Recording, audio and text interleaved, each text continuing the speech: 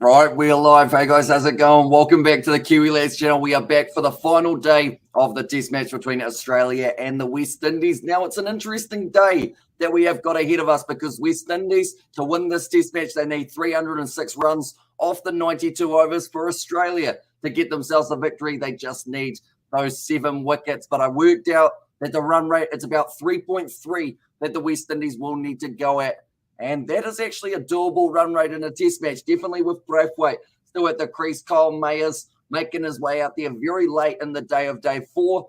That was due to the late wicket that the Australians were able to get off Blackwood. But do let me know, ladies and gentlemen, at this point of the test match, who do you think will be able to walk away as the victors? The Australians, they still don't have Pat Cummins that I know of.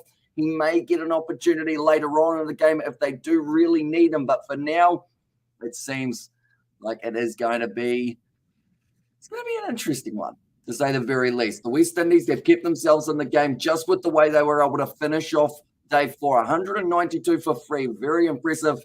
Only about 100 short of what they got in the first innings, and they still only have the 3 wickets down. Although the big side of things with that is as soon as they started losing a few wickets for the West Indies in their first session or their first innings, that is when they started losing them back to back. But the cricket just about to get underway, like I mentioned, ladies and gentlemen, for this exciting game. It's actually developed into a very good test match. For a start, when we saw Australia getting 598 for 4 declared, it seemed like this game was pretty much over. But the West Indies, with that grit and determination, able to slowly make their way back into the contest.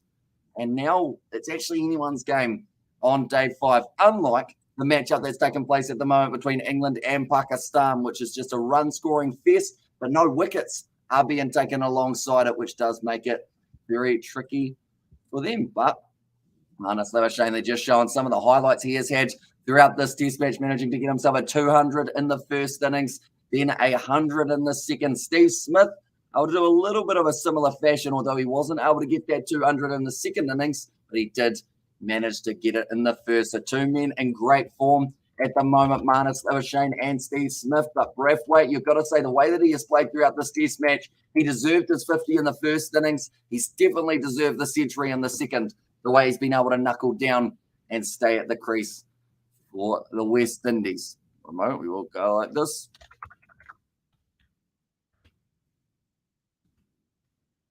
There we go. Just have to set that up very quickly. And we will go like that. That is the link to the second channel that I have just put in the chat, ladies and gentlemen. Anyone who isn't already, be sure to check out that one if you do enjoy a bit of sports gaming. We may even be playing Cricket 22 on that channel in the relatively near future. But Mayers and Braithwaite now walking their way out at Optus Stadium, looking at like a very hot afternoon. It's going to be ahead of us. It's still morning over there, though, just around that 10:30 mark. Here comes Pat Cummins out to the middle. Okay, so the captain, he said, we need to get these wickets, and if that means I have to sacrifice my leg to be able to do so, that's what I'm going to do. Now, Marnus, interestingly enough, bowling medium pace yesterday, something that we didn't really expect to see, but it made sense with that injury. Cummins, but a leg spin might be on the cards today. I think the key bowlers for the Australians definitely going to be Josh Hazlewood. He had a brilliant spell near the end of day 4. And alongside him, Pat Cummins. I don't know whether or not he'll be able to get the pace that he normally does with that leg injury. Nathan Lyon, I think, will also have a decent crack in this one. But Mayers only facing the 3 balls. They decided against sending out a night watchman, which is quite a bold call, but I believe it was actually Mayers who said, I want to go out there. I don't want to let a night watchman out just in case that is another dismissal that we cannot afford to have. But I believe they're going to have this one as a 92 over day. Can get through it. Regular time, he can't bowl till first over of this session. Missed 2 hours. Here's Robert. And there, but currently it is 1 of 12 balls, the partnership. They weren't scoring at a massive rate, but they did survive that evening hard bowling spell from Hazlewood and Nathan Lyon. They tried to rush through the Australians for those final couple overs just to squeeze one more in. But Hazlewood, I believe he will be starting the bowling today. Mayers with a decent average. When he gets going, he's dangerous. But we did see in that first innings, that ball that came back in, it was actually a Mitchell Starc delivery. I believe that did get him. Braithwaite, though, 101 runs on the board. That's an interesting stat. They've just said that he's had about 120 or 113 dots, I believe that was. Which means he's had quite a few good scoring shots, and it will not be Hazelwood who starts the day. Instead, it is Mitchell Starc. Day 5 of this test match at Optus Stadium. It's a shame that the crowd aren't a lot more full, definitely for a Sunday morning at the test match cricket. Mayer's on strike. Starc, the bowler, a little bit leg-sided straight away from Starc. Mayers is able to swat it down. So looking through, I'm quickly going to do the maths on my phone. I could do it in my head, but that would be a lot of effort. What is 92 times 6? Oh, no. What is 92 times 6?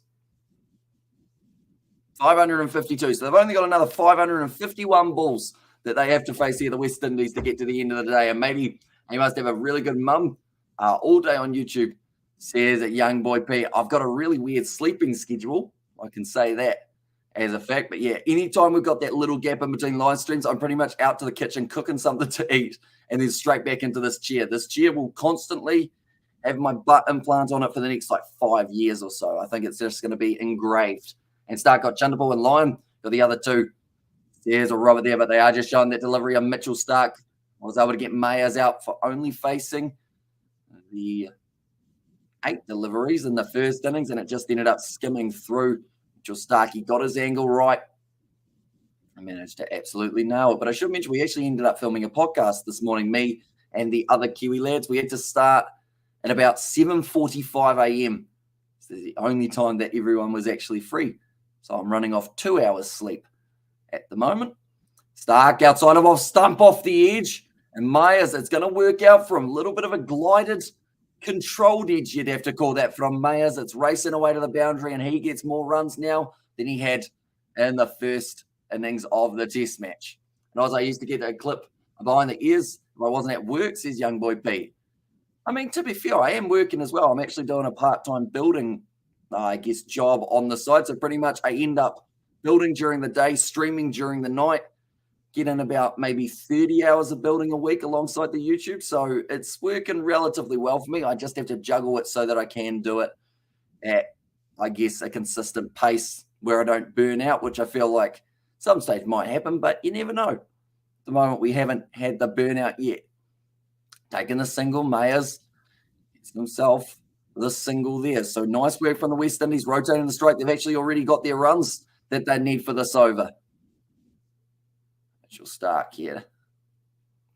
Just get a nice little bit of in swing. The ball's currently 62.4 overs old, and it was actually when Australia took that new ball in their first innings of bowling that pretty much changed everything for the wickets that they were taking. And AdSense pays a bit every month, says young boy Pete.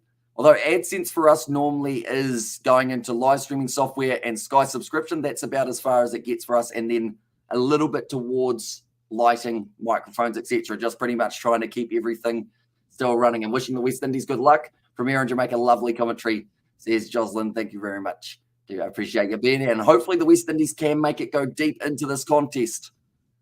Does seem like they've got plenty of batters who could do so, but they're definitely in this top order. I'd say as soon as they get down to Roston Chase, anything after that, oh, what a ball that is. Straight to Braithwaite. That bounced up quite steeply from Mitchell Starc, who was going around the wicket. Still one more ball left of the over, but they're showing the Starc one once again. And also Aussie, oi, from Nissan GTR. Okay, they're just showing the difference in the way that Mayers played in that one compared to the first innings. He just didn't really play the full defensive well, Mayers. And you can't really get that wrong up against Mitchell Starc. Australia toured the Caribbean in 1999. Brian Lara, 153 not out, second innings. Says young boy Pete, nicely played once again. The West Indies, for 25 years, they have been unable to get themselves a win on Australian soil. So this is a massive game for them. Definitely, if they can take it into that final session, that will be the goal, just looking at each 2-hour stint, making sure they're still out there. So theoretically, Australia will want to have West Indies about 6 down by the end of this session.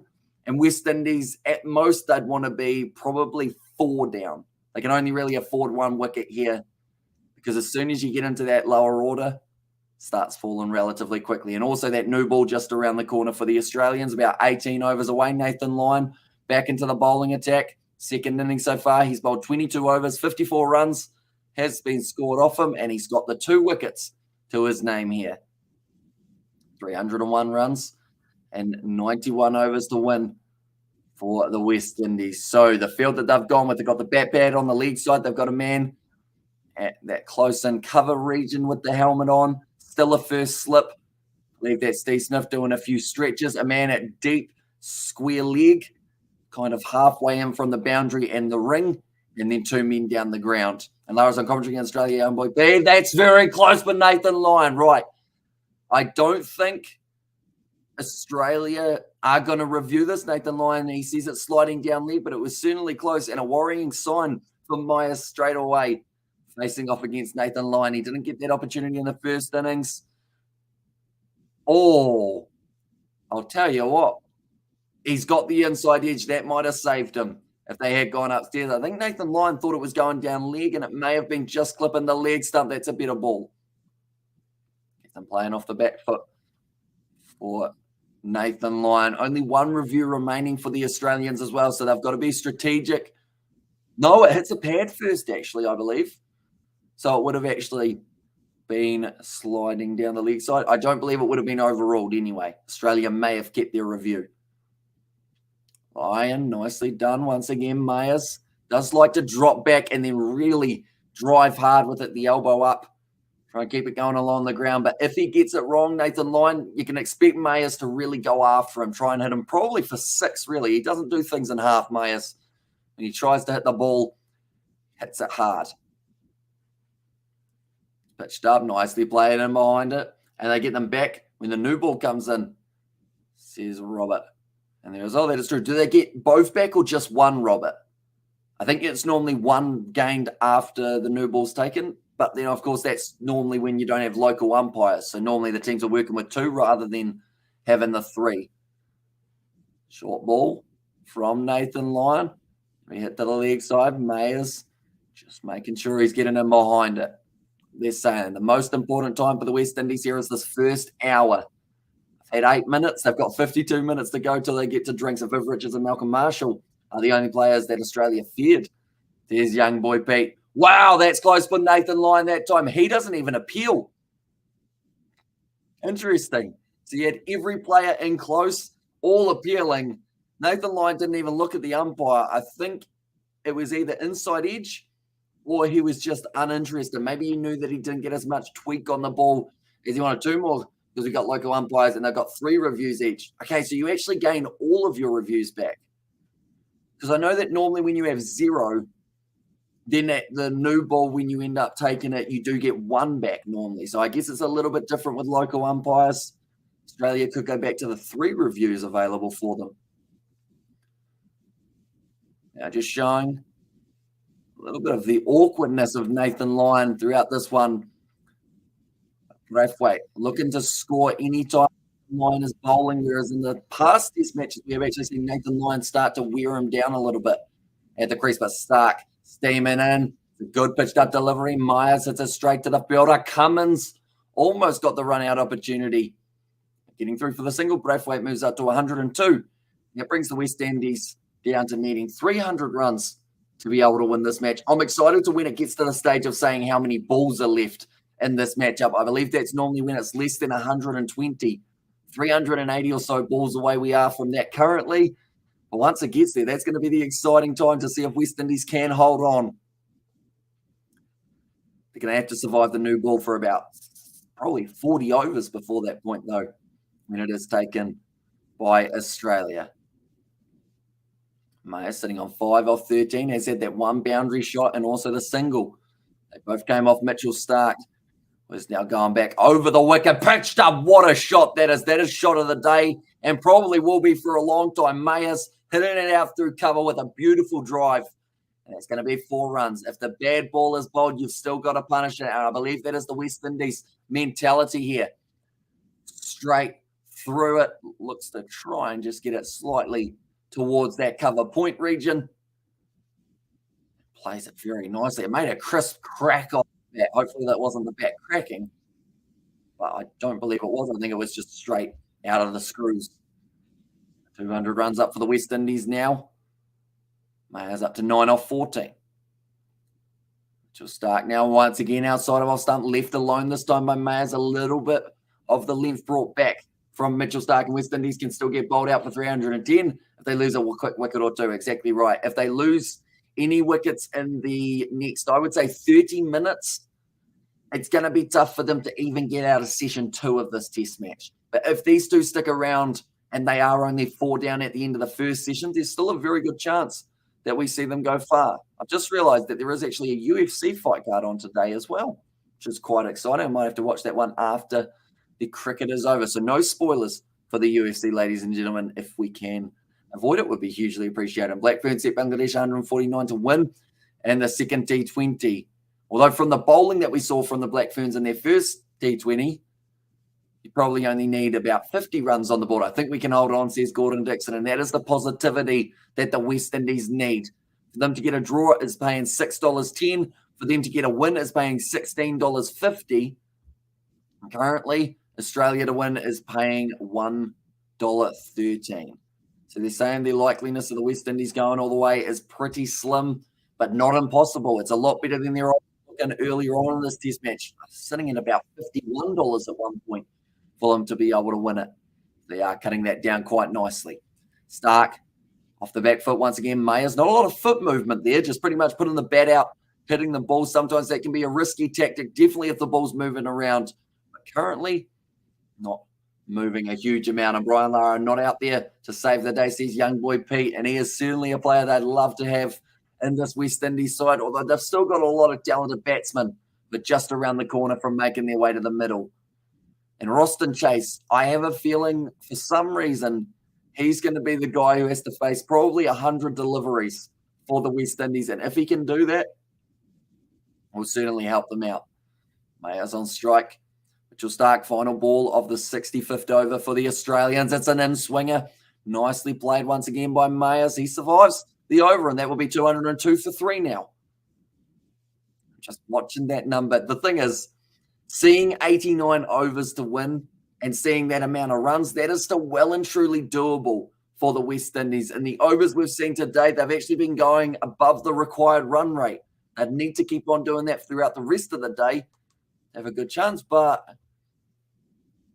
this one's not over. It's a lot better, I would say. If I had to pick which game I've preferred watching between West Indies and Australia or Pakistan versus England, I would 100% go this test match. We've seen some brilliant individual masterclasses from Steve Smith, Marnus Labuschagne, some great bowling from a few of the West Indian players, but not really getting the wickets that they were after, you'd have to say. Whereas Australia able to bowl out the West Indies for 283. Pat Cummins did pretty well in that first innings for bowling. Hasn't been able to bowl too much in the second innings, unfortunately. That is due to the leg injury. But Nathan Lyon now bowling, a little bit leg sidish and a little bit low for that ball. I mentioned just before about the cracks forming on the surface. It's starting to play a little bit more like a day 5 pitch as we go further through the first session. 2 quick wickets and the tail gets exposed, says young boy Pete. Yeah, the last thing they need is one of these two to go. I think out of these two, it'll either be, it's off the edge of Braithwaite. It's going to be going through, and that will be the 4 runs that they need for this over. So it works out for the West Indies just. It was bouncing to Steve Smith at first slip, but Braithwaite, just very, very soft hands. This is what saved him here.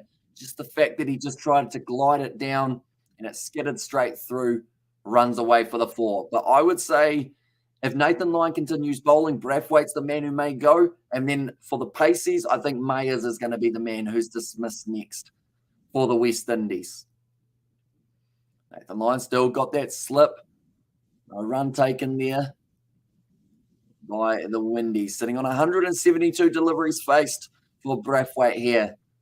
So the quick 400, I'd say that's actually pretty speedy for a man who was playing in a 5th innings and was probably always thinking about that required run rate alongside those wickets that the Australians would have been after. He's been able to tick over nicely. Still attacked the bad ball. That was a rough ball. 100 Ks from Nathan Lyon. I think it was on purpose. He tried a little bit of a bouncer there on Braithwaite. Only managed to get it up to the pad, but the intent was there from Nathan Lyon. 2 balls left of his over. That one's on the stumps. Nicely played in behind it for Braithwaite. Heading it out to the man at short mid-wicket, which is Pat Cummins. And close there. Probably, normally it's a position that you can get away with not doing a huge amount of big strides when you are fielding, in either short cover or short mid-wicket. You still have to move around quite a bit, though. And another shot going out to Pat Cummins. That will be the end of the over. 4 off it. And it is now 206 for 3 for the West Indies. 66 overs down. Slowly continues to count down here. Hi, says Amelia. Welcome in. Hope you are doing very well. Anyone who is new to the channel, be sure to leave a like and subscribe. We're going to be back for the second test match between the West Indies and Australia. It's not too far away from taking place. I believe it starts on the Wednesday, either Wednesday or Thursday. Anyway, I'll quickly check that. I believe it's Wednesday. Actually, no, it might be Thursday that the test match starts. For a moment, we're going to go into the schedule, scroll down a little bit, and it is going to be Thursday that it does start up. On Wednesday, there is the last match between New Zealand and Bangladesh in the T20 series. But yeah, 5 p.m. on Thursday night. It's actually going to be a day-night test match as the next one. That means first session at 5 o'clock, second session at 7:40 p.m., and then third session 10 p.m. A little bit later than we're seeing for these ones. Myers, that's not the shot. He went after it a little bit. It was outside of the off stump. He tried to hoik it across to the leg side. And Thursday day night, there's Robert there. And like they've said, a little bit of maybe premeditation in Mayer's shot there. Thought he was going to get the straighter delivery. It was close. To be fair to him, he almost got onto it. And if he did, it was probably going away. It just didn't quite go the line that Mayer's expected. And cannot wait for the day-night test, says Amelia. Yeah, it's going to be an interesting one to see how the West Indies go. Definitely, depending on this result, if the West Indies were coming into that game with either a draw or a win, they might have a lot of confidence heading into it. Mitchell Starc pitches that one up. Mayer's in behind it with the cover drive straight to Labuschagne. It's fielding at almost a forward point region. I'm at the moment trying to shine that ball, Marnus. The ball to talk a little bit more perhaps for Mitchell Starc near the end of the old ball spell, and then in only 14 overs, they will be able to take the new ball.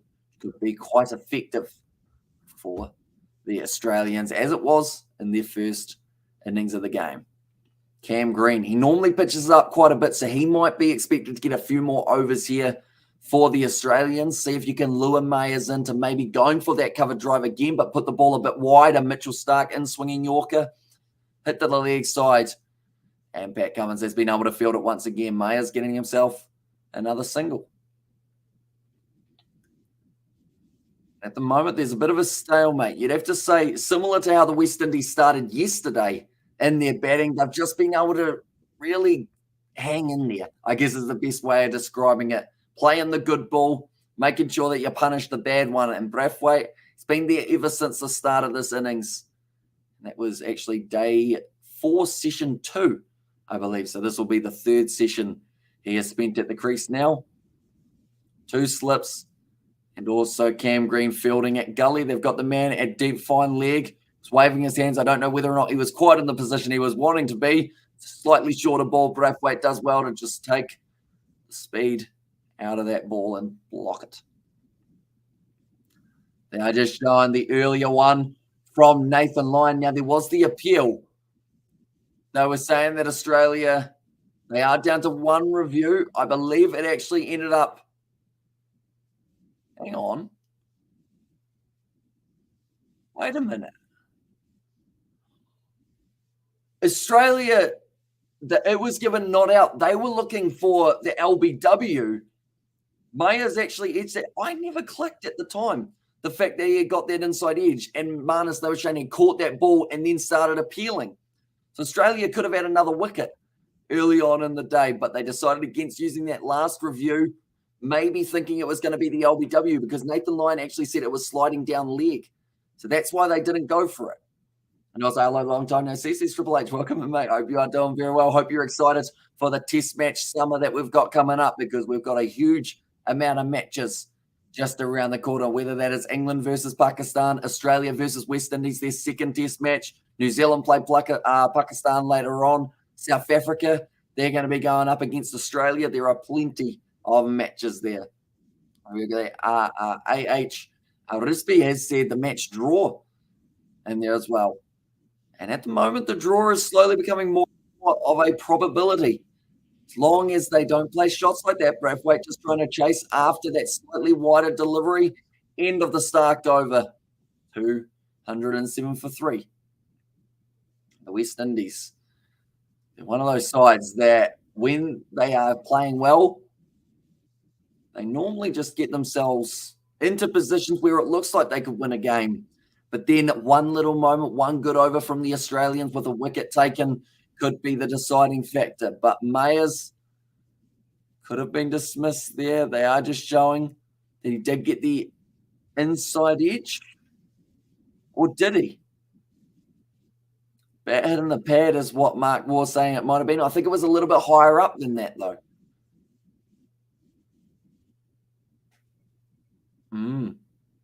Could have been out for Mayers, but he's still at the crease and now facing off against Nathan Lyon off the edge. And that's the wicket of Mayers. He's got it this time. No need to review that one for the Australians. And Mayers will be on his way. 10 runs off 22 deliveries. The wicket that the Australians were after early in the day. Now, that wicket could be a game changer. Chanderpaul's son played well. He did, getting himself the 50 in that first innings. In the second innings, did manage to get himself up to 45 or 126 balls. He was also just making sure he stayed out there for a long time, showed that he can dig deep, but then he was bowled by Mitchell Stark. Steve Smith with a great take there. And the West Indies now going to be sitting 4 down. Mayers on his way, 10 of 22. Looks disappointed as well, Mayers. He certainly hasn't had the best test match when it comes to the bat in hand. Dismissed early by Mitchell Stark in the first innings. Second innings, the big outside edge. And unfortunately, they talk about in test match cricket how you want to play the ball with soft hands. He was too aggressive in the way he played this one. He brought the bat down for, I would say, about shoulder height and then just ended up going straight into it, which then created that little bit of a chance. And because it was such a hard played shot, I guess you could say, that is why it carried to Steve Smith. And how many overs remaining? They've still got another 86.5 overs required for the West Indies and Australia in this matchup. That is the maximum they can use anyway. But like the line, he'll be happy with that. Picking up the wicket of Mayers, and now we're into slightly more of the middle order for the West Indies. Lyon's finding his line and length, though, early in day 5, which is certainly a concerning factor for the next batsman. Has to make his way to the middle. Right, making his way back out to the middle. Don't know whether or not there was a water break or maybe he just went for a bathroom break, perhaps. For Braithwaite, took that opportunity while it came. And then now at the crease, Jason Holder. He had a pretty good first innings for the West Indies. He was dismissed, though, down the leg side. I believe there was actually Nathan Lyon who was able to pick him up in that first innings with that one taken at leg slip. So if you're Nathan Lyon, straight away you put this one on his pads just to see if he remembers how he was dismissed in the first innings. I see Travis Head now has a helmet, so I believe he's been added in close as well for the Australians. Already going with a little bit more of an aggressive feel when we're talking about the odds. Earlier on, I mentioned West Indies to win this game was $16. Now, for the West Indies to be able to get themselves to win in this contest is now $32, and the draw is $8.80. Shows how quickly one wicket can change the shape of a test match. Holder on strike. They've got a leg slip, the bat pad on the leg side, man at silly mid-off, and also the slip still there, Steve Smith. Australia, they've got themselves the short mid-wicket as well, I should mention, and then the kind of backward point. Here comes Nathan Lyon to Jason Holder. That line right early. Reach out. That one with a solid forward defensive. Now, Holder's technique never really been questioned. He's a very solid defender of the ball. If it's in the wrong spot, he will attack it, and he has got the power to be able to hit it over the boundary rope for 6. The question is whether or not he's willing to take that on for Nathan Lyon in the first few overs that he faces. On the back foot there, solidly played by Holder.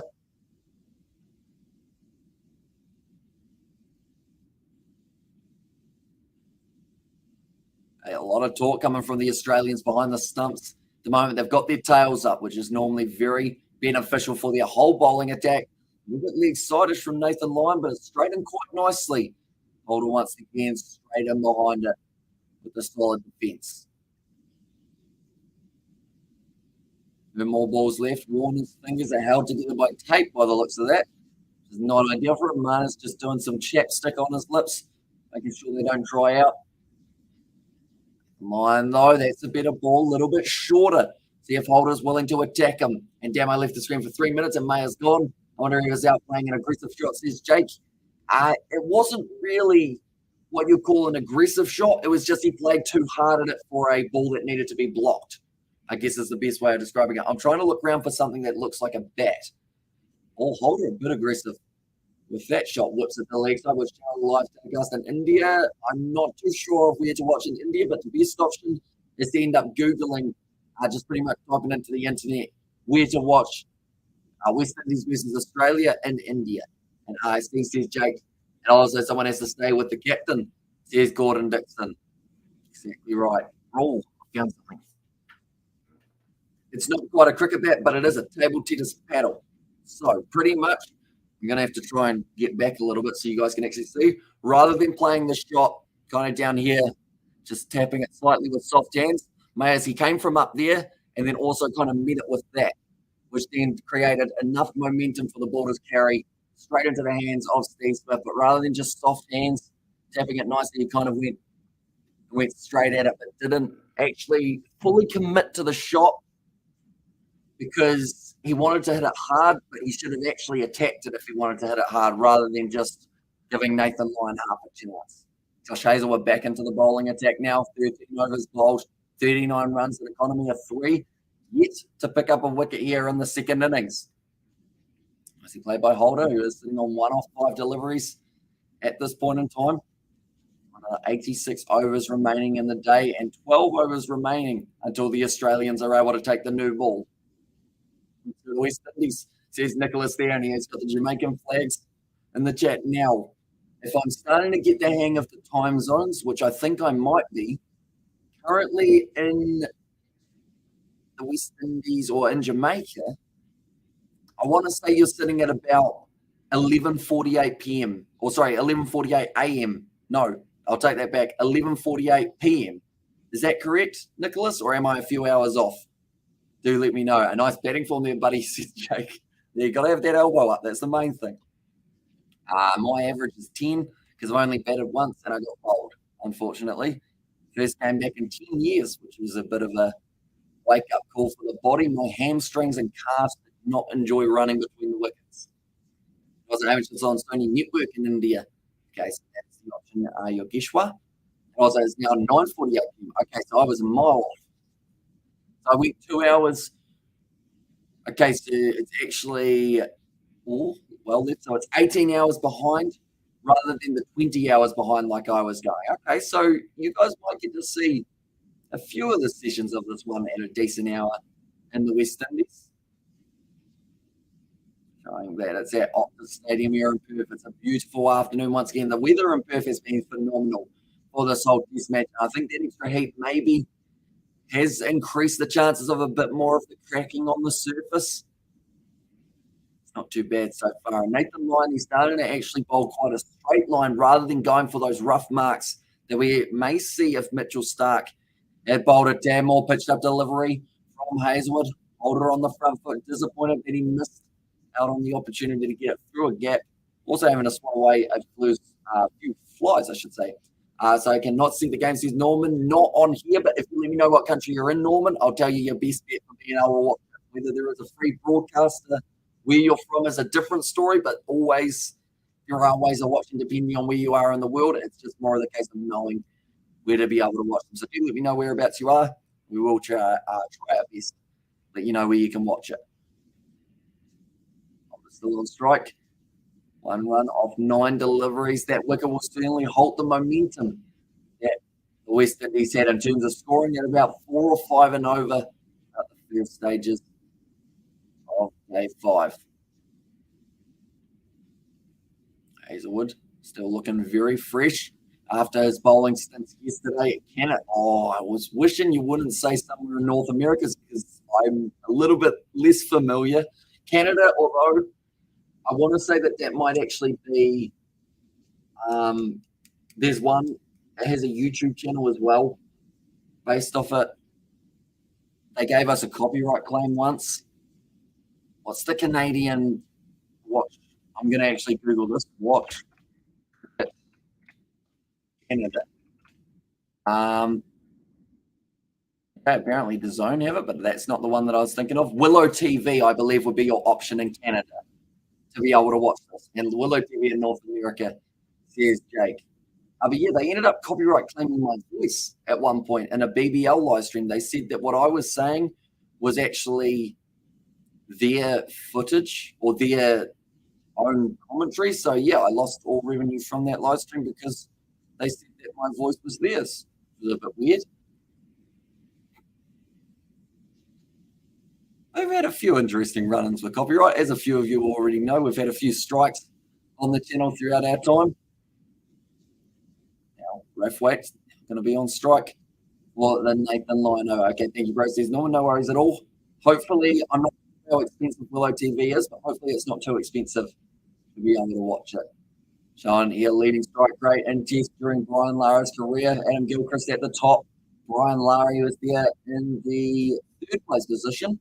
And the Sri Lankan Jaya Sharia was actually in 2nd. Well, once again, good fielding and close from Marnus Labuschagne.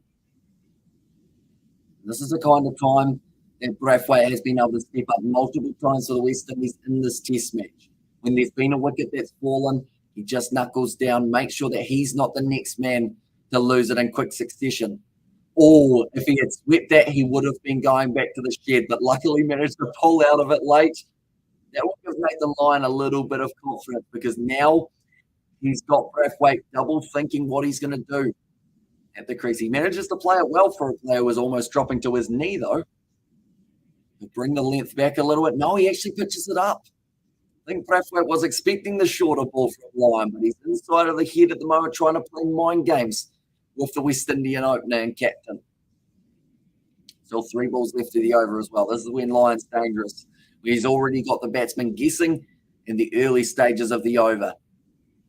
Quicker ball from Lyon, rushed that one in at about 95 Ks, I believe it would have been for Nathan Lyon. And he's closing in on 5 for only needs 2 more wickets at this point in time. Picked up 3 out of the 4.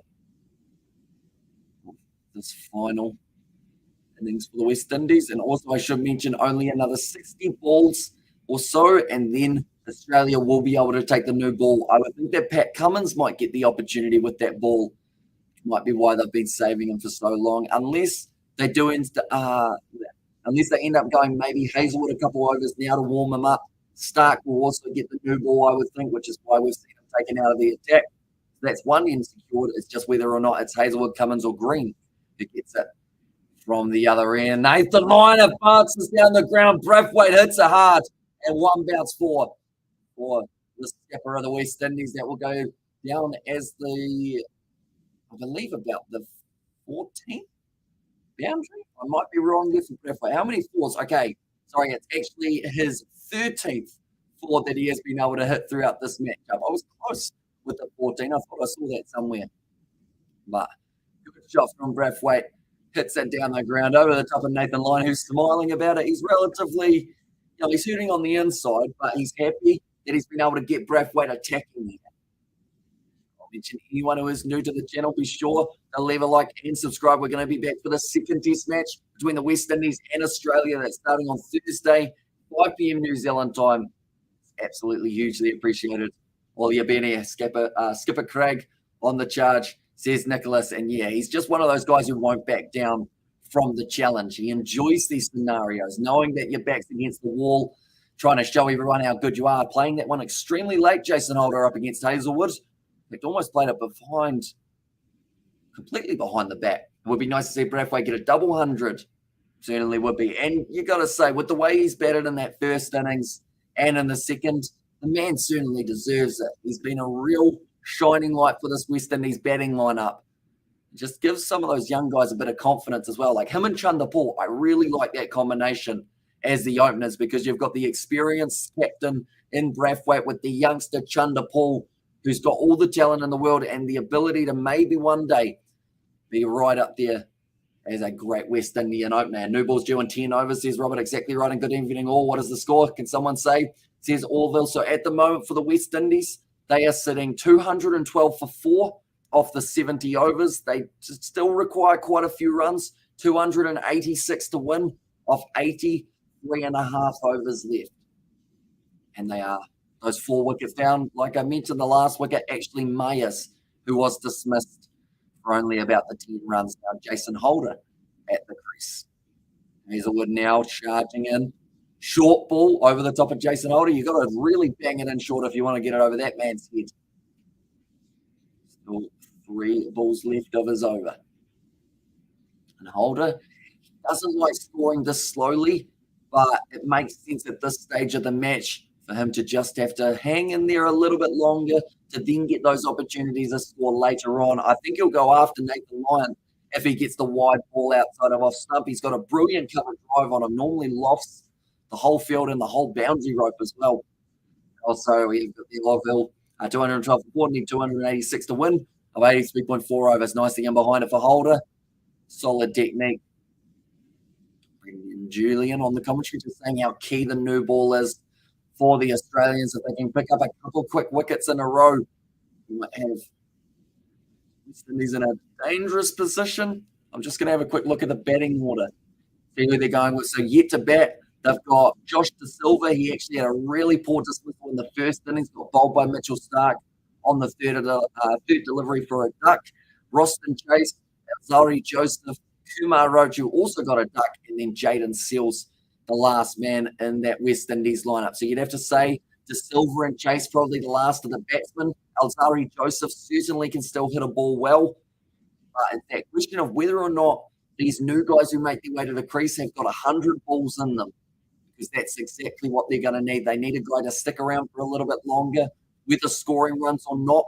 The West Indies want to make this their game to lose rather than Australia's game to win. That involves batting long. 150 runs stand between Brathwaite and Holder for sure, says Blu-ray, and that would certainly make things a bit more interesting heading into that final session. They were able to do so. Holder drops the hands, leaves that one alone for Hazelwood, and that will be the end of the over. 4 for 212 now. Australia turning up today to get the job done, or expecting to get the job done, was the comment from Adam Gilchrist. I've been in this position many times, Australia, where it comes to a day 5 of a test match. I'm thinking back to the Ashes, though, and that really makes me think about that, because their declaration was wrong in one of those games up against the English, where England were just narrowly able to hang on for the draw. Thomas is replacing Roach. Says, okay, so I haven't actually seen too much of Thomas's batting, but I would assume that if it's like for like, he will be probably not the best batsman, but we saw Brooks come into the lineup, and he did very nicely. We don't need to run down a run. We need a draw, says Andre. Although the win is still on the cards, because 286 runs, 83 overs to do so. That's probably still about a 3.4 run rate required, which they have been going at today up until they lost that wicket. Also, we have got there, are you referring to Shane Thomas? Struggle with his fitness. That's not what the West Indies will want him if he does struggle with the fitness side of things. Hopefully, his batting, he does have the fitness to be able to go well. And there, sweep shot attempt from Brathwaite, no run taken. Goes straight out to David Warner. It's at that fine leg region, but that was a risky shot from Brathwaite. Still shows that he's going after Nathan Lyon, though. So whether or not the experienced Lyon can find that miracle ball to get round the Brathwaite bat, that's going to be determined in the next few overs. That one didn't really turn as much as his last. And he wrote a hamstring injury, the Kiwi lads. If they play 480 overs, they will surely win, says Blu-ray. They're just the side, the West Indies, that normally, once they've got 2 set batsmen, they do score at 4 or 5 and over relatively comfortably, you'd say. They get a boundary and over sometimes. Oh, he's bowled him, though. Brathwaite gone. That might be the match. for the West Indies now. A brilliant delivery from Nathan Lyon, the quicker one. And Braithwaite, there's his off stump taken out of the ground, unfortunately, for him. The bail went flying. Lyon gets his man, and that is definitely a game changer in this matchup. But it came in nicely from Nathan Lyon. Spun late, spun well, took the bail off the top of the stump. And Nathan Lyon gets his fourth. He's one away from the 5 for now, but Braithwaite dismissed 110 of 188. Still an extremely well-batted innings for the West Indies captain. He raises his bat to the Optus Stadium crowd.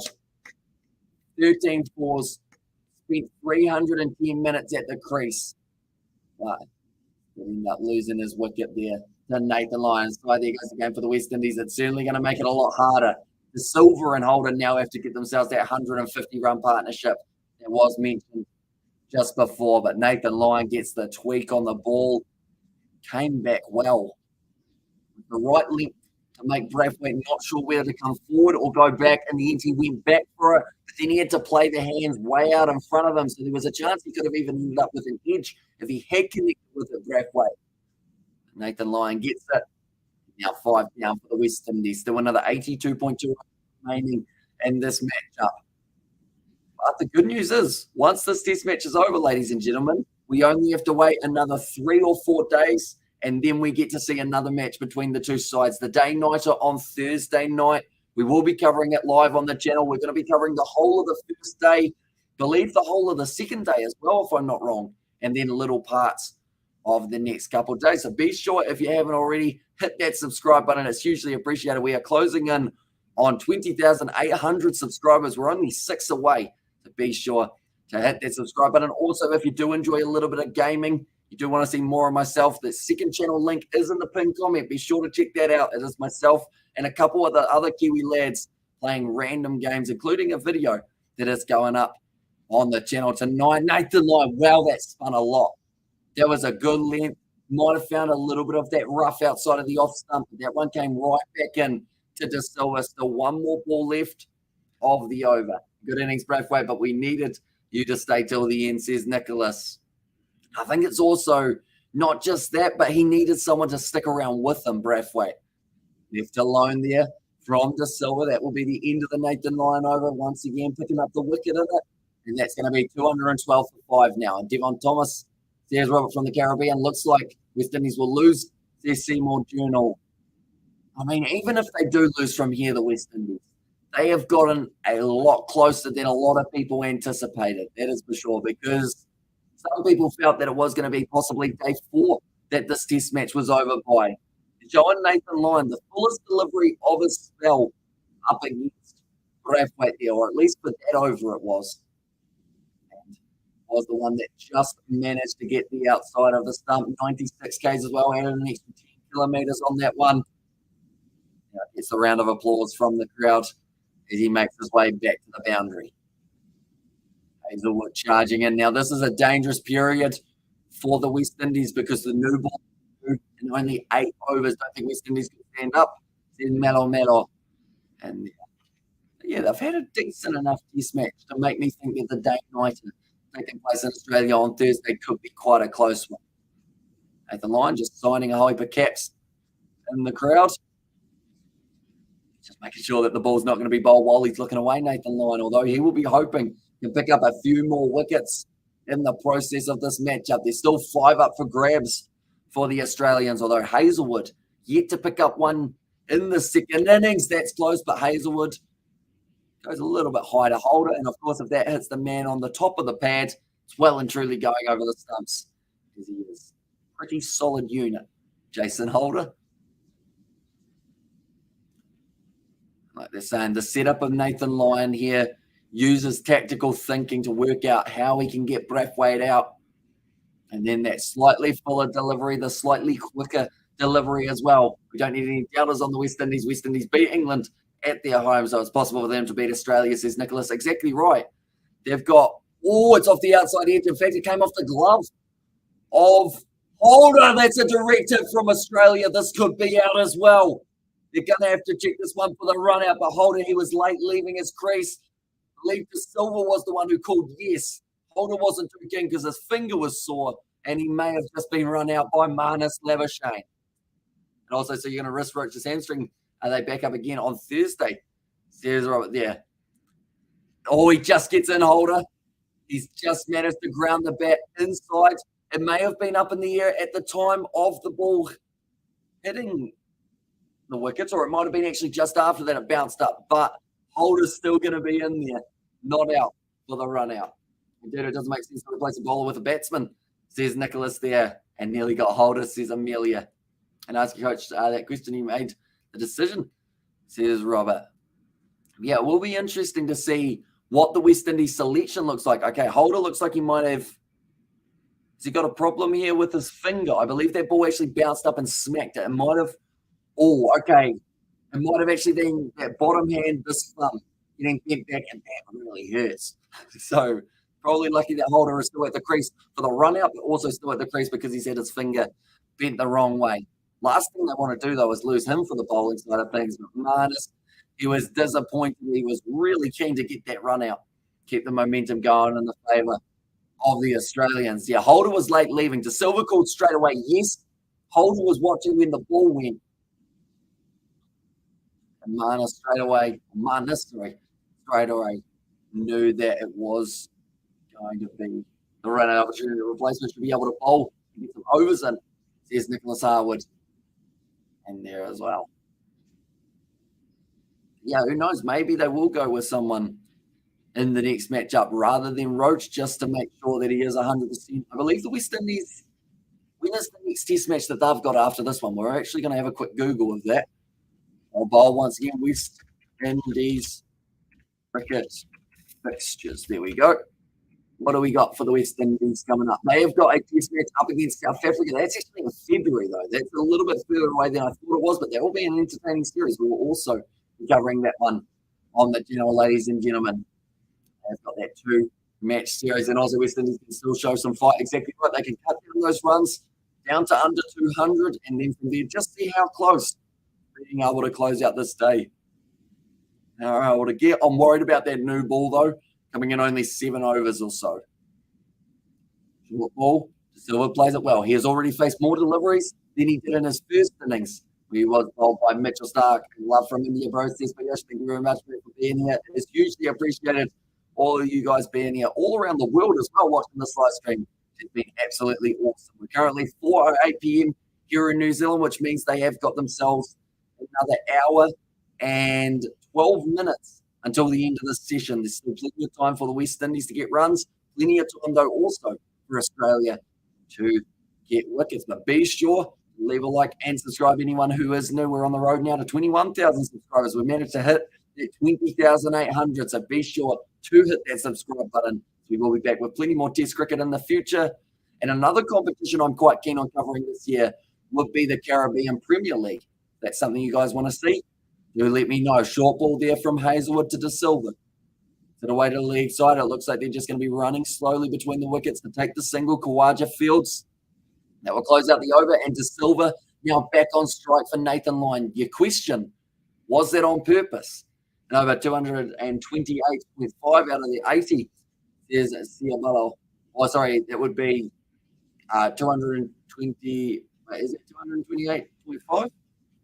Yeah, Ciabello. I might have said that slightly wrong. Sorry about mispronunciation of your name. It looks like De Silva having a bit of a chat there with Brian Lara before the match, talking about maybe that technique, not to go too far out. And really, he pushed at that first shot hard. He didn't even actually play that drive like I was demonstrating there. He actually swung with a big shot, tried to smack onto the ball and ended up missing it, getting clean bowled by Mitchell Stark. He will be back with the new ball in a very short period of time, but it came back late for De Silva.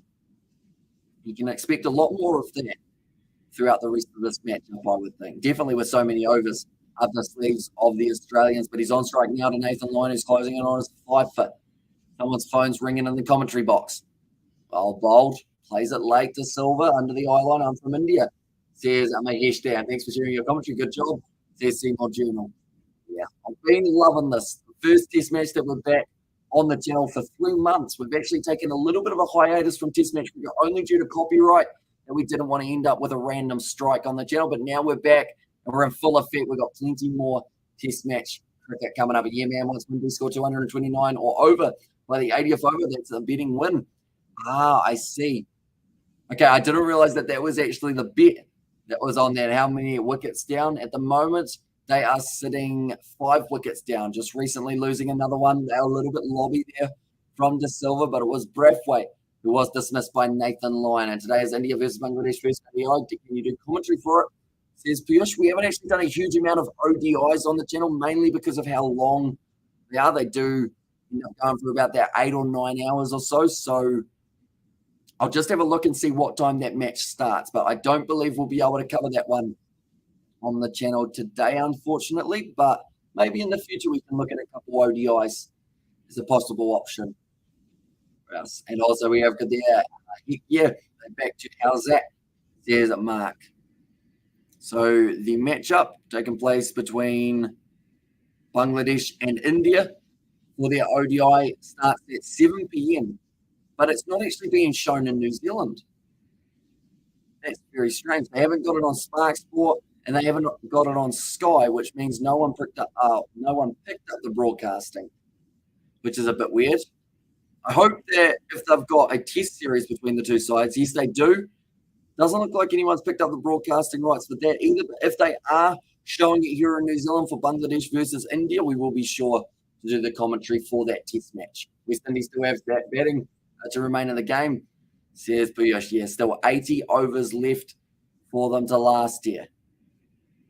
I think. Has Paddy Cummins got the ball in hand yet? Not quite. Still got a bit of a sore leg, and while the wickets are falling, there's no point risking his injury for the Australian bowling lineup. They want to make sure he's available on Thursday for that day-night test match. But if he's not, it opens up the door for someone like a Scott Bolland. I believe he would be first choice for making his way into the side. Well, I hear a big clap. Is that because it's going to be Captain Cummins risking himself here? No, it's Cameron Green. Okay, never mind.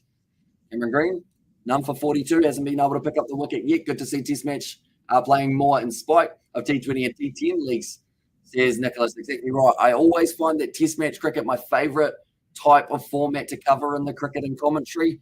Alongside that, we have got the BBL coming up soon, which is going to have a lot of Caribbean players in that competition, which is exactly why we know there's going to be plenty of flair in the BBL. But we will be covering those matches starting from the 13th of December. Be sure if you haven't already, hit that subscribe button, ladies and gentlemen. We've got plenty of action coming up. To Silver, one of the single holders, says no. He's not known for being the quickest between the wickets holder or the most, I guess, aggressive runner between the wickets. Do you have girlfriend? I did have a girlfriend a little while ago. It didn't end too well because now she's currently with someone else. Yeah. It was a weird scenario. We talked about it on the podcast that we filmed this morning. But yeah, she did cheat on me, which was unfortunate. Hit down the ground, holder, nicely played. Keeping that one alive. Hazelwood does well to field it. It's surely by day 5, some of these Australian guys, when you're reaching right down to pick up that ball, that's got to hurt the hamstrings, no matter how fit you are. We are also single, says Piyush. And there as well. It's a good way to be. Definitely at the moment for me because I'm staying up through all hours of the night watching BBL, or not BBL, sorry, watching cricket, watching rugby, and bowls over Horish? Is that the word that you got there, Jake? And also, bowls over. Oh, I see what it is. I realize it's like that kind of, they have a bros before something, and I assume that's the other version of it. I enjoy watching BBL for sure, says Nicholas there. So I guess of the players, Nicholas, if you know the ones who are signed to the BBL, who do you think will be the player who lights the competition on fire? I hope Andre Fletcher is still in there. Don't know whether with DJ Bravo, Andre Russell, I'm not sure whether he's still playing at the moment in the BBL. There's going to be a few good players in there, though. Cameron Green almost chopping that one on. Jason Holder had a little bit more to the leg side, which meant that he didn't chop it on. Also, which team are you supporting? I am normally pretty neutral when it comes to any match commentary. Even with me being from New Zealand, if New Zealand are playing, I still remain neutral in the commentary. Short ball from Cam Green. It's actually the ball that took the head off Bonner almost. I haven't really heard too much of an injury update on Bonner as of yet. Hopefully he is going to be all right to continue. I know that it might be a delayed concussion that he has suffered.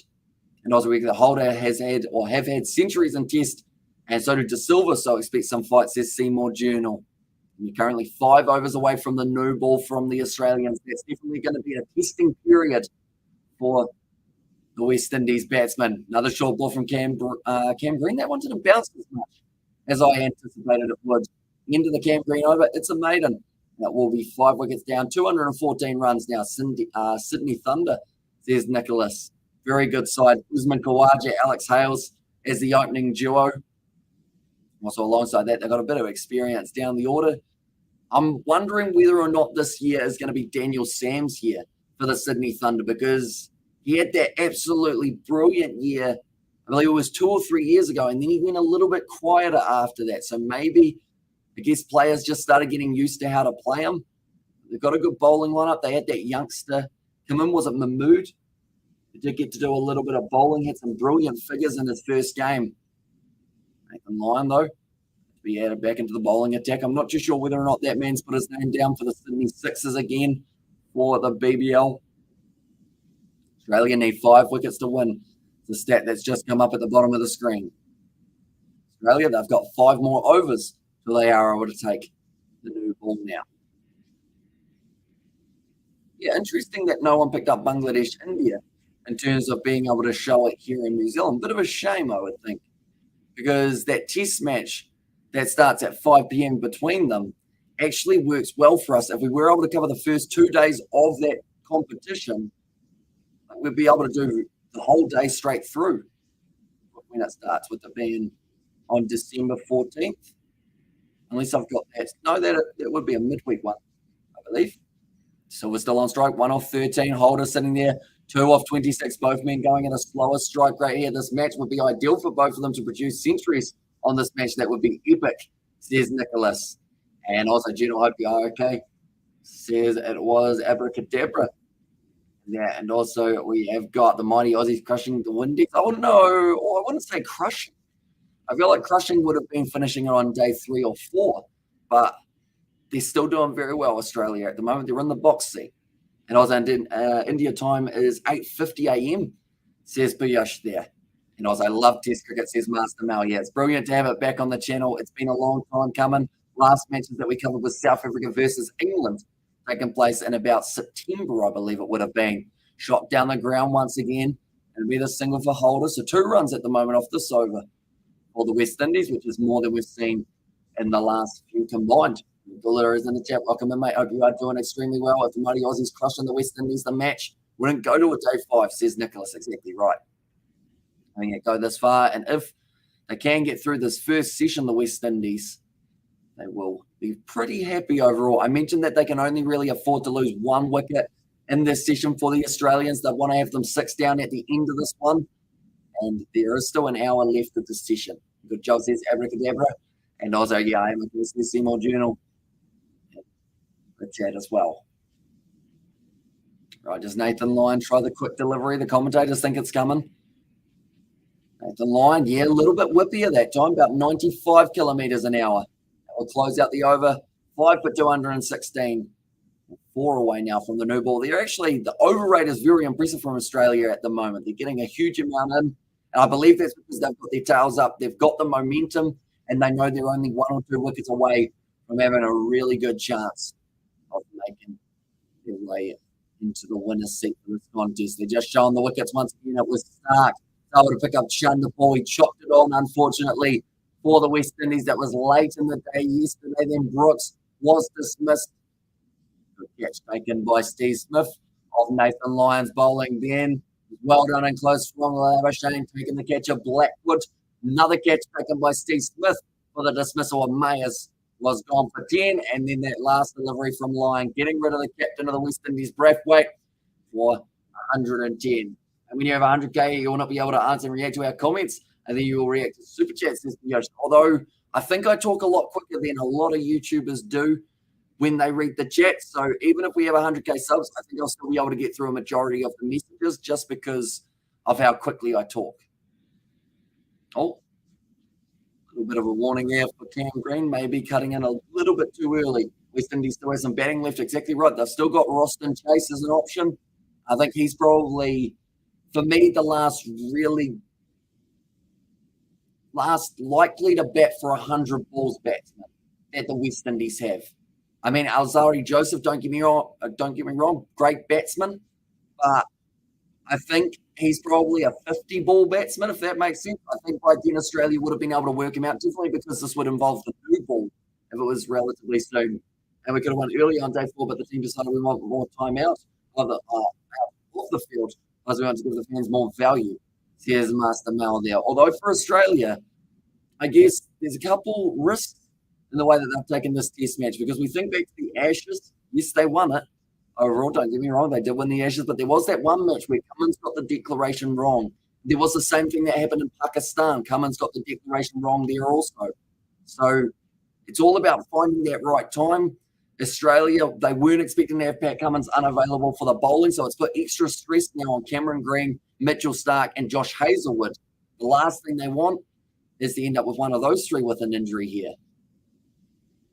Short ball, once again from Cam Green, and generally you think Holder can get a century against this bowling. There's abracadabra. At the rate he is going for Jason Holder, for him to get a century, he would have to face a total of about 1,000 balls, something like that. But by then, the match should be a draw.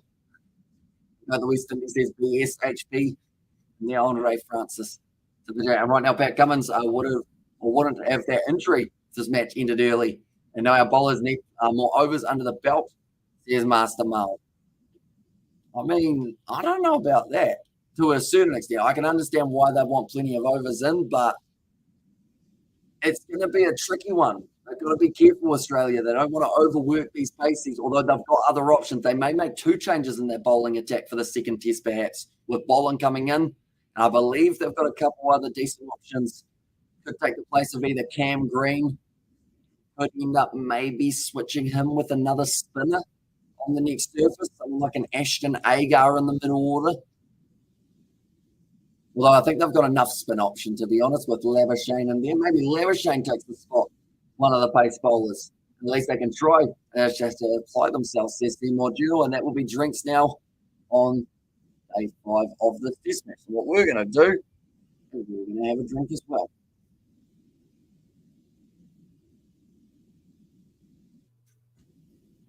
And also, we have got there back the Woke Warriors Cummins, aka Captain Climate. He's a massive talker.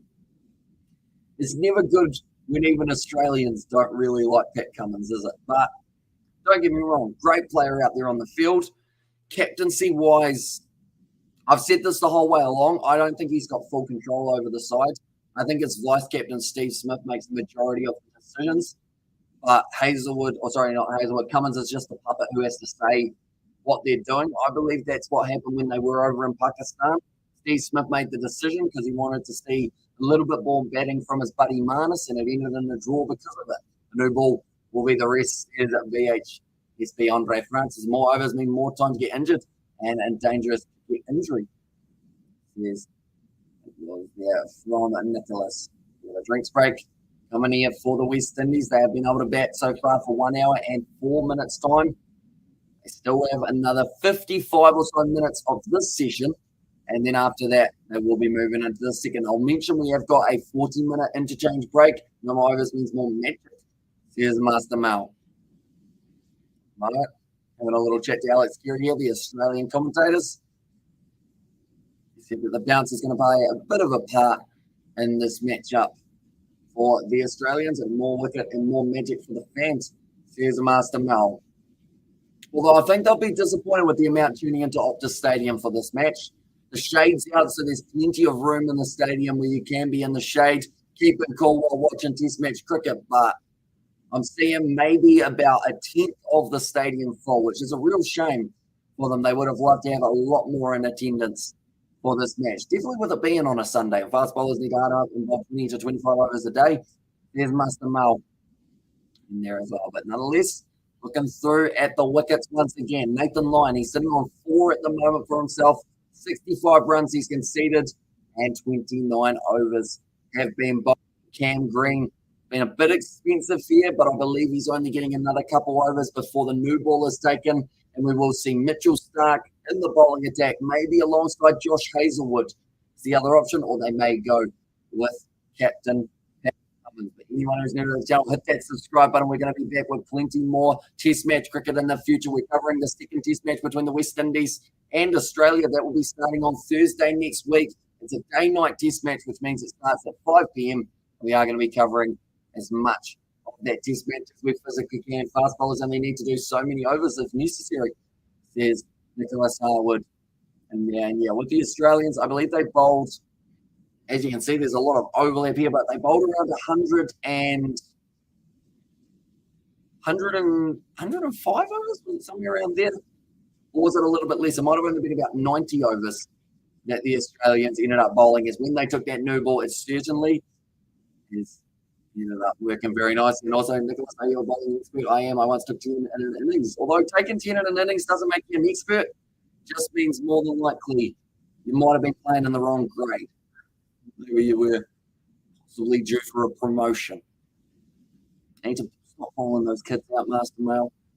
Can't just show up to the game, rip through the kids, and then, Shane Warne cricket. There you go. Pat Cummins, he's having the snack of some sort. That looks like a chewy taffy type thing. What, Captain Cummins? That's quite hard to do, to be fair. Taking 10 wickets in an innings, even in a video game, because normally the bowler at the other end just kind of gets that sneaky single. Just ask Sir Richard Hadley. He had 9 in an innings, caught the 10th, and my bowling was magic. Oh, it was magic in real life. I think this will be a draw, says Caroline Barnes. And there, I do use the rope Adobe style, says Master Mel. But Josh De Silva, he was dismissed in the first innings for a duck. He's currently on 2 runs of 16 deliveries, looking to keep on building. But Mitchell Starc warming up now, knows that he will be straight into the new ball bowling. And it does come along. Nathan Lyon, still 2 more overs left, I would think he'll have. Well bowled. That's a ripper of a delivery. Australia thought that there was an edge. Although Nathan Lyon, once again, not interested and get the batters dive from smashing the ball everywhere, says Master Mel. Sounds like my bowling. Silver didn't look comfortable with that delivery, though. Now, once again, the Australians trying to put pressure on that outside edge. Well played. Fielded in close by Travis Head as well. Nathan Lyon. It's going to be hard to take that ball out of his hands because he'll want to keep on bowling here. He's looking dangerous, and he's almost on the 5 for as well. Extremely close to hitting the outside edge of the silver. Rips it a little bit short there. Goes out to short mid-wicket, though. He's got a very well set field here, Nathan Lyon. After you are bowled, does the no ball be an automatic check? They do indeed check that no ball straight away afterwards. We've seen a few in the past that have been no balls. So pretty much right as the batsman's about to walk off the field, they've got the DRS checking the no ball to make sure there was nothing saying that ball should have been an illegal delivery. And then if it is a no ball, then you get called back out. We saw that a little bit in the Ashes because Ben Stokes, he enjoyed bowling no balls and it cost the English a little bit. Now De Silva, still on strike. Shorter ball from Lyon. That one a little bit more of an arm ball, 95 kilometers an hour. I once got 0 for 60, just 3 overs. Nice. I mean, even now, like I took 10 years off actually playing cricket in real life. Only just very recently got back into it. I've only played 1 game and I've decided that I'm going to be leg spinning. And I still do double bounces every once in a while. Not in a match situation. I haven't actually bowled in a match yet. But yeah, the occasional leg spinner does end up bouncing twice, hardly hitting the surface. But I think that's just about practice, trying to make sure I eventually can get it right. My captain tried to use me, or tried to me are useless. Says Master Mel. That's the end of another over. 12 balls from the new ball, taken by the Australians, perhaps. I've got De Silva really moving all around his crease at the moment, which makes it a tricky one. Maybe Nathan Lyon will give him a bit more height outside off stump. Okay, it's going to be actually Travis Head from this end. I've decided to go back to 2 spin options. Had a decent first over. He went for 4 runs, but it was almost a caught and bowled for Travis Head. And that was actually in that first innings, which is where I wanted to see a little bit more of his bowling. And don't know who won there. but it definitely wasn't the English language. Says Sebastian. I'm going to make a comeback. I want to ground a 50 run over. I think by that stage, they'll probably take you out of the attack because I know you're only allowed 2 no balls before you're not allowed to bowl anymore. I think the same can be done with wides, depending on the grade level that you play. Normally, it's only limited to 2 wides, and then they kick you off. Outside of off stump, Jason Holder swung for it. That is the benefit of a part-time spinner. Everyone wants to go after the wider ball. They've got 3 men on the onside as well, so it's actually open on the offside for that shot if he got it through. If I was Travis Head, I'd give him another one out there. He does. It's off the edge, and Smith has taken a screamer. Travis Head gets the wicket. I said about the fact that they should have given him another over in that first innings. The Holder come off his outside edge, and he went after the ball. He just got a bit too keen. The part-time spinner strikes in Travis Head there. Okay, Holder wants to have a look at this one. This is wide outside off stump. Does he edge it, or does it just turn? I believe he got the edge. And also, we have got their video from Bangladesh. Says MD and also they'll probably just get attacked by supporters, says Master Mal. Not of the other team. You'll be their hero. And it's over, says Master Mal. 6 sixes, 2 no balls. Need both to get smashed for 6. Well, there's 50, says Master Mal. Jason Holder, though, going to be dismissed for the 3 runs off 35 deliveries. Now 6 down for the Windies. This may be the only session we have of today, depending on how many more wickets fall. I need to mention once again, we are only about 10 balls away from the new ball. And that's going to be a whole different ballpark for the Windies. Definitely if they lose Roston Chase next, that would be some pretty bad news. But Holder, he went after it. I don't know why he did what he did there. He wanted to try and take an absolute smashing out through cover. I mean, Steve Smith, the dive wasn't necessary the way that he dove for that one. I think he just tried to make it look better for the highlight reel, but it's worked out. Smith took the catch, and they are just showing that edge. There is the snicko, so that is why Jason Holder didn't review it. And Australia have the West Indies 6 down. Anyone who is new to the channel, though, be sure to hit that subscribe button. Even if this test match is over soon, we will be covering the next test match between the 2 sides, which is taking place on Thursday. Only Brathwaite and Tuggy can make over 20, says Ciablo. And also, sadly, the West Indians simply won't be able to survive the day from here on in, says Sebastian. Yeah, if we want to do the maths quickly, what is 75 times 6? 454 balls remaining that the West Indies have to face. That's a lot, unfortunately. Wide ball, Travis Head once again. Sees if Roston Chase wants to have a bit of a crack at the wide delivery. Doesn't go after it. They won it after day 1. I thought it would be over on day 3. So well done to the West Indies. I think that's one of the nicest things you've ever said, Master Mel, to be fair. But yeah, the Windies, they've fought hard in this match. Yes, now it's probably going to be a bit too far out of reach for them to fire back. But seeing 598 declared for the Australians, and then only 283 runs on the board for the West Indies, even though there were a couple great batsmen in there. Chanderpaul, he did well. Brathwaite also adding up a few runs.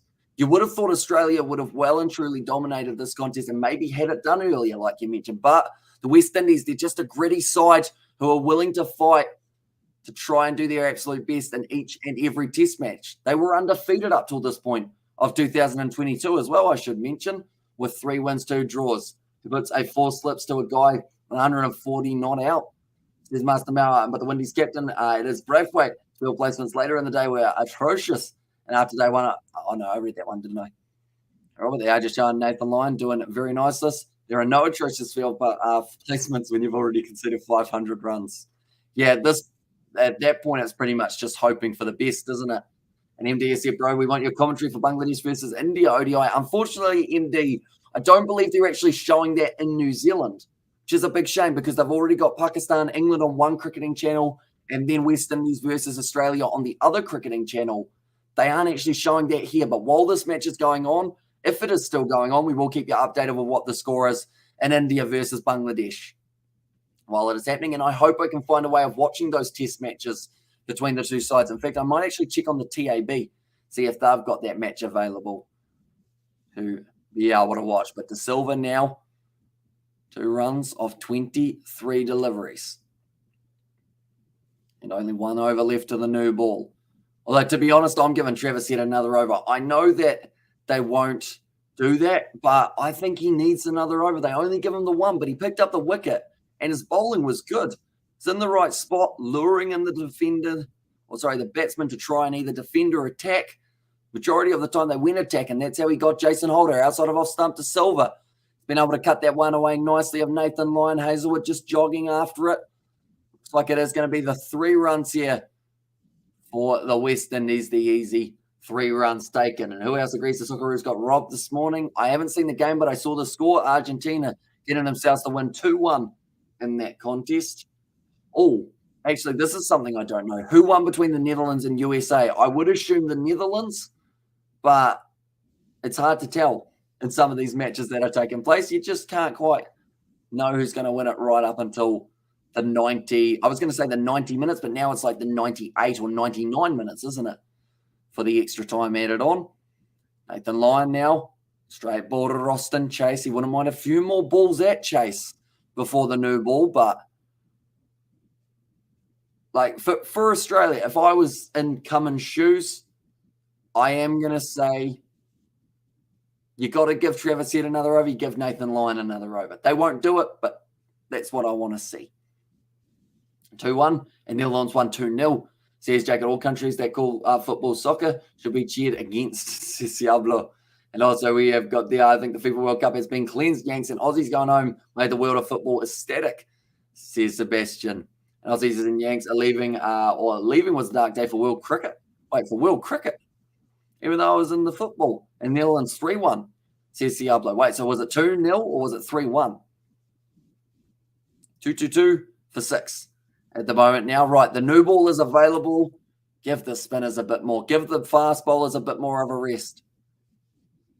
Oh, okay, by the sounds of it, Travis Head will get another one. Apparently millions of fans around the world cry tears of heartbreak and sorrow, says Master Mal. Yes, Travis Head still bowling. Quite excited about that.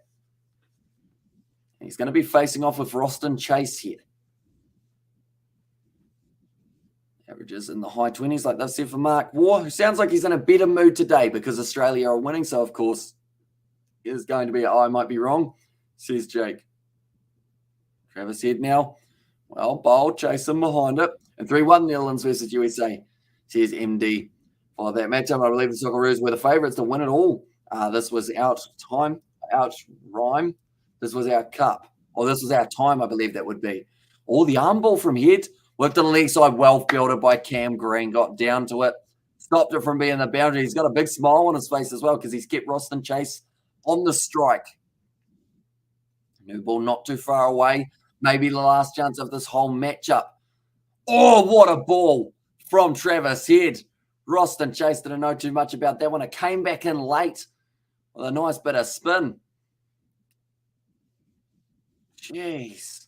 That's a ball and a half.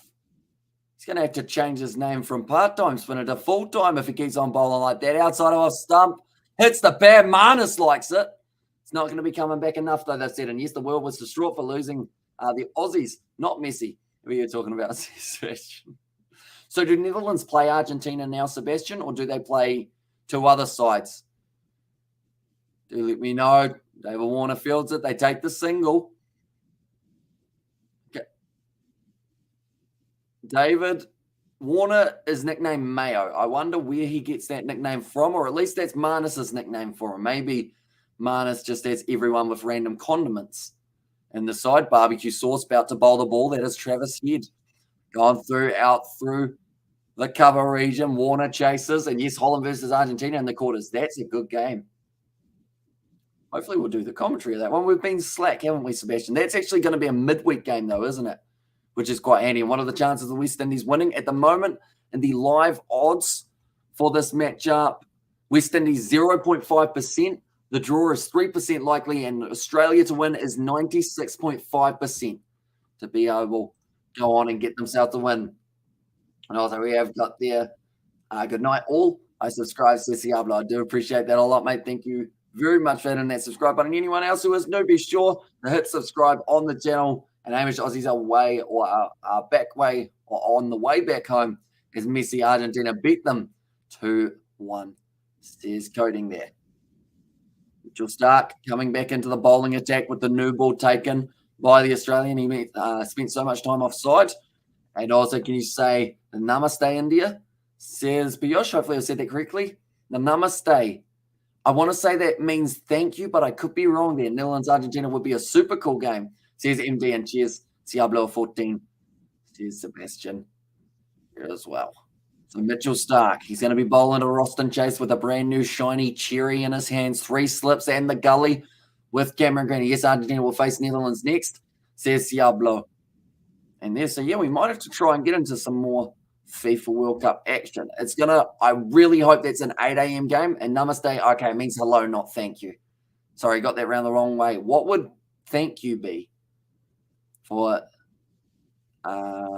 yeah, do let me know. Stark, Cummins, and I. Oh, actually, that's not an and, that's a or. So who would I take, Stark, Cummins, or Hazelwood?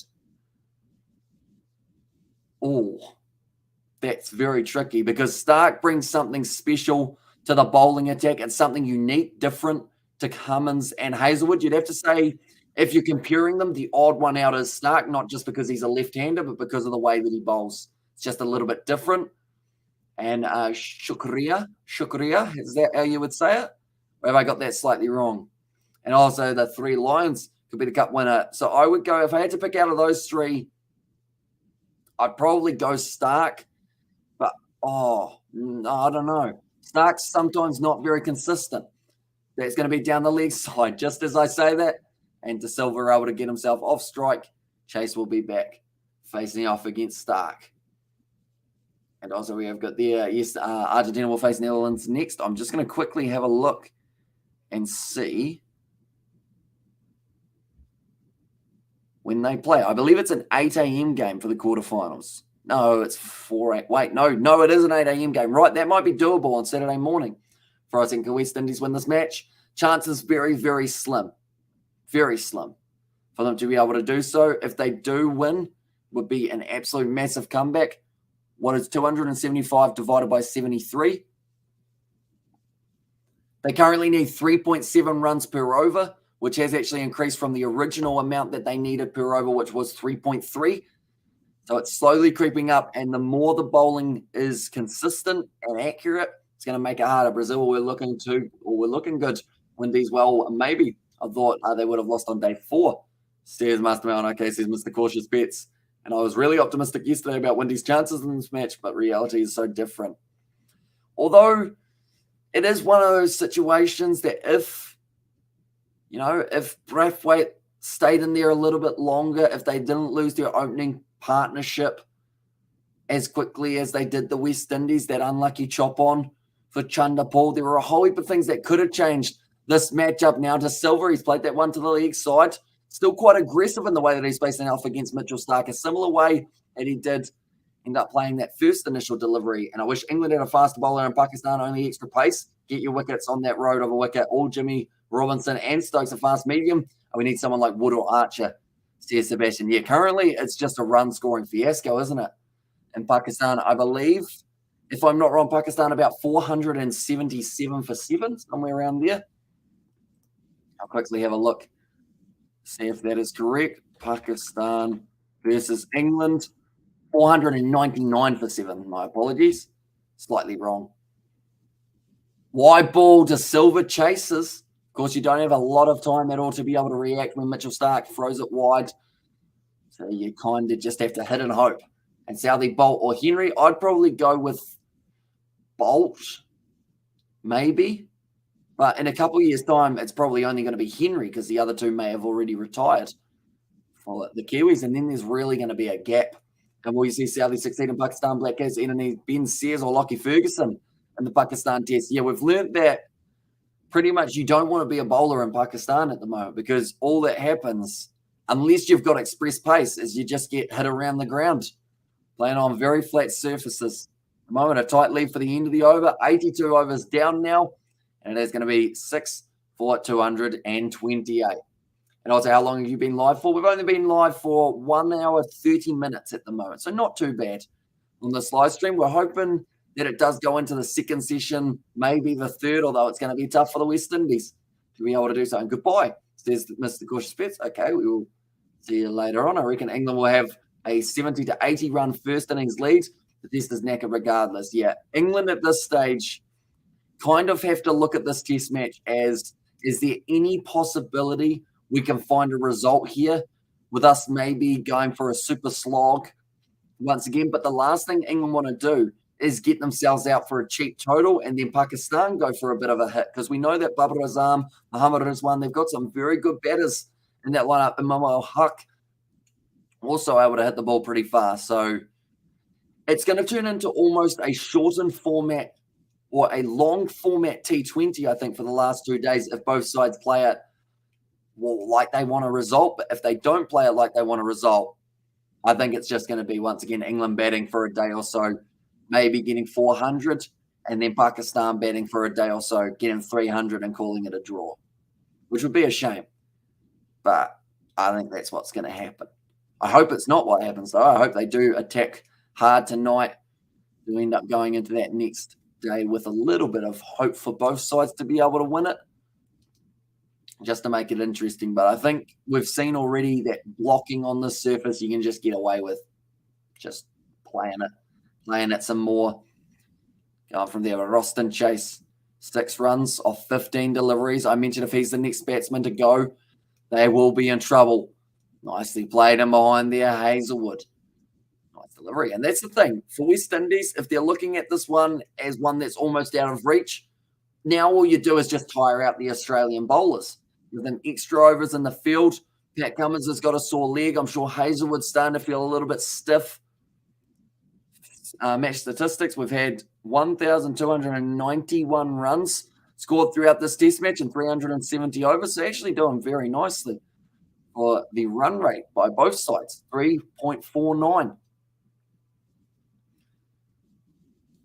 Hazelwood bowling his third ball of the over, a bit more pitched up, chasing behind it. Once again, blocking well. Currently got another, I believe it's 33 minutes left of this first session of the day. Then we will have a 40-minute lunch break, and then they will be back for session number 2. And so will we. So anyone who is new, be sure to hit that subscribe button. It is hugely appreciated you guys all being here for these live streams. Like I've mentioned many times, like these live streams aren't the same without you guys in the chat. So it always brings a lot more excitement to the cricket. And this test match has been a very exciting one as it is. And I'm pretty sure England will play for the result. Certainly Pakistan will play for the draw. At home especially, they need points, says Coding. But it's a shame, really, when you look at it that way, for the fact that if Pakistan, with their lineup, they can beat teams in test matches. They don't need to create flat tracks that no one can win on to get some points on the board, you know? Like, they can do great things in a test match. So if they had a pitch that was going to wear and tear, and if they gave themselves a chance up against the English, they could have walked away with a lot more points rather than sharing them. Only chances get that. Get the last 3 wickets by lunch. Bazball, that's maybe for 2 sessions. Get yourself a 400-run lead and try and bowl them out in day 5. At least no one can blame for not trying. Exactly right. And I think the Bazball technique is to look for results rather than allow a draw to happen. And yes, England may find themselves getting bowled out in that kind of maybe 2 or 3 sessions that they face. And then Pakistan have a chance. And if Pakistan chase it down, like, in a way, it would be down to England because they've decided to try and progress the game, and Pakistan have been waiting for that to happen. But, yeah, there's a lot of situations that can happen in that test match, and I hope it's one of the more aggressive ones and not just a block fest or a 2 runs and over for Pakistan throughout the first 2 sessions of today. Then they go, okay, there's no time left. We might as well just leave. Because they currently trail. How much do they trail by? They trail by 158, so there's no follow-on chance, which could have actually helped England quite drastically. But I don't think they would have wanted to bowl again because of how many overs they've had to bowl. It's going to be the end of the 83rd over. I think Australia were actually more dangerous with the old ball, I'm going to say here. The spinners look like they were having a lot more success than we are seeing from the pace bowling at the moment, but a wicket could be just around the corner, of course. Mitchell Starc Going to be going once again.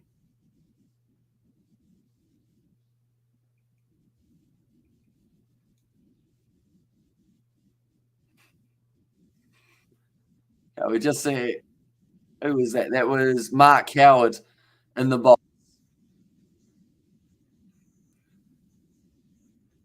They had 10% off as the code, so it was 10 off, and Mark Howard read it as 100 FF. So I think Mark War actually described it as F off, which is something that doesn't surprise me. Wow, what a ball that is from Stark, and he's smiling ear to ear. He knows how good that one was. And also we have got there, that's the massive change implemented by McCullum. They took away the element of fear and also fearing failure. So the lads are going to go for it. That's certain, says Sebastian. And I feel like that's got to be respected by everyone, even outside of English supporters, for a side that are trying to progress a test match to the point of a result rather than allowing a test match to sit as a draw. Because there's a lot of kind of unanswered questions when you get a draw in a test match. Sometimes, a hard work draw, such as if West Indies were somehow able to get through. That's a shot from De Silva. That might be my new favourite shot of the day. I mentioned Mayers was very good earlier on with his cover drive, but De Silva just waiting for that one to swing back into him, plays it on the front foot and drives it beautifully down the ground for 4. Yeah, that's a pretty good shot from De Silva, timing it well. And Marnus Labuschagne just not quite able to cut that one off in time. And I'm back. I'm off. I'll be back once Windies are 9 down, says Master Mal. Looking forward to it. I'm sure you'll have some sort of comment coming through. Hopefully something praising the West Indies as well. The way that they've fought back. But yeah, we will see a bit later on. De Silva, 11 runs off 33, so going at a 33 strike rate currently. Chase isn't too far off that. And also Prince Sharma is in the jet as well. Welcome in, mate. Hope you are doing very well. Australia need 4 wickets to win this test match off the 70 overs remaining. Now, straight away in my head, I can work out that is 420 balls remaining after this over is finished. That's a long time. 420 balls. You're looking at a T20 match for an innings and then also the ODI innings as well. And yes, Windies did well. They have done well. I can't fault them. Says Master Mel. And there as well played once again down the ground, but Marnus is there to cut it off. Seems like De Silva's starting to find the middle of the bat. Now, don't get me wrong. This guy can bat. When he's on form, when he's getting in the middle of his bat, he can score runs in quick succession, even when he's not necessarily trying to. How much left of the first session, boss? Currently, we have got another 27 minutes left of this first session. And what a challenge, try and block them all, says Master Mel. Although there's that other side of things, how you can't go too defensive or else eventually you do end up getting that one slightly wrong with the outside edge. Maybe. Hitting it to a man in close. I'm probably not doing too bad in terms of the amount of yawns that we've had on this live stream. I am running off 2 to 3 hours sleep that I managed to get last night. And then the night before that, we managed around 4 to 5. So we're a little bit sleepy, I guess you could say, but the eyes are still wide open. At this point, I want all the fielders around me, says Master Mel. I think once they get to Silver out and Roston Chase out, that's when they'll start closing in their field, the Aussies. Try and create those last couple wickets. One ball left. Just Silver on strike for Mitchell Stark. It's already gone for 4 runs this over. Stark pitches it up, swinging nicely, but it's nicely played by De Silva. Works it down to deep fine leg to Hazelwood, gets the single off the final ball, and hit out on 99 sad. Yeah, it was a shame that he missed out on his 100. Managed to get himself a wicket just before, though, Travis said, which was quite a nice feeling for him, I'm sure, but not as nice as it would have been if he had managed to get the century. And also, he deserved a ton. Yeah, he's batted well, Travis said, and he's just one of those players. He's probably, if the question was asked, who in world cricket today would you say would fit in the best with Bazball, England's current way that they play Test cricket? I would say it's Travis Head, because he knows how to progress a game, but also can go defensive if he needs to. But I'd love to see him in there at about number 5 for England if that was a possibility, although I think Stokes goes in. You sound like a interesting Sean Green. That's a decent analogy. I would say you're not a mile off there, mate. Although I'm sure it takes one to know one, so it's a bit unfortunate for us, isn't it? That one stayed very low for Josh Hazelwood. Silva just looks at that one, confused at what one has only really rolled slightly along the ground rather than actually carrying. How low does this one go? Oh no, that one's gone about maybe half as high as it should have, if not maybe a third of the height that it should have there. Alex Carey had to take that one down at the ankles. Steve Smith already taken a few catches in the slips. Look at that fielder bowler combination. Smith and Lyon sitting on 51, tied with Taylor and Warren at the moment. I've gone with a timeout for now. That's the wicket. Oh, I missed it. De Silva's dismissed. Hazelwood gets his man. And that will now be 7 wickets down. I think they were just checking the no ball there. I've gone with a timeout for now. We'll see his attitude when he comes back. I mean, I've had a lot worse. To be fair, I feel like it was a light compliment in a way. You know, like we've had, the thing is, the amount of comments we've had on Seven's live stream, that's like someone saying that they're actually, like, they don't mind us. And how much is Anderson going to play? OMG, like 40 years of age Anderson in there. But I feel like he's still got a year in him. Maybe for Anderson. Eventually he's going to have to give it up. But a good catch from Uzi Kawaja. I'll be over soon, says Master Mel. And also, how much do you think football is one of the toughest sports to compete at the big stage in terms of World Cup? Now, whatever I say here, either it's going to offend people or it's going to offend people. If I say yes, it's going to offend people. If I say no, it's going to offend people. Because, don't get me wrong, it takes a lot of talent to play in those FIFA World Cup matches.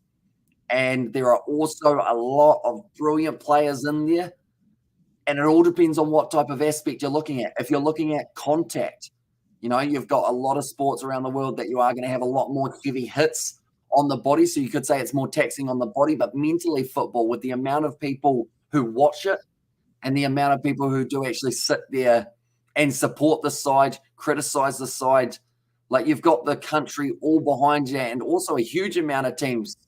One of the most popular, or the most popular sport around the world, means that like plenty of countries who wanted to be in that World Cup missed out. So it's a bit of a yes and a no, if that makes sense. I feel like that's the easiest Kiwi lads answer that I can give, is just a yes and a no. We got sick for the Socceroos today, but well played. And there's Mr. Cautious Bets. But now it's going to be Alzari Joseph at the crease after that dismissal of De Silva. Okay. They've got 3 slips. Cameron Green looks like he's marched across a little bit, so he's almost into a kind of 4.5 slip. Good ball from Hazelwood outside of the off stump once again.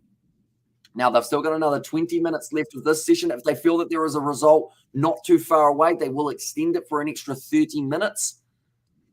But I think for that to happen, West Indies need to be probably 9 down for that to be guaranteed.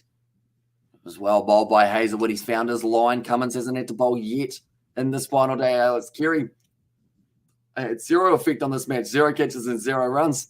I wouldn't give him his match fee, says Abdullah. Although, to be fair, he's had to catch the ball from Mitchell Starc and all of the other Australians bowling.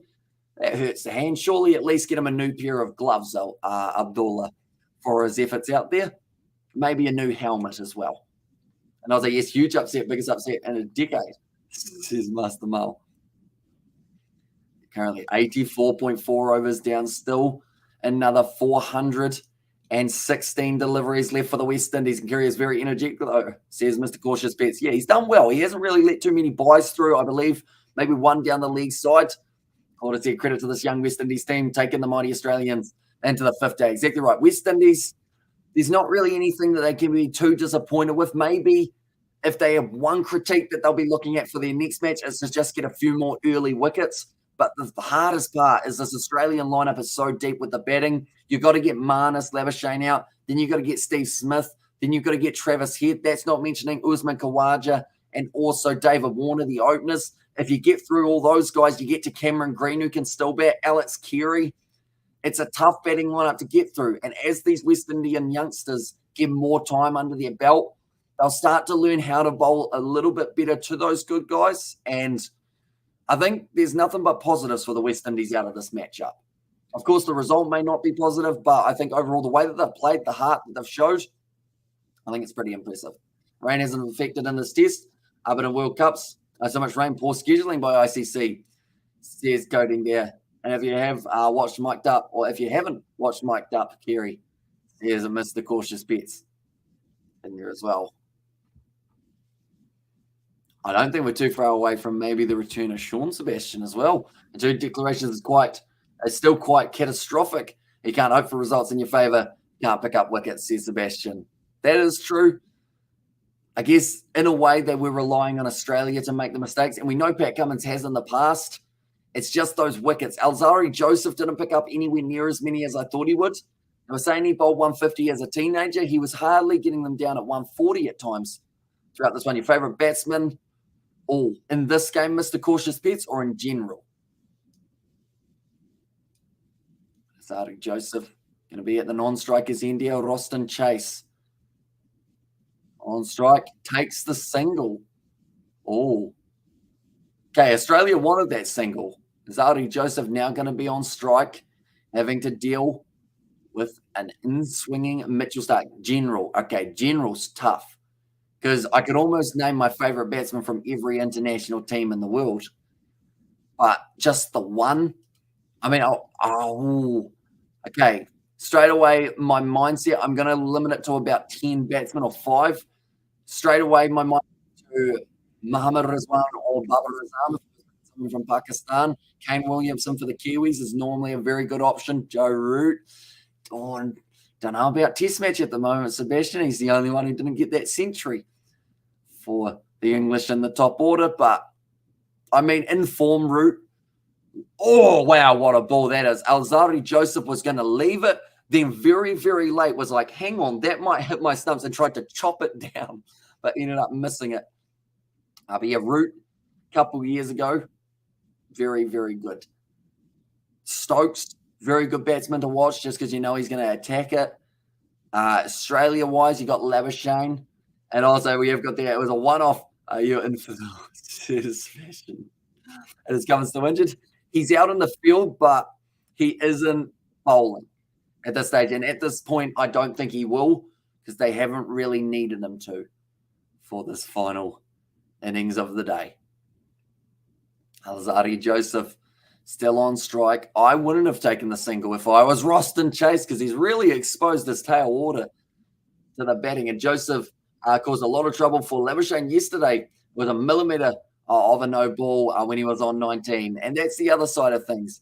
As a young player, you cannot afford to make those mistakes. As much as it's all about learning, that's the kind of moment that changes matchups. And imagine if Labuschagne was dismissed for 19. How many more wickets would we have seen? Would we have seen Travis Head then go out there and absolutely slog and get a whole heap of runs? Or could we have seen a few more wickets falling for the Australians? And which team are playing the Boxing Day Test against Australia? Is it Proteas or Sri Lanka? This year, it is South Africa who are playing that Boxing Day Test. Short ball from Starc.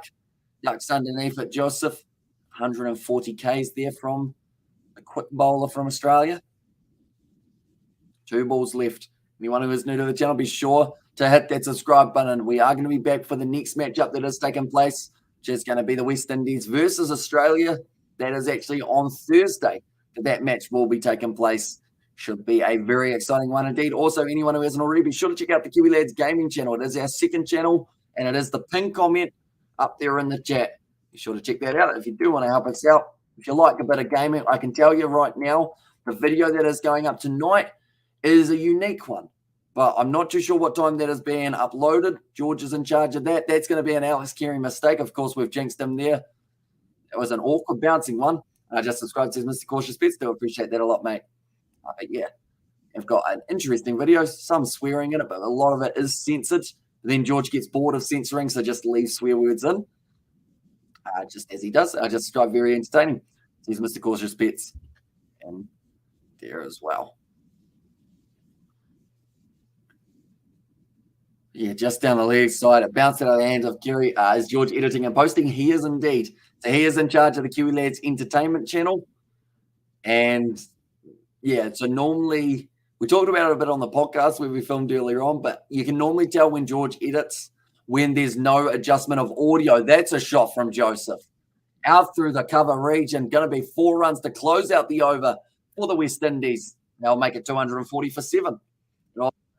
After this over, will you cover Pakistan versus England? If you have time, says Coding. I think I will be missing that test match just for today, mainly because we have only had about 2 or 3 hours sleep last night and not too much more the night before. So tonight's probably going to be my sleep catch-up night. And then for day 5 of Pakistan, England, that might be when we come in for that commentary. But yeah, I probably should catch up on some sleep at some point, as I am rather sleep deprived.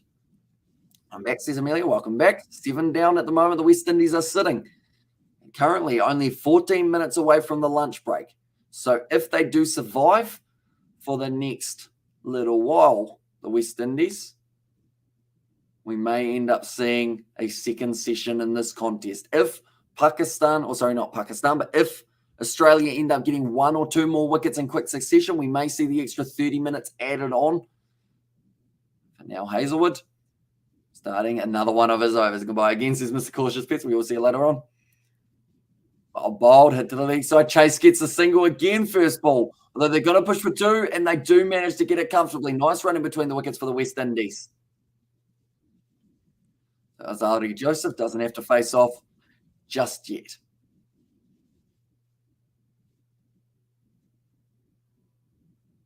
As we go, there's some starting means we ain't far from the BBL starting, says Amelia. That is true. 9 more days until the BBL comes around. So pretty much the plan at this stage is, depending on what time this match finishes, I'll probably end up doing my schedule for all of December and trying to work out exactly when we are doing everything throughout that December month.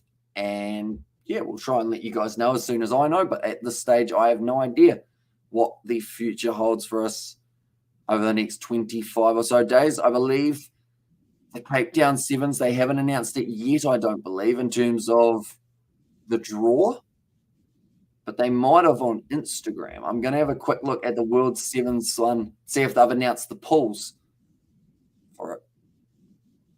Although it would actually still be a really early morning over there, so maybe that would be not correct. Side of off stump. World Rugby. Oops, that's not rugby. Rugby Sevens. World Rugby Sevens, what do we got? It is not been announced yet for what the pool is going to be. But yeah, the sooner they announce that, the sooner I know when the Cape Town Sevens is happening and how the draw sits for that one as well. I'm starting to lose my voice. It's actually lasted pretty well throughout the weekend, surprisingly. Hazelwood now. Short ball, ducked under, and next Des Smith double ton. Interesting. I mean, it's a day-nighter. Seen him play pretty well in a few of those in the past, so a decent chance. Do you think, or in fact, this is the question, do you think Marnus Labuschagne will be able to back up what he's done in this test match, scoring over 300 runs? Do you think he will also be able to score a lot in the next match, or do you think he will be a little bit more quiet? I still can't believe the Windies didn't make the Super 12 in the T20 World Cup. Their struggle in red ball cricket just reminded of their white ball upset, says Sebastian. Yeah, it's a shame for the West Indies because they're such an entertaining side to watch. Whether they're playing well or playing badly, they still bring that kind of Caribbean flair and just make you smile while watching a game of cricket. Nice and solid there from Chase. He's up to 26 balls faced, just the 9 runs on the board for him. The 10 minutes left of this session. We're not actually too sure what our next plan is. Maybe we'll do some sort of quizzes at halftime if that is something you guys want to see. Or sorry, not halftime, but at the lunch break. And what's cool, they're going to be on the Renegades member wall at home games this season. Says Amelia, nice. So that will be at Marvel Stadium, won't it? George has uploaded, boss, has he? He doesn't tell me when he's doing it. He just says, I'm going to upload today. And I go, okay, fair enough. When did he upload? Was it very recently, Sebastian, or was it like a little while ago? So I think he said he was going to be going home, getting thumbnails and whatnot done. That's a good run between the wickets. 9 minutes ago. Okay. Interesting. He's named it the funniest gaming video you'll ever watch. That's bold. from George, but he does enjoy a challenge, I guess you could say. It's an interesting thumbnail. It's probably not YouTube friendly. Now, what we're going to do at the halftime break, ladies and gentlemen, or not the halftime. I keep on saying halftime, but at lunch, I'm going to put the link to that video. If you guys want to watch us randomly playing a game on the Wii, you should check it out. And Kingsley is coming over to replace Raymond Refia. Hopefully I said that correctly. He's quick, very quick, a bit inexperienced. Hope if he plays, he comes good, says Claude Murphy. And I guess it's that kind of risk they have with Alzari Joseph, having a player who's not that experienced but can bowl quick. Hopefully Kingsley is able to get some form of wickets. I think that was actually the most effective type of bowling in Pakistan. Harris Ralphie was going very nicely against England. And Optus Stadium, says Amelia there as well.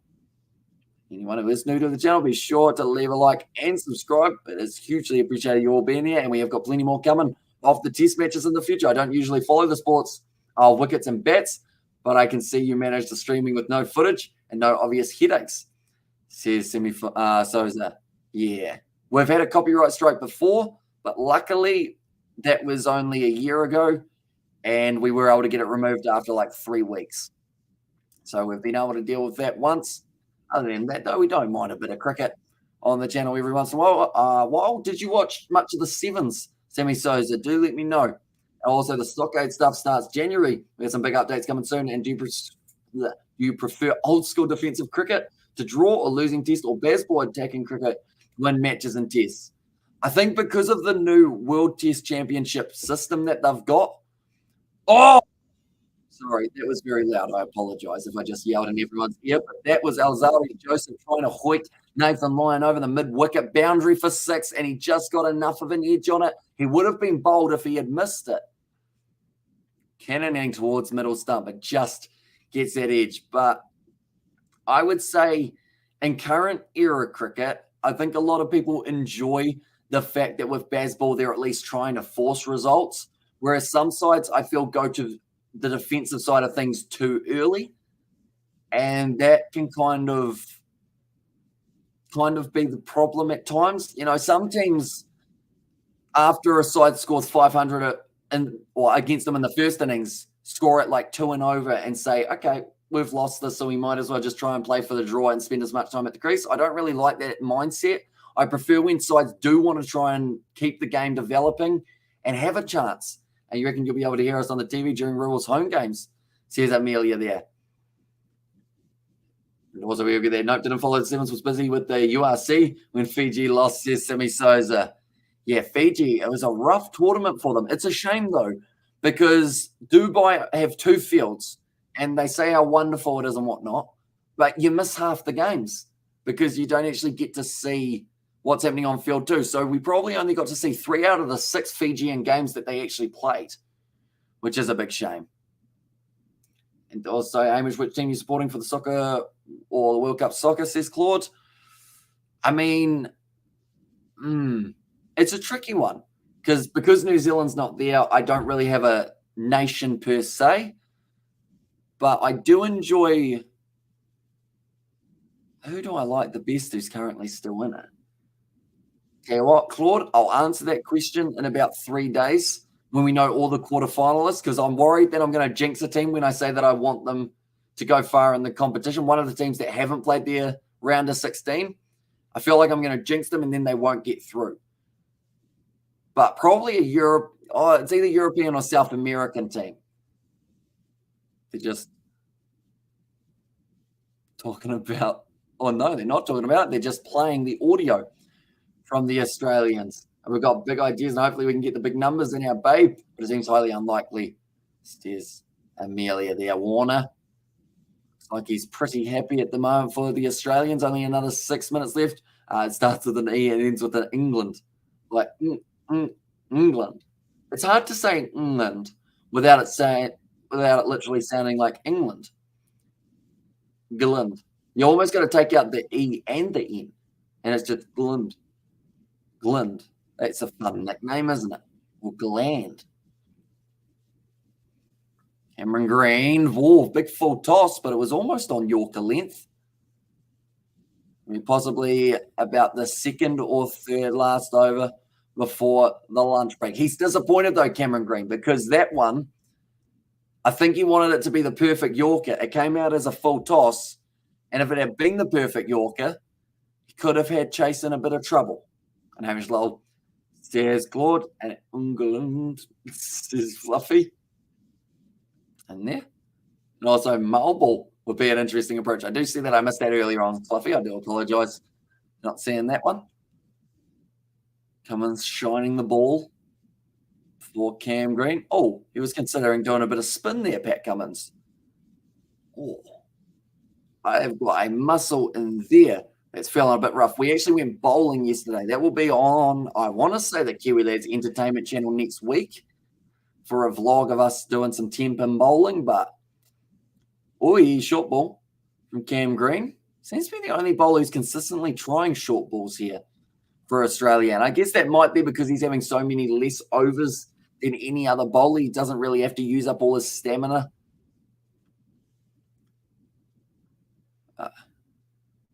Looking at the clock, it's 5:16. So they've got another 4 minutes left that they can play for. Still plenty of time. I'd say Nathan Lyon will get one. And then they may give Cam Green another at the end. It's well bowled. Nicely hit down the ground from Chase. Gets the single. I never apologise. Never, says Fluffy. I feel like that is a motto that I am very, very bad at. Like, I apologise for things even when I don't need to apologise for things. I think. Overall. It was interesting. We went up the road today, me and George, and he went and got some more adapters for his tractor in terms of plugging in the music and whatnot. And the guy in there, last time we went in, we gave him the Kiwi Lads YouTube channel name because he asked what we needed a microphone for, because we actually got another one. So, yeah, he asked what we needed microphone for and whatnot, and we said about the channel, and he said that he Googled it, and he actually recognized us today and said he did not expect us to have like 20,000, and instead thought that we might have like a few hundred or something, like a regular stock standard, I guess, YouTube channel, which was weird. So I guess 20,000, like, you think of it as a number and it's huge, and then you actually think about 20,000 people in attendance at like a match of rugby or something, and that's massive. I think I have swollen glands. That's not ideal. Slow. Glands are in there, isn't it? Do you have glandular fever, Fluffy? Have you been having a bit of a makeout session with someone with glandular fever? Maybe that happens. I know someone who got glandular fever that way. That's a no ball. So that brings up the 250.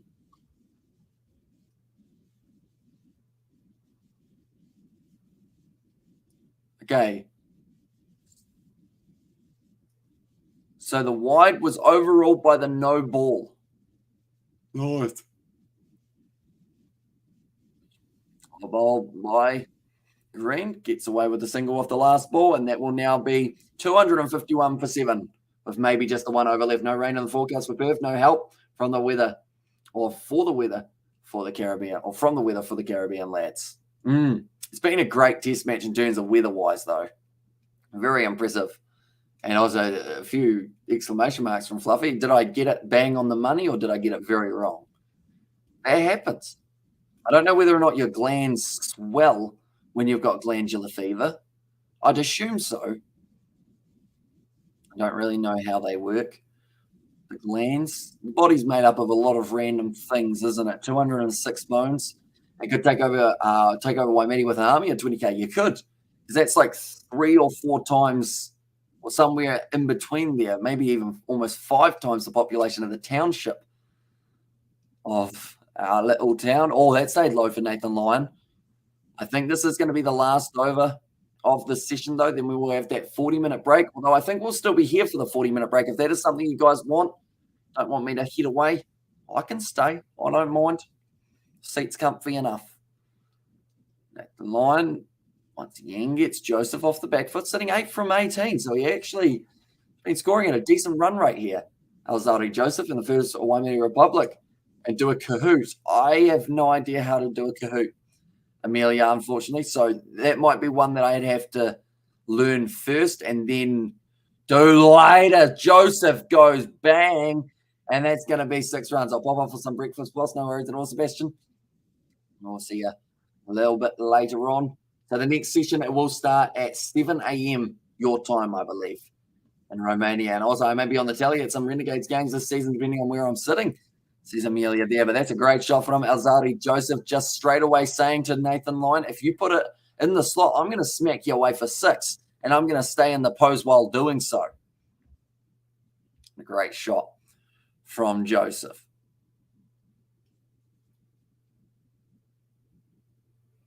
Nathan Lyon now. Nicely in behind it. Hey, Sebastian, if you're still here, while you're popping away for breakfast, be sure to watch that Kiwi Lads entertainment video. The funniest gaming video you'll ever watch. That's what George called it. It is a game on the Wii, which is like a shooting-based one. It's quite a lot of fun. That's at the pack. You know what I mean? No run taken there.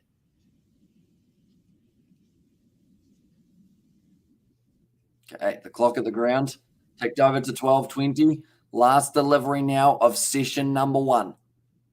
And this test match between the West Indies and Australia. Nathan Lyon doesn't pick up the wicket. They take a single, so Joseph will have the strike at the start of the second session. And all right, clicked on it and I liked it. I know how things work. Already clicked on it and I liked it. I know how things work. Says Sebastian there.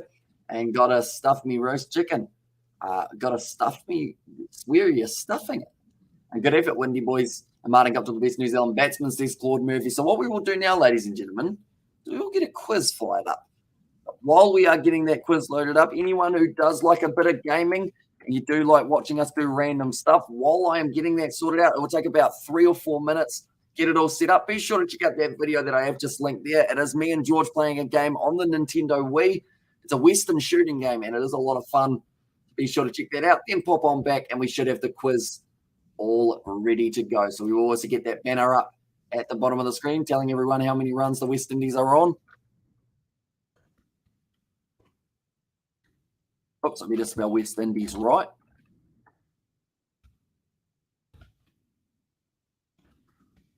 $258.7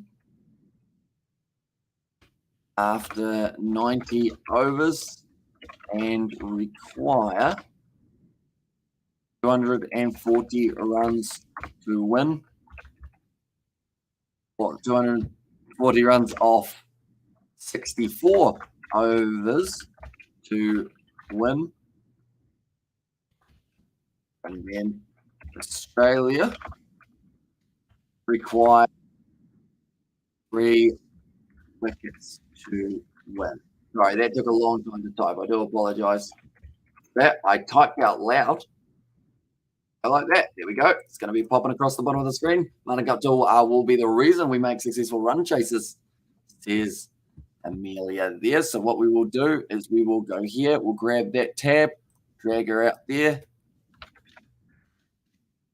Hardest part will be finding a quiz we haven't already done on the YouTube channel because we've done quite a few.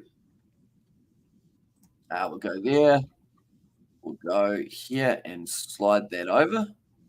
What should we do? Cricketing quizzes. What's a topic that you guys want to try and do for the cricket quiz? Let me know. The session is going to be returning in not too long at all, ladies and gentlemen, about 35 minutes. You're seeing Guptill back on one last time for New Zealand in 2023 World Cup, or Allen is the guy for the Black Caps.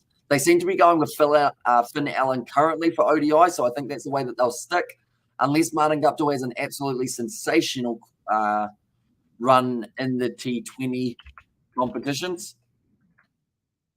Okay, I see Big Bash. Let's see what quizzes they have got. 0 results for the KFC Big Bash. That will go BBL. Okay, BBL cricket, I think I'm going to have to type in. 49 BBL teams. Every Big Bash winning 11. Oh, that would be a tough one. All-time leading run scorers for the BBL and most runs in the BBL season up to date. You know what? We'll go with that one. Most runs in a BBL season up to date. So what we'll do is we'll go here. I'll quickly zoom it out a little bit. Got a tab. There we go. And I will share the screen so you guys can also see what I'm currently looking at. Like that and like that. There we go. Right. I might be a little man in the corner now, but it makes sense. So pretty much what we are doing here is the most runs in a BBL season up to date. And you name the players who have scored the most runs in a BBL season. More info. It was updated to the end of the 2021-2022 season. So up to date currently. It's a NCQ quiz. So it's on Sporkle for this one. So yeah, let's see whether or not we can get it right. So for the Melbourne Stars, 2019 to 2020, is it right in thinking that that would be Glenn Maxwell? No, it wasn't. He was actually there. Oh, no, sorry. Stoinis? No. How do you spell Stoinis? Stoinis. There we go. Marcus Stoinis at the top of the bunch. The Hobart Hurricanes, 637. You'd have to think along the lines of maybe McDermott with the way that he was playing. No, a little bit lower. So probably Darcy Short. There we go. Picking that one off. Another big Hobart Hurricanes man.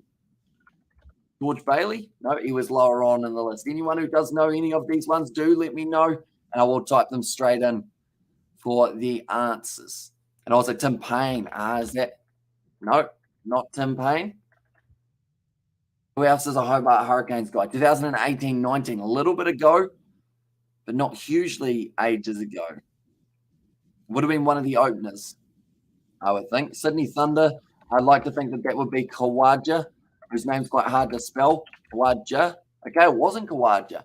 Colin Munro is on there somewhere. I don't know where he slotted him, but he is there. Alex Hales for the Thunder. There we go. So we've still got that Hobart Hurricanes batsman up the top. Sydney Sixers 2020 to 2021. There was a really good season for the youngster who I can literally see. He's the keeper for the Sydney Sixers. He's had a couple games. Josh Philippi. Philippi? How do you spell Philippi? Maybe it's not Philippi. Maybe I got that one slightly wrong.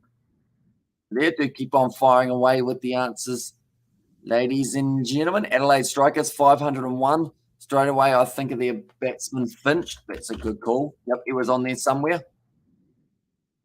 I should also probably put Chris Lynn. He'll be on there. Adelaide Strikers. Would it have also? No, they wouldn't have also had Short. Top of the order for the Adelaide Strikers. Alex Carey.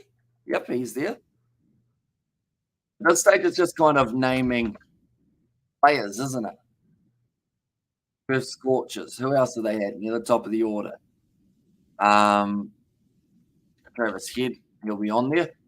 And also pick out just one run over or over one. And it'll be a motorsport, wheels in the pits, and the V8 supercars. There's Kiwi Gamer. Who else have we got? Adelaide Strikers, my mind's gone blank at the moment for who they have had in their starting lineup. Oh, Jake Weatherald. Oh, okay. Tricky, isn't it? Trying to remember players. Marsh, we've already got him. Lynn. Trying to think of the big players for all of their sides. Henriquez. Henriquez. Yep, he was there somewhere. Who else? Top order. Adelaide Strikers. We're struggling. Also the Sydney Sixers. I know it's not Philippi. It's not Abbott.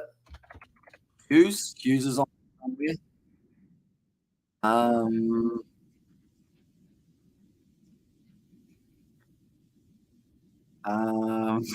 My brain's gone blank now.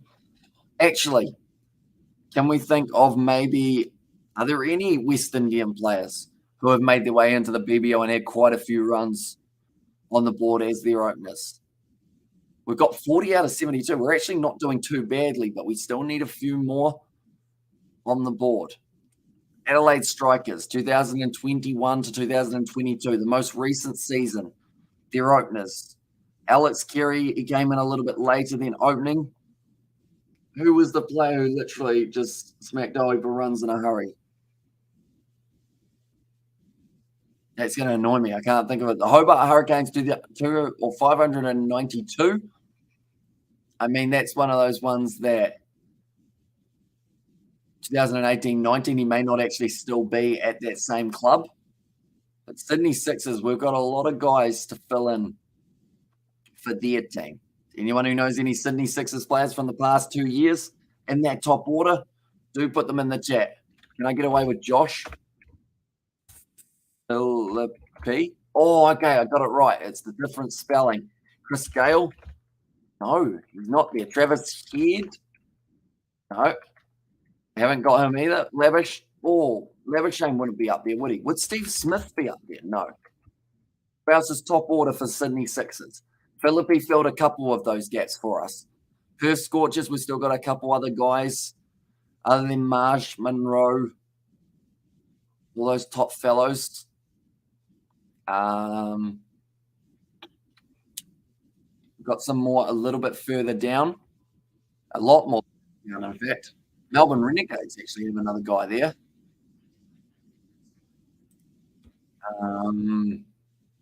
This is going to annoy me as soon as I see these Sydney Sixers names, because I know that Philippi opens at one end. Ben Dunk, very good call there, Christopher. We're somewhere on that list. Russell hasn't scored enough runs, has he? No. Bravo bats too far down the order. Moses Henriquez, I have done. He did manage to slot in somewhere on that list. Marsh, I've got for the Scorchers. So that's easy enough. Monroe, I've got for the Scorchers. Witherall, we've done. Alongside that, still players at the top of the order. What's the batting order for the Sydney Sixers? Philippi, Henriquez, Hughes. There's another man in that top four. Dan Christian, he will be on there. Did I spell Christian right? I don't think so. Or did I? Is that how you spell Christian?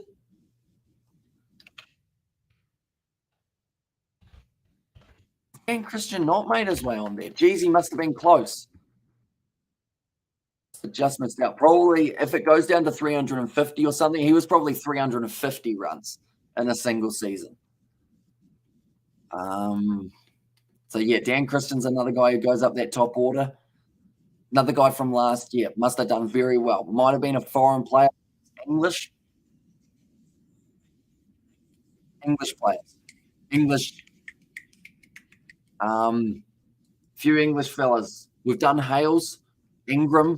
That's a good call. Or Josh Ingham, isn't it? Josh Ingham. How do you spell Ingham? Oh, Inglis. Josh Inglis. Is that who you were talking about, Christopher? Or have I gone with a completely different guy? I apologize if that isn't who you had, but Ingram is not there. Josh Inglis, he was the Perth Scorchers fellow I was thinking of. He's one of the top order fellows. This is tough.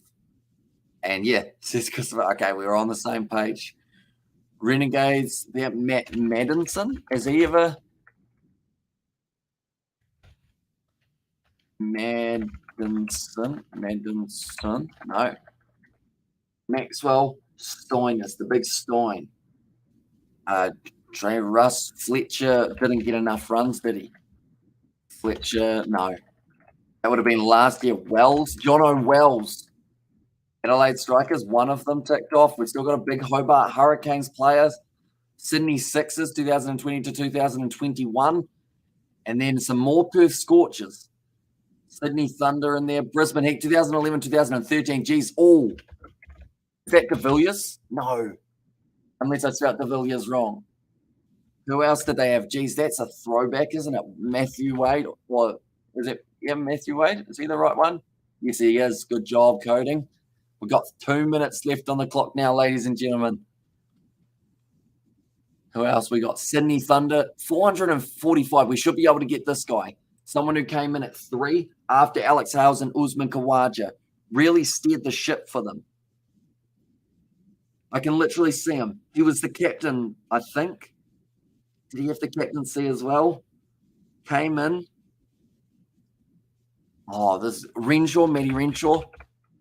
Oh, no Matty Renshaw. That surprises me as well. He's probably along the same line. Oh, Ferguson, he's the one. That's the name. Ferguson. How does one spell Ferguson? Not like I spelt it. I think I made it worse. Ferguson, there we go. Callum Ferguson. We've also got the Perth Scorchers. Last year, the year prior.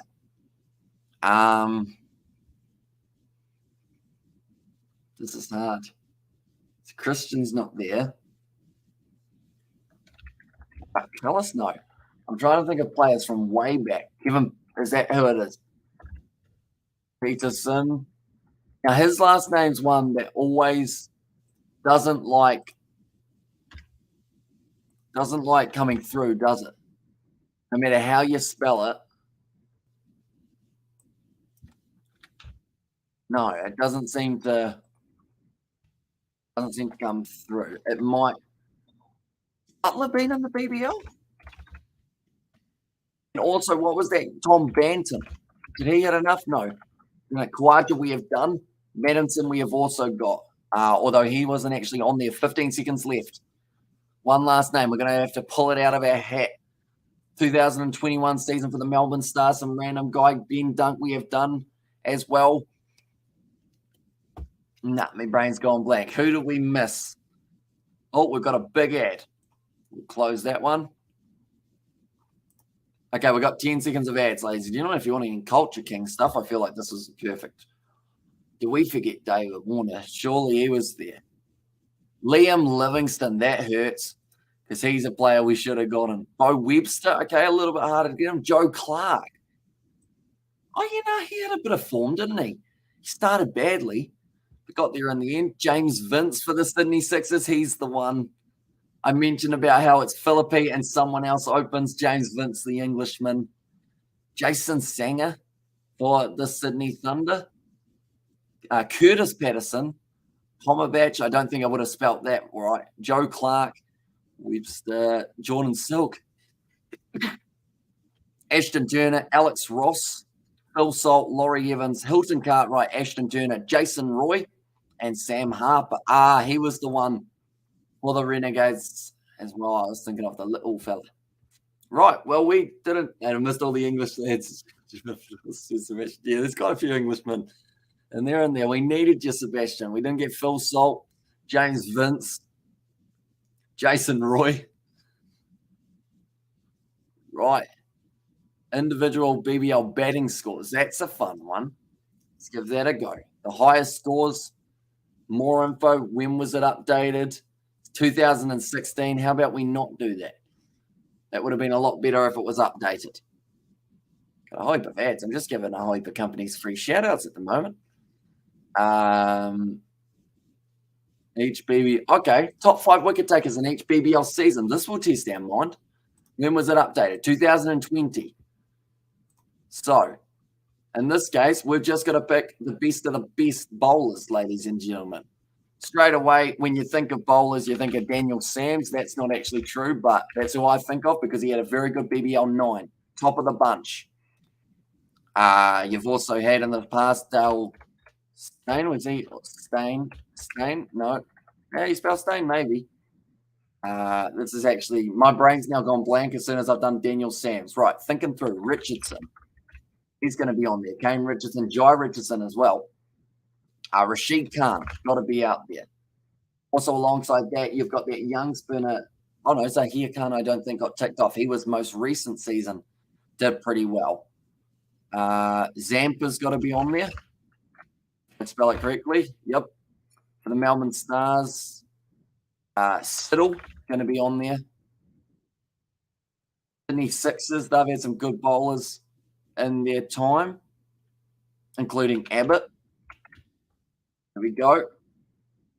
Anyone who knows any of the leading wicket takers, be sure to let me know, as my brain is slowly getting blocked. I've forgotten everyone. Melbourne Renegades. They've got more than one bowler, surprisingly. Sorry, Amelia. Better this year, though. Sydney Sixers Christian at some point. It's got a no, never was in the top 5. Nathan Ellis, good call. No. Okay. It was updated 2020. He must have been in the top 5 this year, was he, Sebastian? Or last year's competition. So just after. I think it was BBL 12. He was near the top. Xavier Bartlett. No. Okay. So they haven't got those two youngsters. They were both very good, though, weren't they?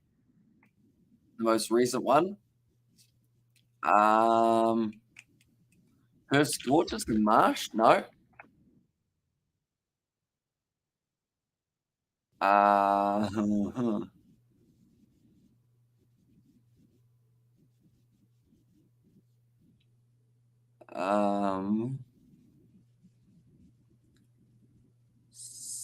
has my brain gone so blank? We've got 9 names. There are more people who have played in the BBL. Oh, how about Hogg? How about Warren? How about some of these classic guys? No, Shane Warne wasn't a wicket taker in the BBL. Cummins? No. Okay. This is harder than I thought. I thought we were going to nail the wicket takers like we did the run scorers, but sometimes I guess it's the guys who get the runs that get all the credit, don't they? There's always spinners in there. Then also the medium pacers. Richardson,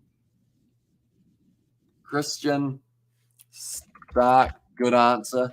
Lyon. Oh, Nathan Lyon never in the top 5. Interesting. Hazelwood, nice. That's about BBL 3 by the looks of it. Yeah. It's a throwback. No. Sorry, I got a bit excited. Put Ben Stokes in. Australian quicks over the years. You got to look right back. Some of those older guys, such as who's that tall timber bowler? Stoinis? Was he Stoinis? No. Wilder Myth? No. And Flintoff? No, so this is for the BBL, all of the years. Okay. No.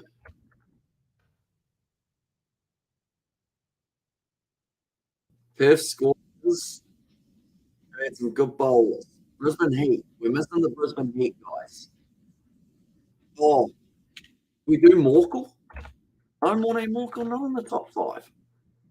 I'm thinking of all the overseas bowlers, but maybe we should be thinking a little bit more locally with just Australian bowlers for now. So thinking back through Australian bowlers of the past.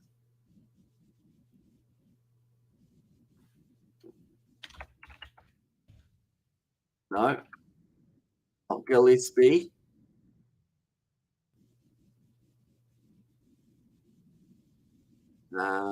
Swepson, that's a good shout. Apparently he's not there. We're saying some good bowlers who aren't. There we go. Dwayne Bravo, nice little boy blue. 2000 or BBL 7 was able to get himself one there. Who else are our spinners? The Bolland, yeah, Scotty Bolland for the Melbourne Stars as well in BBL 6. Tall man. I can think of him now. Beard. Michael Nessa, no. There's another tall man with a beard. Christian wasn't there, and also Warren wasn't there either. Big beard. Bowled in the old days. Was a Scorchers bowler. Big guy. No, my brain has disappeared. Then who else have we got? This is a long time. 9 minutes left for my brain to try and find BBL players. Same with you guys. Be sure to keep on putting them through in the chat, and I will keep on putting them in as the answers. Anyone wondering about the test match, the way that it's sitting, it's currently lunch in the matchup. West Indies are 258 for 7 after 90 overs, and they still require another 240 runs off 64 overs to win. And from there, Australia, they just need the 3 wickets, and then they will be winning. Warner's not there. Oh, Brett Lee, no. I thought I had just come up with an absolute winner there. Brett Lee with the chainsaw celebration in the BBL, but it ain't him. Well, BBC players, BBL players, been spending too much time around George. And I was that strange. They should be. Here's Robert in there. Yeah, Shane Warne does not pop up there in the top 5. I'm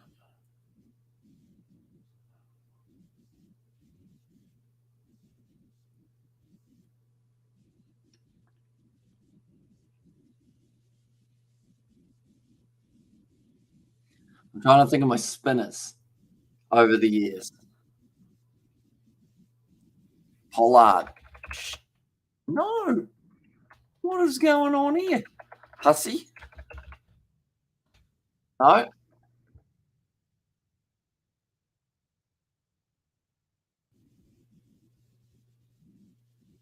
Huh.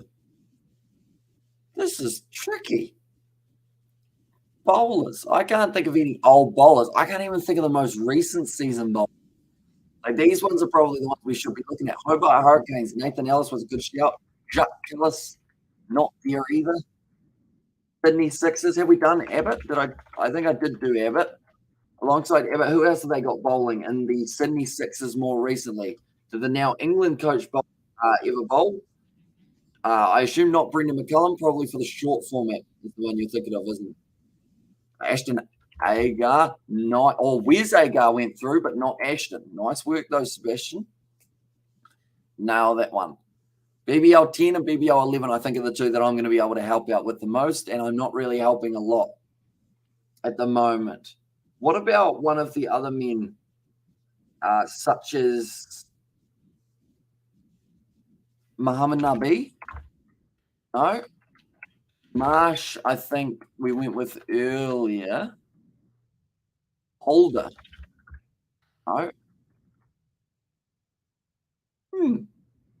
This one's really stumped me. Top 5 wicket takers. It's so limited.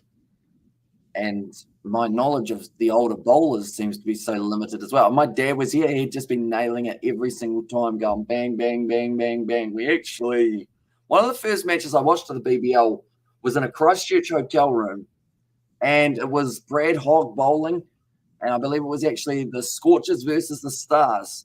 So we got to see Shane Warne bowling in that same game. Guthrie Baron is not there.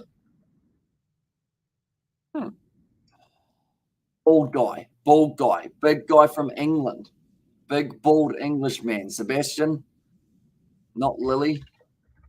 Too old, but big bald guy, big bald, big bald. But Malinga, that was good, little boy. You got that one. Malinga must have been way back in the day, wasn't he? But big bald guy, big tall bald man. Played for the Sydney Sixers. Big, bald, older player for the Sixers. He's going to be on there. That Andrew Ty's a good call, very good call, because that ticks off 2. Interesting that it took him till BBL 11 to get back into the leading wicket takers, but he actually now in BBL 12 was able to get there. Big bald guy. Bollinger.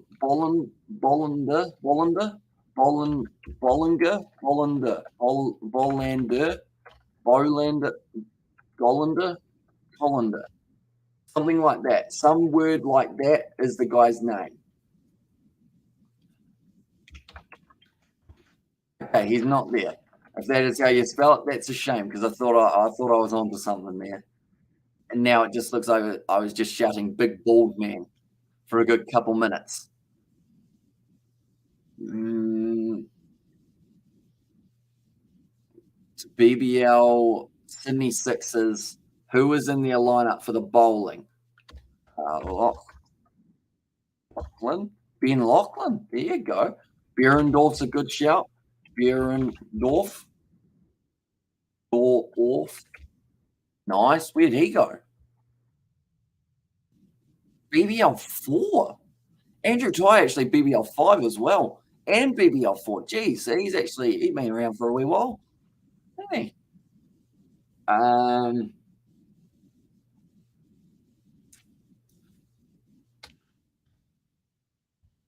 Harris Ralph, BBL 9. Was it that long ago that Harris Ralph made his debut? That feels like only like a year or two ago, but it's actually like 4. Harris Ralph steamed into the competition and was ripping through the lineups of the oppositions. Daniel Sams, I like how he was the only one that I really got. And I think a majority of the other ones have been you guys. The War, that's a good one. Warshus, the Sixers bloke, BBL 10. Nice one. The Brisbane Heat for 2010, I thought it was Mornay Stain. Or Dale Stain, sorry, but it's not. He came to the Stars, didn't he? But there's another couple guys, and we've got 2 minutes 20. We've just got over half. Still a lot more players. I'm not much help. You're actually nailing it though, Sebastian. You're getting a lot of people. Sixers have multiple guys across multiple years, which makes me think that they've got a good chance of ticking off maybe one guy for 2 years in a row for the BBL 8 and 9. Penny? No.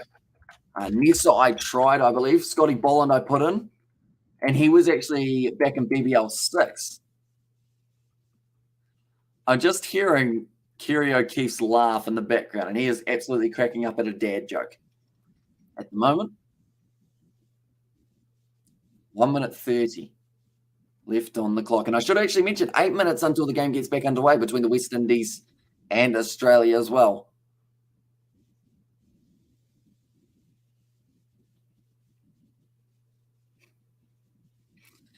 Kerry O'Keefe is having a lot of fun at the lunch break.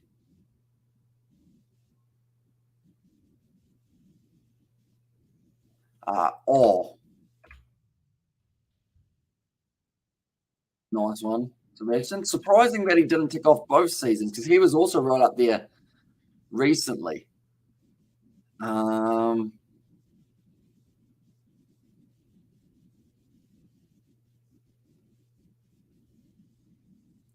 Sydney Thunder.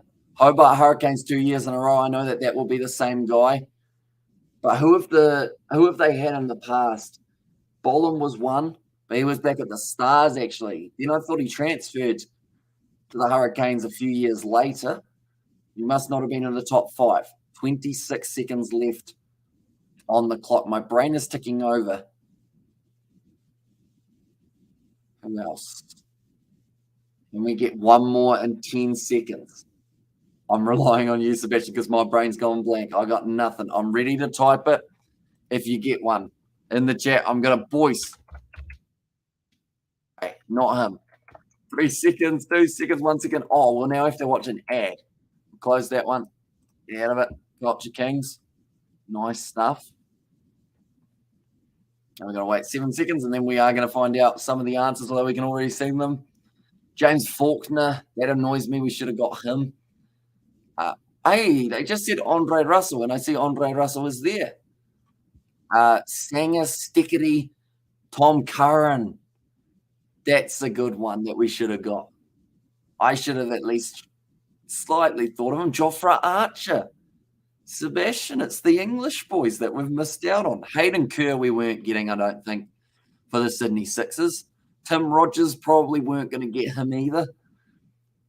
They would have been digging deep. But Tom Curran, Chris Morris, a few of the other great bowlers back in the day, I think in 2015-ish?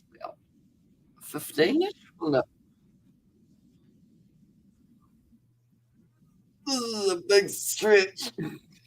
But we are almost back for the next stage. And Curran, Joffers, what are they doing in Australia? I mean, TC, he's had a few seasons in the BBL, hasn't he?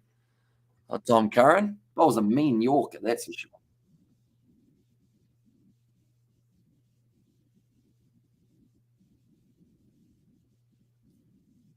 That water's extremely warm, but they are just about to make their way back out onto the field. So we'll stop sharing that one and we will get the scoreboard back up. There we go. We'll go like this, like that, and like that, and then like that. Boom. We're back up on the scoreboard, ladies and gentlemen, only a few minutes away from the two sides making their way back out onto the park. Now, this is an important session for the West Indies because, well, let's be honest, this game's probably going to end in this session. No matter how much we don't want it to, as much as we want to see a final session of the day, I just don't think we're getting I remember Curran and Chris Jordan at the Sixers. Yeah, and then Chris Jordan, he went to the Sydney Thunder, or was it the Sydney Thunder or the Melbourne Stars? And then he went to the Perth Scorchers. Chris Jordan's just being passed around all of the BBL teams at the moment, it seems. But whereas TC, he's stayed with them. Should we draw, please? Don't mind my college, says Tariq. And there as well. Yeah, there's a good chance that the West Indies bat through, I would say, at least 30 minutes of this session. Ronaldo's better out, says Zictus.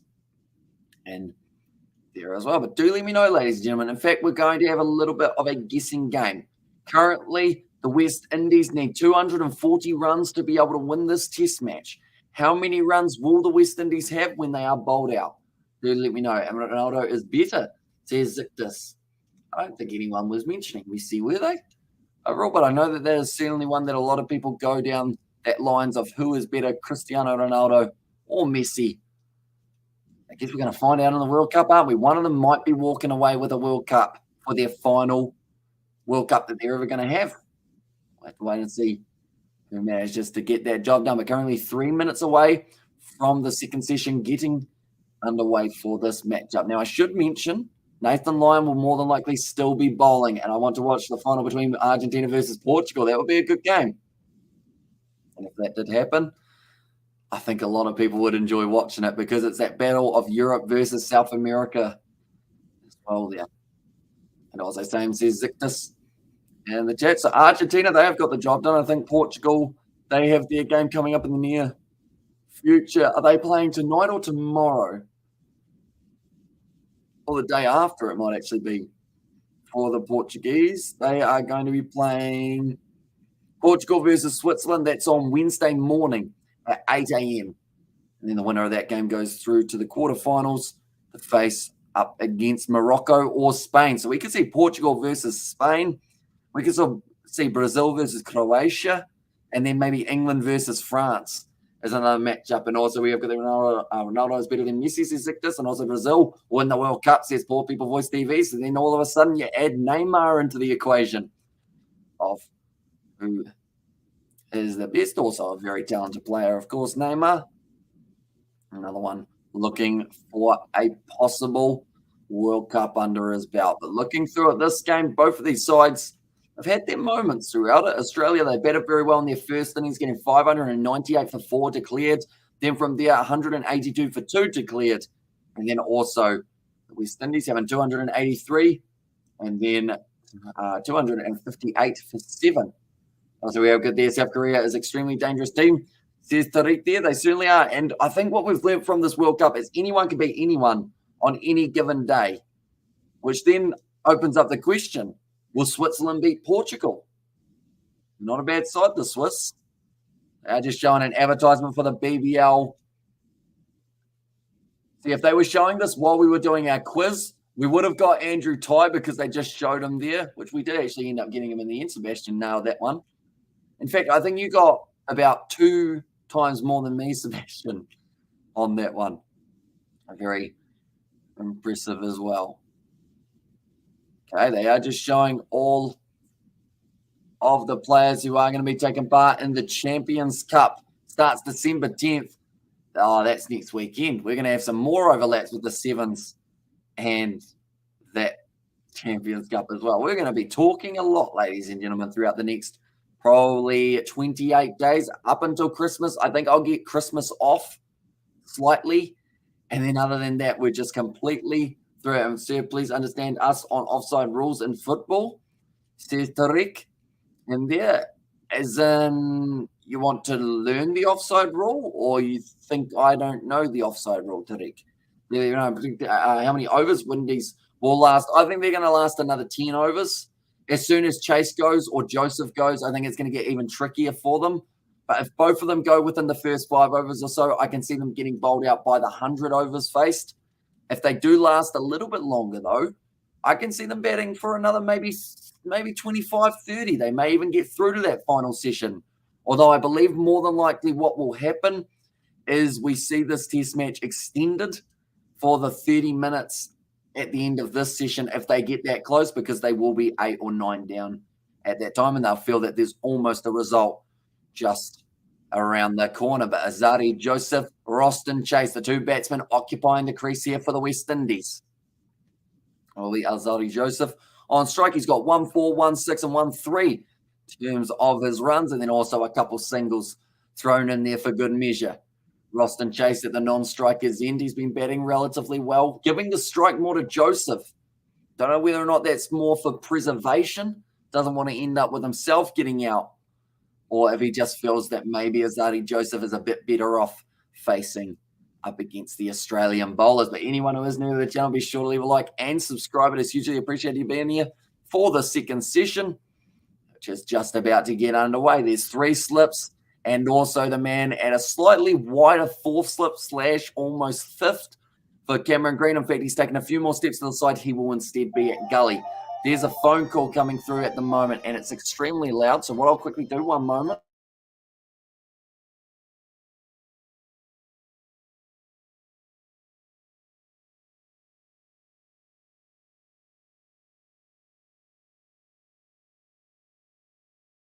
Okay, it has stopped ringing pretty much. It's mainly because I know it sounds silly, but I don't know whether or not that ringtone's copyrighted. So I just ended up tuning it off, or just making myself mute while it was going. How many wickets did Nathan Lyon get on a test cricket? For this inning so far, he is up to 4. So he's actually bowled 33 overs. And Aussie were not audible. That was the point of me muting it there. But now Joseph going to be on strike. Got a hard angle to face with Mitchell Stark. It was actually a very good first delivery going across him from Stark. And once again, that one dying a little bit on the pitch, not carrying through the way that he would have liked. Stark's got a big smile on his face, though. I feel like Australia know this is their session to try and take down the West Indies. They just need to make sure that they get it right for long enough and get it in the right spot. In total, I think 400. Also, you're saying another 140 runs on the board, Tariq. I think it's going to be tough for them to get there. But if they got to 400, that would actually mean that they only lose this match up by around 100 runs, which would be more than impressive from the West Indies, if that was the case. Definitely from that first innings when we saw Australia declare for 598. Yorker, nicely glided by Joseph, goes straight out to point to Travis Head. And also we have got there, Amish Shaggy celebrate Christmas, any special celebrations or normalcy is going. So pretty much the plans for Christmas this year, as we are going to have my grandparents and also my uncles and aunties and cousins coming around for Christmas lunch. No, actually, sorry, it's Christmas tea, I believe we're having here. So that's the plan. And then other than that, not really too much. So just a nice quiet day around here. Hopefully the weather's nice. And then, yeah, Boxing Day, I think we're back to the BBL and other cricket commentary for the Boxing Day test. Side of off stump, as Azari Joseph leaves that one alone. 2 balls left of his over. But I can't believe how quickly it's been going by. And hey, bro, says football fan, welcome in. Hope you are doing all right, mate. Currently, Australia. We've seen an angle change here from Mitchell Stark. He's going to be going round the wicket here this time. Tell Azari Joseph. I celebrate Eid al-Fitr and Azha. Hopefully I've said those correctly, Tariq. I apologize if I have got that slightly wrong with how to say them. But yeah, what dates do they happen, Tariq? Do let me know. Now, Mitchell Stark. Sorry, Joseph looking down at the pitch. This is going to be a hard angle. And damn, Aussie just lost from Argentina. Messi must be rocking up. Says football fan. That's a good ball straight away from Stark. Comes in wide to the crease. Right in behind the ball, Alzari Joseph not allowing it to skid through.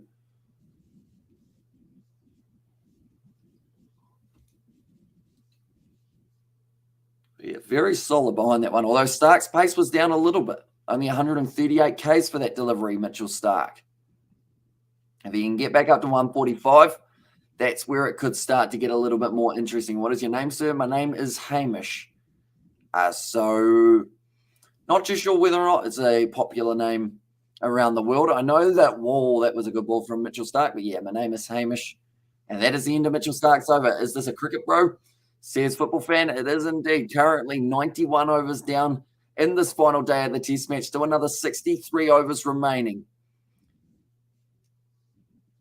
So it's an interesting one because after another 19 balls, we're going to be looking at another 360 deliveries left for West Indies to survive. And that's what they are doing at the moment. They're surviving. Anytime Nathan Lyon's in the bowling attack, it seems to be a little bit more attacking from the West Indies. They almost need 4 runs and over now to be able to go on and get themselves a win, I should say. As a Ronaldo fan, I really want England versus Portugal final, not Argentina. Says football fan. Is Hamish a biblical name? I don't believe so. I believe it's originally Scottish. The only difference in the spelling is rather than the E, it's an I. But other than that, that is how it is spelling. Yeah, it's Scottish, I believe. Although I don't know if I am actually Scottish or whether it's just that I've got a Scottish name. Now, Nathan Lyon going to be bowling his 34th over of the test match. Nicely played by Chase. Well stopped by Pat Cummins. He doesn't actually go down to grab that one. Got a bit of a sore leg, so instead just kicks it. Oh. That one really spun nicely for Nathan Lyon. Good seam presentation. Making sure that it gets that nice big turn off the surface when he releases it. Oh, it's going to be a run-out opportunity. No, they do get through for a nice single there. Travis said has to chase after it. Can you do football live stream against England and Senegal? Says football fan. It will depend a little bit on when it takes place, mainly because we are currently we've currently done a lot of live streams in the last couple of days, and I haven't actually slept too much at all the last couple of nights because we have been live on the channel. So I've only had about maybe 7 hours sleep over the last 2 nights combined. And I was like, are you cricket or football? I've actually played a little bit of both. I used to play cricket, and then I ended up I played football pretty much throughout the whole time that I was playing cricket. When I was a lot younger, I used to be the goalkeeper, but also played in the outfield at times as well. And then recently going back into cricket. But football's one of those ones that I've still got, I think, 3 footballs sitting out in the shed. And then maybe we'll do a video in the future of us trying to do some sort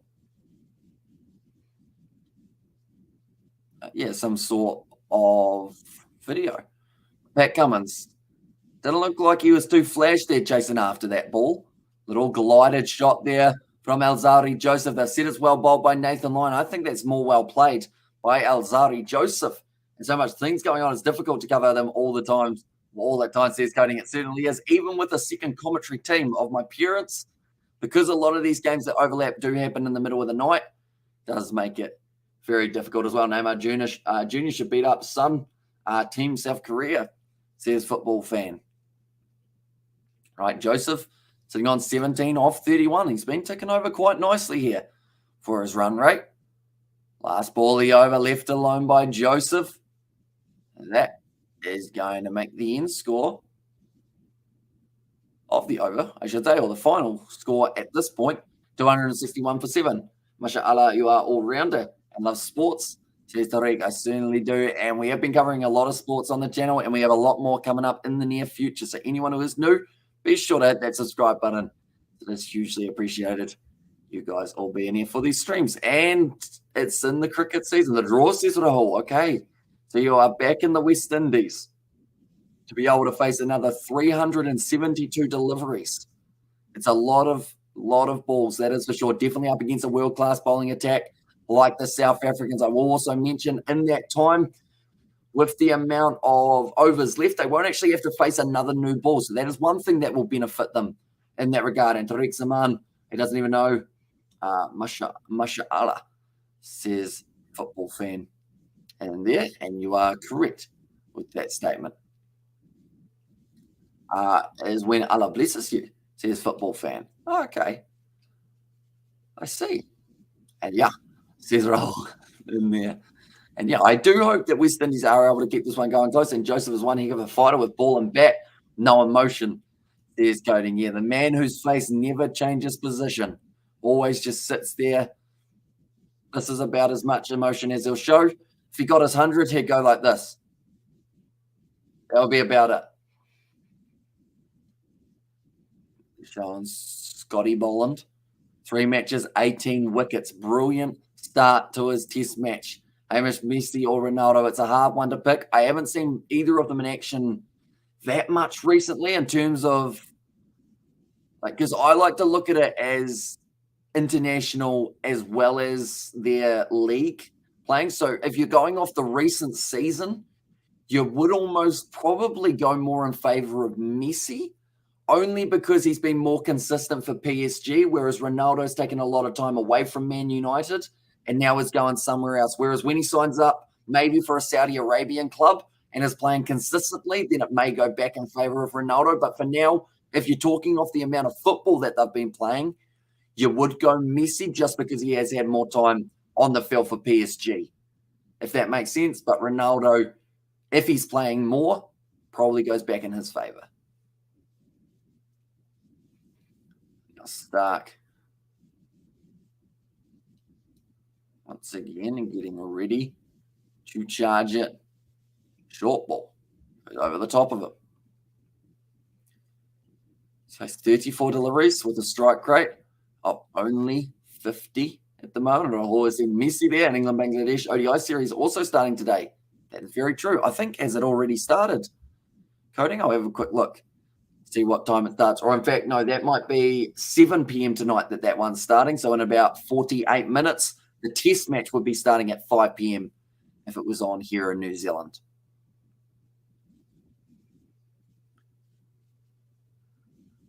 Stark once again. Charging into the crease.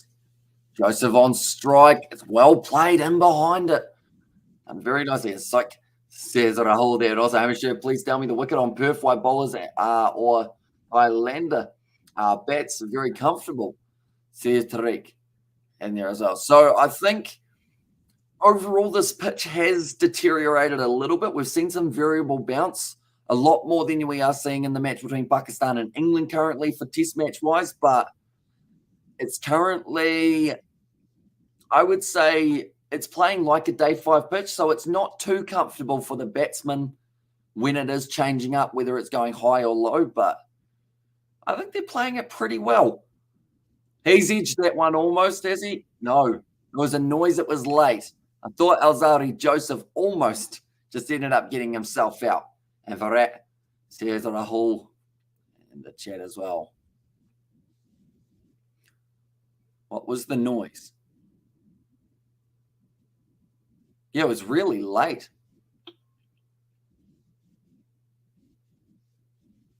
Grazed the top of the pitch with the follow-through. I think it was even after the follow-through. Yeah, there's just a random noise. I think it might have been his helmet adjusting, maybe. Got a man at bat pad, though. Mitchell Stark, short ball. It's the end of the over. Well survived by Joseph again, 262 for 7.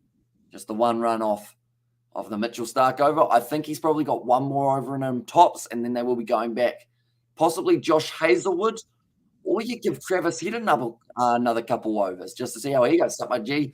Cheers, Nate. Welcome in, mate. Hope you are doing very well at the moment. Australia, they need 3 more wickets to be able to get themselves the victory. But West Indies, they're still fighting this stage. We knew that they were going to make it difficult. I see that it looks like it's about to absolutely bucket down here. In fact, I'm going to have a quick look at the weather report and see if that is the case. Cloudy? No, it just says it's going to be cloudy. Chance of rain only 20%. That is nice news. And also nice, says Nate.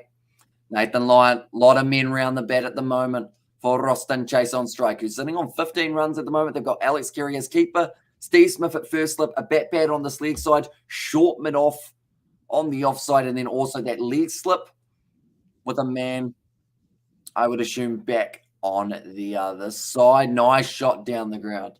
And I was like, no rain here, mate. Yeah, it's actually been really nice in Perth throughout the 5 days. You've known how to turn on some beautiful weather, Jay. Hope you've been keeping well as well. Almost Christmas time. You got anything excited planned for the 25th of December? I have pleased you. When you read my comments, thank you, sir. I'm leaving channel. Thank you, says Tariq. Okay, we will see you later on, Tariq. Thank you very much for tuning in. And hi, bro, says Ram Das. Is that how you say that? Ram Das? Welcome in, mate. Hope you're doing very well also. It's going to be hit down the ground. Nicely taken by Kawaja for the one single. And now Joseph going to be back on strike. Now, he's just as likely to try and smack this for 6 as he is to block it. Fastest delivery from Nathan Lyon today has been 100 kilometres an hour. The wicket ball was able to get Brathwaite with was around that 95 kilometres. It was a slightly faster paced delivery. 4 men still around the bat. I'm not a fan of Xmas. I hope you're well, bud, says Jay. I am indeed. Yeah, I think luckily this year we have just got it here, which does make it nice and easy for us. Pretty much I can sleep until maybe 2 p.m. No, probably not quite 2 p.m., but somewhere around there. And then, yeah, get excited for the BBL and Boxing Day test matches and draw match, says Rahul. Yeah, only another 362 more balls that the West Indies need to face if they want to come out with a win here. But anyone who is new, sure, leave a like and subscribe. We've got plenty more. We are going to be doing the West Indies versus Australia second test match. That is going to be starting on the Thursday. Pitched up delivery from Nathan Lyon outside of off stump, seeing whether or not Joseph wanted it. He declines the offer. End of the over, 263 for 7. West Indies already batting for about 20 minutes of this session. As soon as they lose one of these two individuals, though, it's probably going to be near the end for the West Indies. And it bucketed down in Perth when we got back from Calgary when I was in Australia in January, says Kiwi Gamer. In fact, this is a question for you, Jay. It's going to sound like a question out of the blue, but how are the mangoes in Perth? Weird question, I know, but when I was in Australia, I fell in love with Australian mangoes. And they don't sell them here in New Zealand, definitely not in our region. We get Peruvian mangoes. They're not the same. They're not as sweet. Are the mangoes any good in Perth? Because my mum was talking about she hasn't been to Perth ever in her life. So I feel like one day, maybe in the next few years, I want to get her a trip to Perth. So we'll see how that goes. But if they've got good mangoes, I'll be going with it. That's a nice shot from Chase. It looks like it's going to be racing to the boundary there. Brilliantly played by West Indies. Still trying to keep this run-scoring hope alive, maybe. And also we've got the gets bloody hot and cold out Calgary. And also juicy and sweet. We get ours from up north, I think, says Jay Hayes. I mean, I'm very excited now. I almost forgot how to speak for a second. I'm also sleep deprived, Jay, so that might be why I was asking about the mangoes. But yeah, I miss an Australian mango. And the fact that you can just go down to the shop and get one, and it's just perfect. Favorite fruit. Anytime I go to McDonald's now, I get a mango and pineapple slushie. It's actually decent. It's an interesting combination, but it gets the job done. It's going to be left alone by Roston Chase outside of the off stump. And also heaps of varieties too. Coles add about 4 or 5 different types. Oh, that's got to be a Kiwi Lads video trying all the different types of mangoes. What types of mangoes can you get, Jay? Is it just like the brand of mango? Like the company who I was going to say who make them, but who grow them? Or are there actually like different like types per se? I'm intrigued. Currently 2 slips and a gully. Looks like they're going to have the man at short mid-wicket changing up a little bit here. And also a man at kind of a bit of a wider mid-off region. And cricket has gone backwards in test, says Turbo Tom. And there, I mean, it's an interesting one. Seeing the result of England versus Pakistan, the way they've been able to get 500 runs in a single day of Test match cricket is pretty insane. But then Pakistan now have about 500 runs on the board also. Because I did not have those, but I did have kangaroo, emu, buffalo, and crocodile at Outback Jackson, Perth, says Kiwi Gamer. Interesting. What was your favourite out of those four? I can't imagine crocodile being that nice. As much as I assume some people would like swear by it, like it would just be very gristly, wouldn't it? Similar to like people who try and eat a snake and then go, geez, there's a few bones in it. And it's like, well, obviously it's a snake. It's going to be left alone on the leg side. Rustin Chase. 2 balls left to the Mitchell Stark over. I think this will be his last over that he bowls. So out of all those, I'd say that Buffalo would probably. Oh no, Kangaroo's supposed to be quite a gaming meat, isn't it? So maybe if I had to rank them, even without trying them, I'd probably go Kangaroo, Buffalo, Emu, and then Crocodile. Because Emu, I feel like just kill a chicken. Sorry, vegans, but you got chicken as an option. I was like Kensington. There are also Golden something mango, forgot the name, and a couple of others at the moment. $2 for the Kensington at not a bad price. Some are about $5 each. That's an interesting one, Cash, but I guess each to their own. You want me to smile for you? Commentating. Says Turbo Top. Oh, you've been commentating the Soccer World Cup. Not yet. We wanted to make sure that we got through a majority of our rugby before hitting the Football World Cup, just because we wanted to make sure no copyright strikes were thrown by random channels. And also the channel that copyright struck us for the cricket have actually copyright struck us once before, and I was worried they'd do it again. But yeah, it sounds like a Kensington is the type of mango that I would have no idea what type I actually had when I was over there. I think I just went, oh, it's a mango, I'll eat that. Of course, I paid for it first inside of the grocery shop and then took it out and then ate it. But yeah, didn't realize there were different types. I feel like my eyes have been opened up now. 34-run partnership between these two individuals. That's a big shot from Azadi Joseph a little bit earlier on in the day, getting a 6. But these two, they are slowly ticking over runs. Looking at the scoreboard, I'm just going to do the maths again on my phone because that's easier. What is 231 divided by 59? 3.91 is the required run rate for West Indies if they want to go on and win themselves this one. And also, there are also heaps of different brands on the East Coast.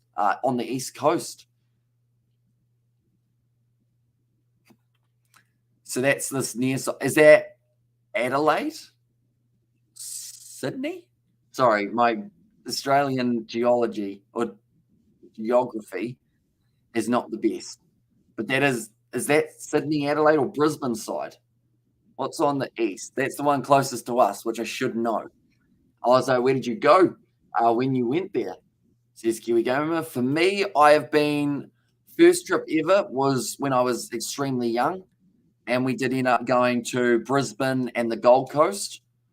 Then from there, I went a little bit later when I was about maybe 2016-ish, so probably about 15. And we did end up going to Sydney. And then the last trip that I went, we did go to Melbourne. But there was a trip in between there, actually, that we went to Port Douglas. I think those are all of my Australian trips I've been on. And Queensland up in Bowen. And also Sydney, says Kiwi Gamer. But I'll never forget Boxing Day Test match 2019, New Zealand versus Australia. That was a fun one to go to. And on that first day, about 85,000 in attendance cheering on. Even the toss. You'd think someone had won a World Cup the way that people celebrated when New Zealand won the toss. Nicely done by Alzari Joseph, playing it with soft hands. Just one ball left of the Nathan line over. I've been to Sydney and Bathurst as well, says Kiwi Gamer. So I think Isaac's planning on going to Melbourne next year for the Formula One. I don't know whether or not I'm supposed to be going on that trip with them. That's a great shot from Joseph. once again manages to smack it away to the boundary. The bad ball was bowled by Lyon. Australia are now in a little bit of a slump because they need to try and find one of these 2 wickets. They haven't got one yet, and a 40-run partnership now starting to form between these 2 West Indian batsmen. Great shot, though. Waits for it on the half volley. Could say it's only a matter of time till he hits one for Joseph, but until then, he's going to get himself some good runs on the board. That was extremely close to Nathan Harris. Oh, sorry. It was actually Travis Head in close. That one, Nathan Harris, of course, the Chiefs hooker, which is a position in rugby for anyone who doesn't know much about rugby. Chase now going to be facing off against Mitchell Starc. It surprises me that Starc has got another over here. I would have thought he would have been getting a little bit tired, but I believe he is going to be all right to continue just a little bit longer. I'd assume this is his last over, though.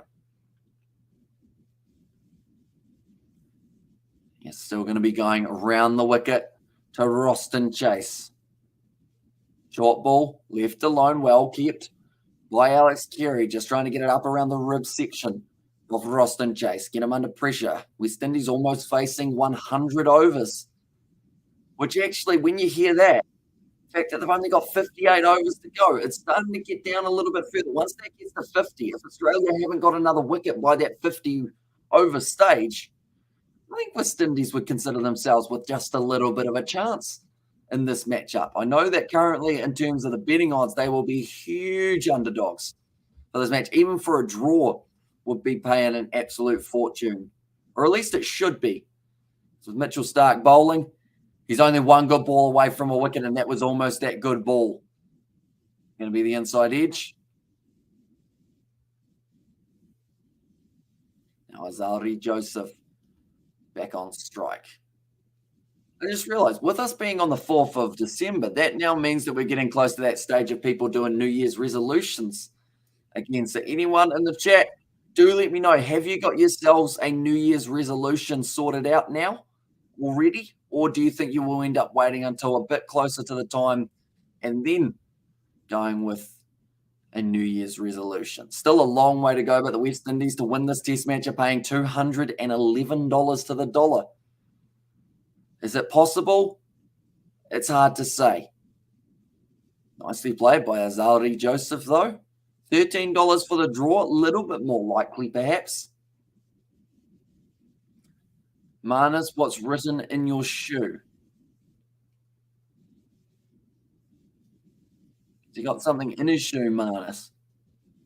Maybe. What's he got in his shoe? They're doing a zoom in on Marnus's feet at the moment. I think he's just realised that they're showing off his shoes. Are they Nikes? I think they are. Oh, Marnus, they were showing 33 on the back of the shoes. So the custom-made Nikes for Marnus. Mitchell Starc, 3 balls left here. Nicely hit to the leg side, straight into the hands of Head and close. No more KC 2023. Oh, no, that's too hard. Says Nazi Williams. Even no more KC for the first week of 2023 might be quite a tricky one. What would John Keys be? Probably just to maintain that nice house that he's got on the island. Don't get himself into any trouble. Just the simple ones. And also not yet do you. I've got a couple that I'm thinking about. I mean, I've got a couple channel goals, which we do actually talk about in the podcast that we filmed today. But like overall for me, I realized I haven't really got too many outside of the or outside of the channel that I've thought of yet, mainly because my mind for the last 12 months has been nothing but YouTube. Like everything that I've been doing, like I wake up, do editing, wake up, do streaming, go to sleep, wake up, go to work for a few hours so that I can then pay for the YouTube channel to keep on doing streaming and editing. So I think it's like probably need a real life outside of streaming and YouTubing goal for 2023, but I haven't decided on that yet. What is your which is the favorite pet animal? Which animal are you most afraid? I mean, I've only ever had one type of pet, and that is cat. So I'd probably just go cat because I haven't actually had any others. And then, animal I'm most afraid of, probably, I mean, this is going to be a problem. If Jay is still here, this is my one downfall of having to go to Australia to get the mangoes. I would say probably either a snake, a crocodile, a shark, or a spider. Those are probably the top four, which are all native to Australia. So, I've got to try and get those mangoes real quick and then get out of there before I get bitten by anything. But that will be the end of the over. 97 overs bowled by Australia. This will be tiring and annoying for the Aussies because all they want to do is hang up their boots and say, hello, we have finished it. They are just showing Mitchell Starc's hand. A good spell from him, but he wasn't able to get too many wickets in the process for Mitchell Starc. So he will be going off. Nathan Lyon still bowling. He's bowled 36 overs, I believe, about 10 in a row now for Nathan Lyon. Or on and off 10 in a row. So I guess 10 on and off. Better way of describing that. Anyone who is new to the channel, be sure, leave a like and subscribe. Nathan Lyon, for some reason, I feel like he's not too far off getting that breakthrough. Oh, Joseph goes bang, hits it down the ground. He's gone for 6, though. That will hurt him a little bit before ending up going through. A brilliant shot from Azari Joseph right there. And also, crocs and sharks are scary. When you're up close, snakes and spiders are usually harmless unless if you provoke them, says Jay Hayes. I don't know why, but my plan, or not my plan, but I always feel like for me, I'd accidentally stand on a snake, if that makes sense. Like, it wouldn't be on purpose at all. I'd be walking backwards or something, just dawdling, and then I'd stand on a snake, and then it would be like, oi, mate, I'm slithering here, I guess you'd say, rather than I'm walking here, and then he'd just bite me. That would be unfortunate. Spiders are, like, even when we've got whitetail spiders, they kind of hang around sometimes. And we've had one up in the corner where I'm looking there, and it actually dropped down behind my computer desk. Thought about moving to a different country. And yeah, that would be a problem, says Jay. Nathan Lyon now chained in his angle, just off the outside edge. Azari Joseph, they keep on saying well bowled for Nathan Lyon when he finds the edge, but I think Azari Joseph actually purposely just glided that one down. Let's pick up another couple runs. West Indies have gone from 211 underdogs to now $106 underdogs to be able to go on and win this match. There's still a long way to go, though. 78 meters. Azari Joseph was able to hoik that one. See, for me, the fact that the West Indies are still attacking here, another big shot from Azari Joseph. This time gone even further, another 6 runs for the West Indies. He's looking pretty handy at the crease. Azari Joseph moves up to 29, the 50-run partnership between these two men. Wow. Okay, Nathan Lyon starting to become relatively expensive here because he's not going to bowl the right spot to Azari Joseph. He's going to keep on smacking him for 6. That's 3 more now that he has been able to get. No more Cassie for Nuzzy. Come on, says Nate in there. Now West Indies actually down to $46 underdogs to be able to go on to win this match. It's continuing to change for the Windies. So 211 to 46 in about 2 overs. Joseph will get 100. I'm predicting very Andy cricketer. Says going to Mr. Lyon, says Nate. And yeah, Nathan Lyon under a huge amount of pressure here. Might be his last over that he bowls because he's gone for 15 off it. And 300 watching, hit that like button. It's Xmas, don't be a Grinch. Like up the stream, says Jay Hayes. You heard the man. If you haven't already, be sure to hit that like button. Also subscribe to the channel. We're going to be doing the next match between the West Indies and Australia. That is taking place on Thursday night, 5 p.m. Should be a good game.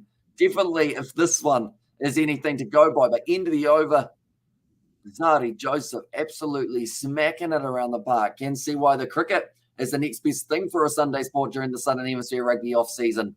Says Simi Souza. Yeah, it's always very enjoyable watching a game of cricket. We've got the BBL we're going to be covering on the channel, hopefully every single game. Some of them do overlap a little bit, though, so that might make it a little bit tricky. But I would say 90% of the BBL games we are going to be covering on the Kiwi Lads channel. So be sure, stick around for those. Do you love yourself some BBL? There's some big players in the competition, a few Kiwis in there. Martin Guptill for the Renegades, Trent Bolt going to be taking part in the comp. Josh Hazelwood now coming back into the bowling attack. I believe that's because of that extra pressure that the West Indies are putting on this Australian bowling outfit. I think my dad and my uncle are home. They don't both live here, just my uncle. No, just my dad. My uncle is carrying something in for him. Hazelwood now, 3 slips in play, second, first, and fourth. It's going to be whipped to the leg side for Roston Chase. He's timed that absolutely superbly, but Nathan Lyon cuts it off. They'll get back for the 3 runs, and the West Indies continue to cut down this run rate, cut down this run required. And Colin Munro, another Kiwi who's in the competition. Is that all of the Kiwis we've got, Robert, or have we got a couple others scattered throughout there as well? I'm trying to think who he had last year. I think Munro was the lone Kiwi, Trent Bolt, and now also alongside him they have added in another man with Martin Guptill. He was a bit of a last-minute one for the Renegades that no one really expected. And then they were just like, hey, by the way, we've got a guy who, when he's in form, is one of the hardest players to bowl to for New Zealand in T20s. But, yeah, he's our new opener going alongside Finchy. And also with all those flooding in New South Wales, snakes and rats have migrated to Victoria and Adelaide. Victoria and Adelaide. So that's not where the mangoes are. Well, there probably are mangoes, but I'll take anywhere I can get a mango. This point, nice ball from Hazelwood, back foot punch, out to backward point to Marnus. He's still got himself those pads on for when he fields in close. Don't think he'd be too keen to field in close, though, at the moment, because Azari Joseph has been absolutely going berserk over the last little while. Australia, they require 3 wickets to win the test match. West Indies, they still need another 208 runs to be able to go on and get themselves the win here. So there's a long way to go, but it's looking good for a maybe 3rd session of this test match, which would be absolutely awesome to see. We've already been going for 3.5 hours almost. I can go for another 3.5 if we need to. See the result of the game. Hazelwood, no run taken. The last thing they want now is a run out. That could be the end of the game for the West Indies if they did get that one wrong.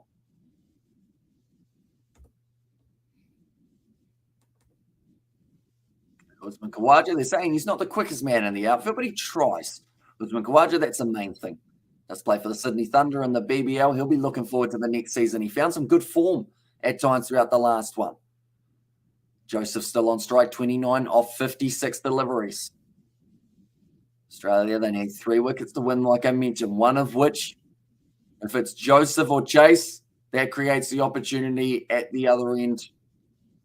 Try and break up the partnership a couple more times. And there's actually a new batsman going to be available due to the injury of Roach. Means that they have replaced him. I remember that someone mentioned the name that they've got as their next batsman, but I can't quite remember it just off the top of my head. But it's not Roach anymore. It's actually a different man. And then also they've got Jaden Seals as the other guy available. Seals looking nervous. The moment doesn't want to have to go out there for the rest of the day, ideally. These two can get the job done. Hazelwood now bowls the short ball. Joseph ducks under. He's quite willing to go for the pull shot when he's got the cover back. He's got the man at deep square leg. I believe they've got a deep fine leg in play as well. Short leg on that side. And then a short mid wicket.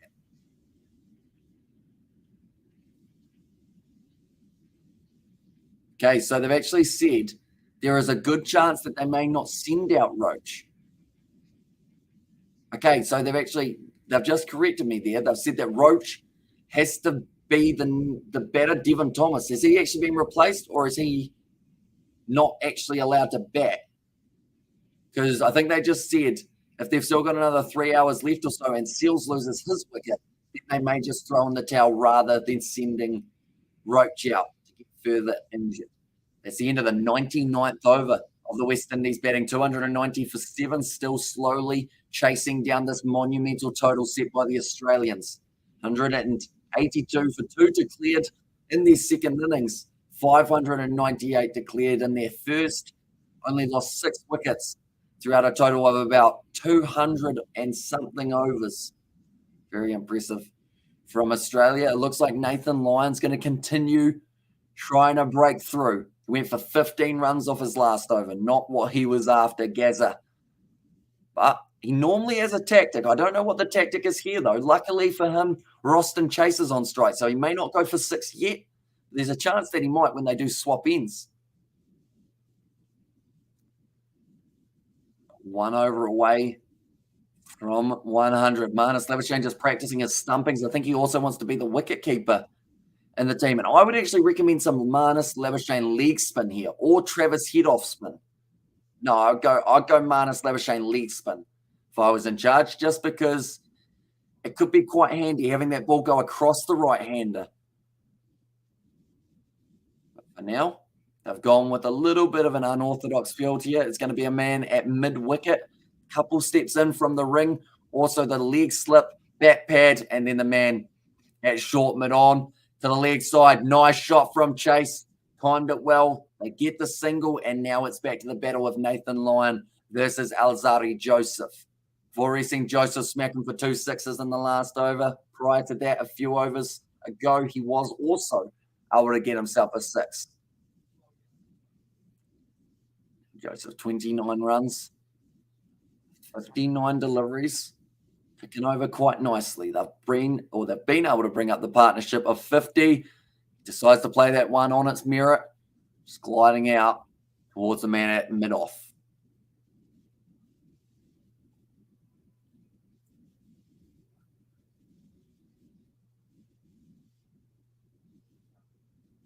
And Nathan Lyon, he swings for it. It's gone straight up. This could be possibly, yes, it's gone far enough. Another 6 runs for Alzarri Joseph. They even had the man back, and he was still willing to take it on. Steve Smith is also a leg spinner, says Robert. So, yeah, maybe just to throw something different at them. Nathan Lyon, as good as a bowler as he is, you cannot keep on bowling half volleys to a man who wants to keep on smacking you down the ground over your head, trying to hit people in the crowd.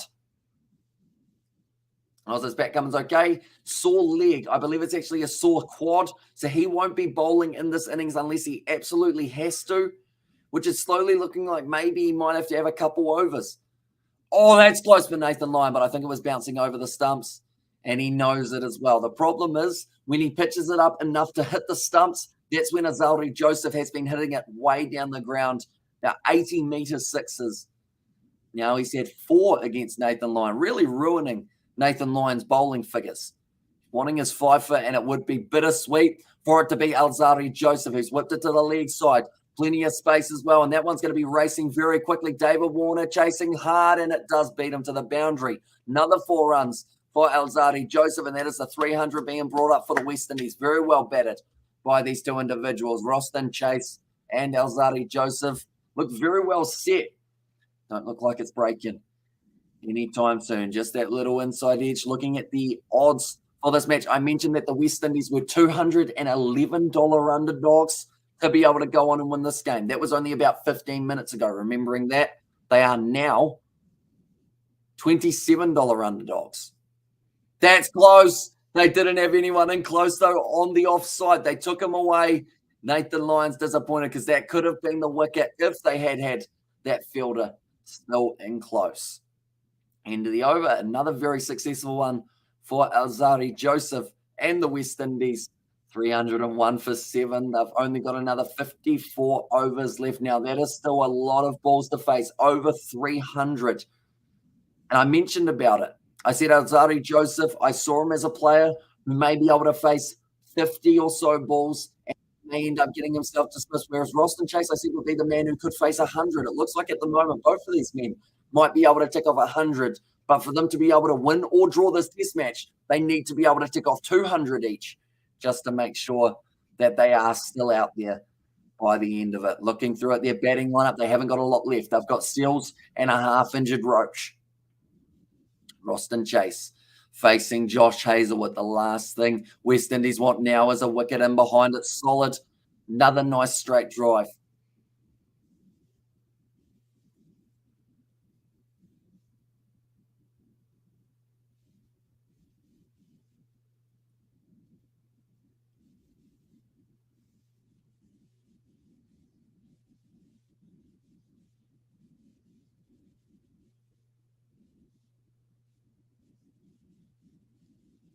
14,212 runs.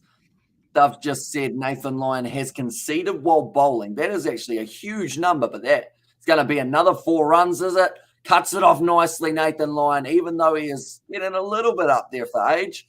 Still throwing the body on his line for a day 5 of a test match. Knows that there are definitely runs that they need to try and cut down on. Does end up diving. Slams the body on the hard Optus Stadium outfield. And that's the thing, with it being so dry, with it being so hot, that probably hurt quite a bit for Nathan Lyon, but still willing to put the body on the line. Can Hazelwood possibly now get that breakthrough? They need it. And the Australians, they certainly want it. Picks it up, it's off the edge. It carries to Cam. No, it doesn't carry to Cam Green. It's been safe.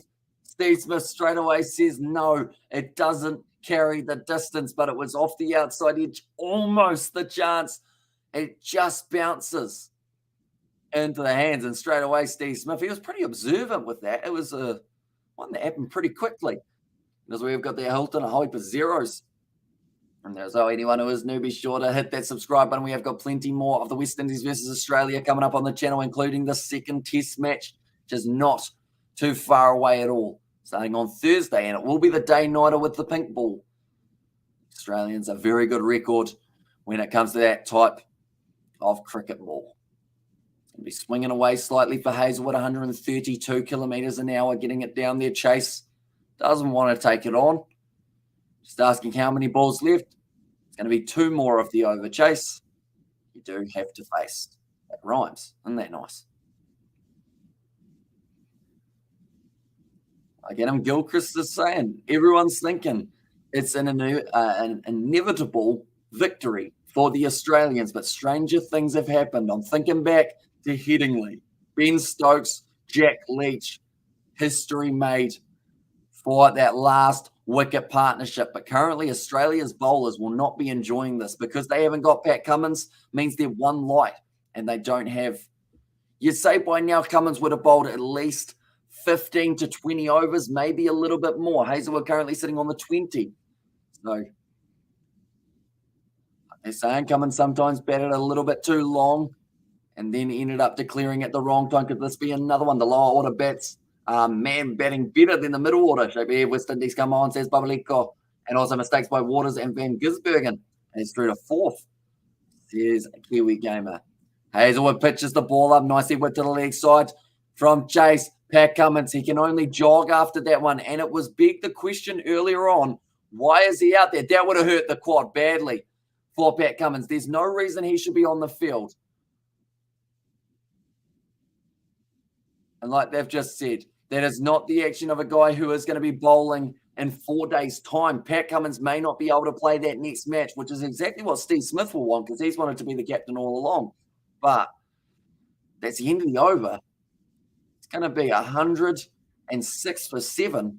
And Pat Cummins, they asked the question earlier on, and I think I agree with them here. If he can't run, if he can't bend down, why is he on the field? Because all that is, I guess you could say, a liability. What if the ball goes just short of him? If he ran into it, he'd be able to catch it, but maybe would end up being a challenge going astray.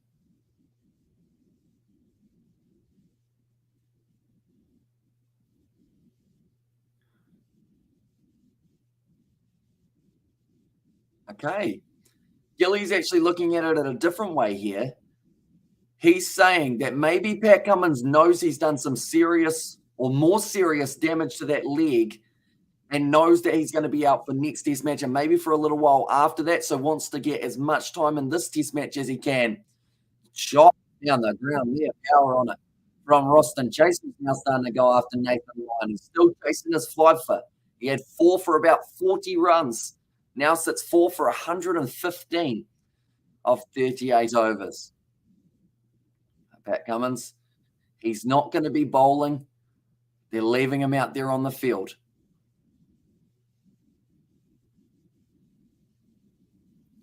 He fields that one nicely. Yeah, mid off. And like they're saying, West Indies, now that they know that Pat Cummins can't bend down and get it, it's going to be pretty much exactly who they aim at. It's going to be a great cover drive there. Another 4 runs for Roston Chase. He moves up to 41 now. And the West Indies continue to build runs on the board. And Michael has said, can the cow kill the butcher? Only time will tell, says Michael Barson there.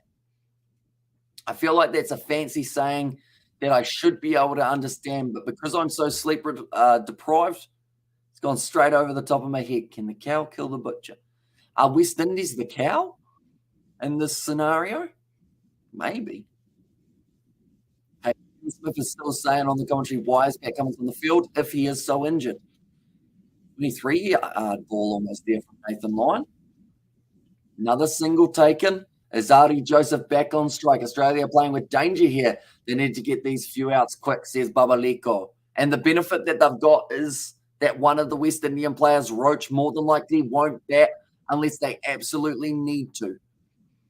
Also, we have got there Kiwi or Hamish as a Kiwi. You'll be supporting Windies to pull this off, says Coding. I mean, at the end of the day, I'm normally very impartial, but this would be a monumental comeback for the West Indies if they were somehow able to turn around. The thing is, though, yes, they're in a very good patch of form now, but what happens when one of these two does end up losing their wicket? If that does happen, all of a sudden you still need another 150 runs to be able to win it. That ball stayed low. Azadi Joseph plays it nice and solid off the back foot. End of another Nathan Lyon over. He's looking frustrated. Wouldn't have been expecting to bowl this many overs. Definitely wouldn't have been expecting to bowl this many overs without a successful wicket falling. It has been a good 15 overs since he was able to get himself one. Currently 6:51 p.m. here in New Zealand. Another hour and 10 minutes left of this session. So by the end of this one, I'd say that we'll have another 35 overs left in the day, and they will be completed in the last session, having the West Indies still wickets up their sleeve, that is. Oops, I just turned off a light. How did I manage that? I unplugged something with my foot. I know. Go like this, like that, and we'll click this, and we'll stop kicking things. And also we have got there, after that, which batters Windies have? Roach. And, well, Roach is currently injured with a hamstring, but he still may have to bat. And then alongside him, Jaden Seals. So normally a number 11 batsman would be coming in at number 10, and then maybe they have Roach come in at the end if it's only a few runs required. If it's still about 150, the West Indies may not send Roach out. They won't want to risk him. Hazelwood outside of off stump, left alone. Still 312 balls left for the West Indies to face to be able to take this one to a draw. But at the the run rate they are scoring at the moment, they've almost been able to cut it down to only needing 3 and over, about that 3.3 kind of mark here for the West Indies. And that was up to 3.9 at one point of the session. So doing very well, the West Indies here. And also we have got a spammer, so I'll quickly go like this and go like this. There we go. Roston Chase on a sunny Optus Stadium afternoon. The crowd clapping for Hazelwood. They want him to get the breakthrough wicket. Stark hasn't been able to do it. Hazelwood hasn't. Nathan Lyon hasn't. Cameron Green, they haven't really tried him that much yet in this session. They may decide to give him a crack there. And then also, alongside that, you've got maybe the part-timer Labuschagne. You got Travis Head, a couple of guys who might be able to bowl a few overs to make it a little bit of a lighter work rate on those other quicks. And next batsman name says Sandy. So the next batsman, it will be Jaden Seal. Makes his way to the crease. Normally bats 11, but will be batting 10 for this one due to the injury of Roach. Down the leg side, Chase is unable to catch up with it. 128 Ks that ball went for Josh Hazelwood. But they still need 3 wickets to win here for the Australians and the West Indies. They need 187 runs here to be able to get themselves the victory. And they were $211 underdogs. To now be only about $27 underdogs is quite a drastic change. But 1 wicket can change everything in a game of Test match cricket, and that is what Australia are still searching for and that they still need. Hazelwood once again, 3 dots in a row here for his over the short ball, left alone by Chase. And Bonner's not playing his batting order. says Sunday. Unfortunately, did end up getting concussed, I believe, or at least ended up being injured in that first innings. So the replacement for him was Brooks. He came in and batted. And I'll just have a quick look. How many runs did he get for himself? Brooks ended up getting 11 off 20 before he was caught by Steve Smith, old Nathan Lyon. Yeah, I'm not too sure whether Bonner will actually be back for that next test match, just taking place up against the Australians on the Thursday for the day-night test. Hazelwood now picked up delivery. Roston Chase drives, hits it straight at Pat Cummins. He's taken it nicely there, but either side of him, that's a boundary. And Roston Chase knows that. They know how much of a liability Pat Cummins is going to become in the field as the day progresses. 3 wickets left, says Sandy Braid. Yeah, so ideally for the West Indies, they don't want to have to send out Kumar Roach. And if it was still another 150 runs or so that they need, and it was just Steels at the crease, they'd probably end up saying that's the game. But if it's still one of these two, Joseph or Chase there, they may consider still trying to give it one last crack. So still 3 more wickets needed for them in this one. So they did have the replacement batter come in, which was Brooks. So he kind of counts as the 11th man in the side. It's the end of another over. 103 overs down, 311 for 7 here for the West Indies. They continue trying for their run chase. But anyone who is new, sure to hit that subscribe button. We are currently on the road to 20,900 subscribers. We are closing in. So if you do want to help us out, please hit that subscribe button. It's absolutely hugely appreciated. We've got plenty more of the test match cricket coming up in the future. Alongside that, we do a bit of rugby. Going to be doing a bit of the Football World Cup when it does come around. Or the upcoming matches come around, I should say. Looks like Travis Head is about to have a bowl. I like this decision because they're going to go after him. Yes, his economy is going to take a bit of a hit, but it could also force the wicket, just like we saw when he managed to get the wicket of Jason Holder. So a good choice from Captain Cummins. And I would actually go Labuschagne from the other end if I was going to have a bowling change, just to completely go with 2 new guys and try and throw them off a little bit. Or go Travis Head and Cam Green. Actually, that's the combination I'll go with. Cam Roach back, it's questionable. He won't if he doesn't have to, but he might be able to just go out there and swing about. I don't think he'll be running many runs because it's actually the hamstring that is playing up, and that's not normally too fun to run on. Windies, or the West Indies, really putting up a fight. Well, says Babaleko, they certainly are. They weren't willing to back down from the Australians in this challenge. They saw the opportunity, try and make history, and they are still trying to take that. But Joseph going to be facing off against Travis Head. I believe this will be wide outside of the off stump. Yes, it is. Azari Joseph cuts it away through the cover region. There's no one back there, and Joseph says, thank you very much, Travis. It's going to be another 4 runs. He moves up to 43 runs. Not the field. Like Ian Smith saying, not too many bad balls, but they're just cashing in. That one was a bad ball, though, for Travis Head. Too wide, too short. If you're going to do that, you've got to make sure that you're at least pitching the ball, giving it an opportunity to spin and make it towards the slip corner where you've got Steve Smith. Hardy Joseph pitched up there. Oh, that came back a little bit. That's a better delivery from Travis Head. Putting it on the stump this time. He may find himself getting sent down the ground for 6. And that means 1 wicket left to Aussie win, says Sunday. Not quite. So pretty much Bonner was replaced by Brooks. So Brooks now counts as Bonner rather than Bonner not counting as a batsman, if that makes sense. So they still played with 11 batsmen. They've still got 3 wickets up their sleeve, one of which is the wicket of Joseph. Big swing there, didn't manage to connect. The first time we've seen him miss. So Joseph or Chase losing their wicket. Then they've still got Seals, and then they've got Roach. 3 wickets in total. Need a wicket, Aussie. And also, that was from Nate. Yeah, at the moment. Going to try and find one soon. Oh, Azari Joseph. It was off the edge.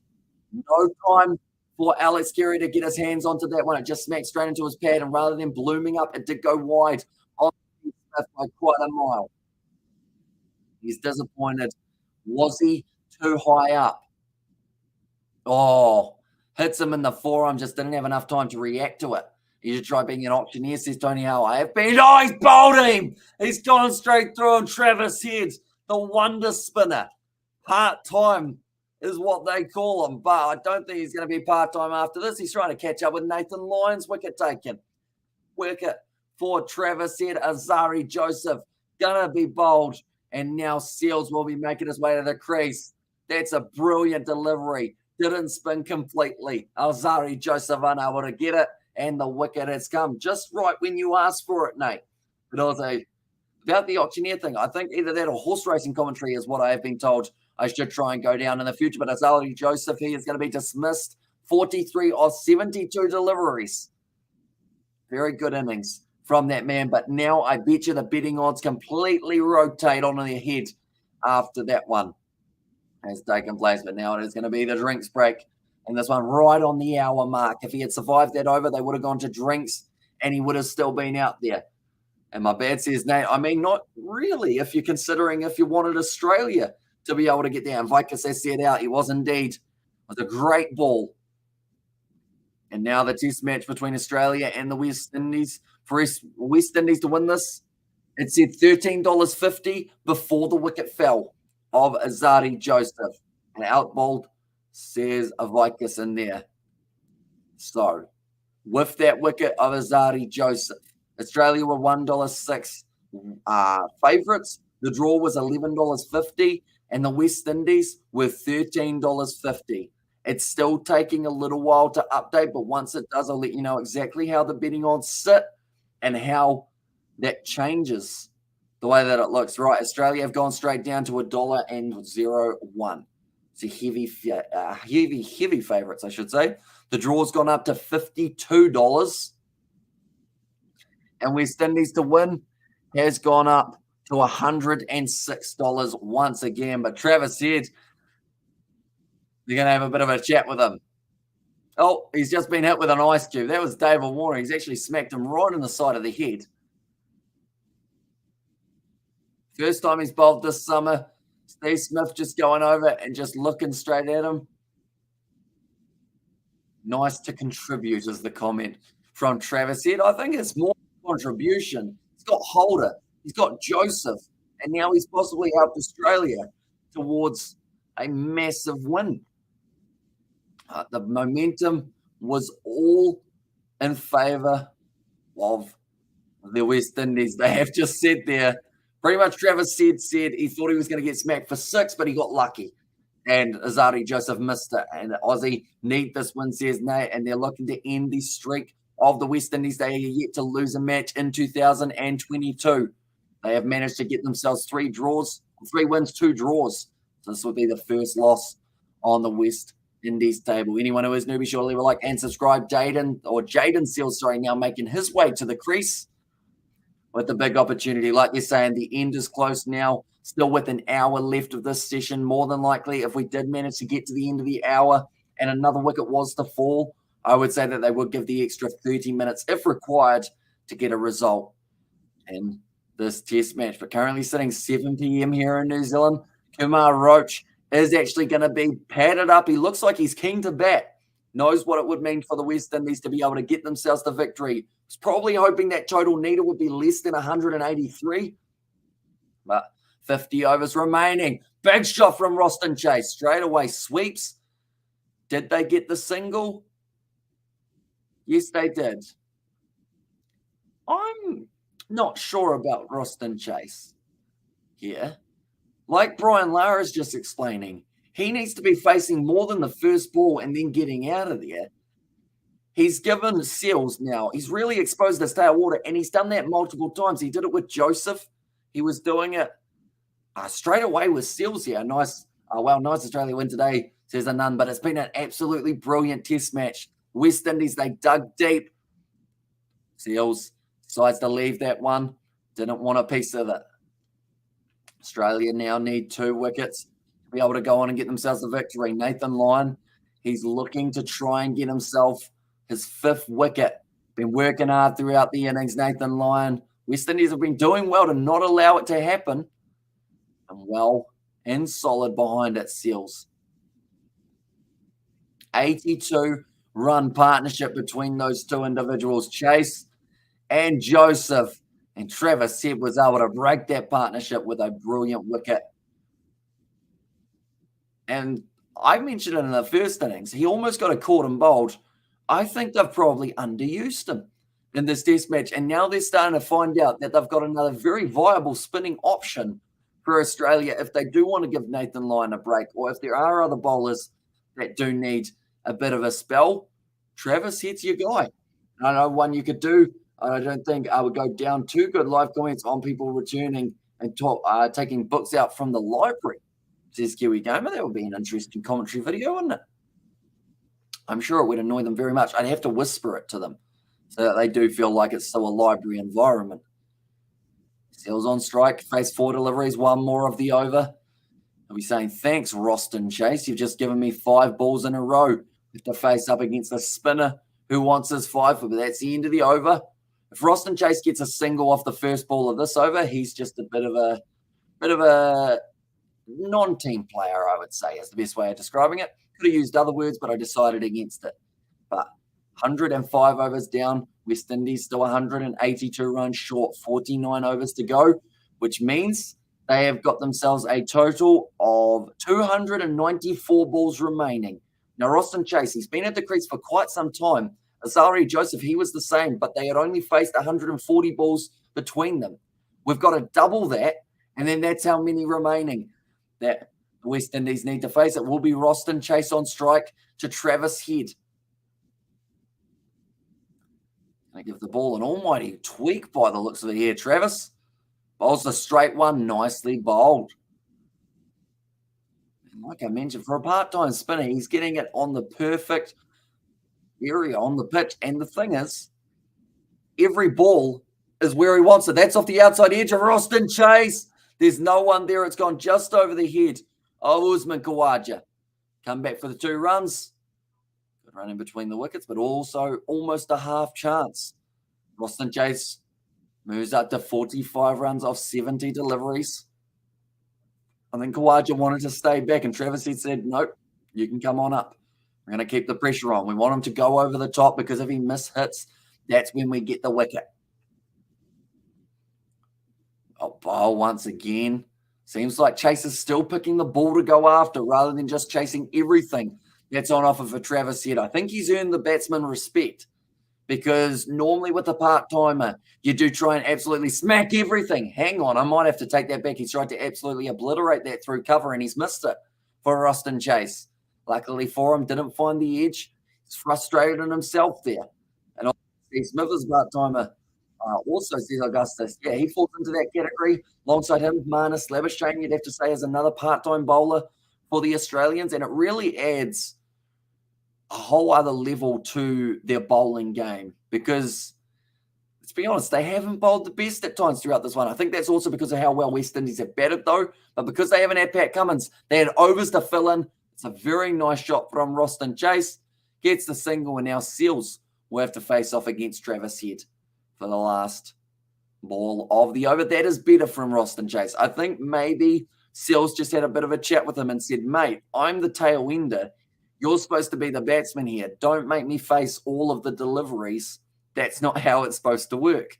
So he only gets the 1 ball to face here. I bet you he goes out because of that. Oh, but full. He's going to take the single, so it works out in a way, because it's going to be Seals on strike for the next over of this matchup. 320 for 8. So West Indies already getting almost 40 more than they had in their first innings. And they still have 2 wickets in hand, theoretically. Oh, kind of 1, though, with that injury of Roach. But it looks like he's still going to be going out to go for the bat. But anyone who's new to the channel, be sure to hit that subscribe button. We are closing in on 20,900. So if you want to help us out, please do. And we have got plenty more cricket coming up in the near future alongside some other live commentary. So, yeah, be sure to hit that subscribe button. Let's see how high we can go on the stream. They are just showing Scotty Boland statistics. Nathan Lyon still bowling, looking for the 5th wicket. Oh, close to a stumping. Not quite able to get it. Pat Cummins, though, using his captaincy experience, if you'd call it that. He hasn't had a huge amount of it. But Marcus Harris, he's found himself a walkie-talkie and he's playing with it. He's probably talking to his mate over in the changing room. Lyon now pitches it up. Nice work from Seals. Looking solid behind the ball. And I believe the West Indies now possibly looking more towards that draw than they are towards the win. Unless, of course, Roston Chase wants to continue to attack, which there is that option. But you've also got to be careful in that regard. You don't want to accidentally go too hard at the ball and get yourself out. Another solid shot from Seals.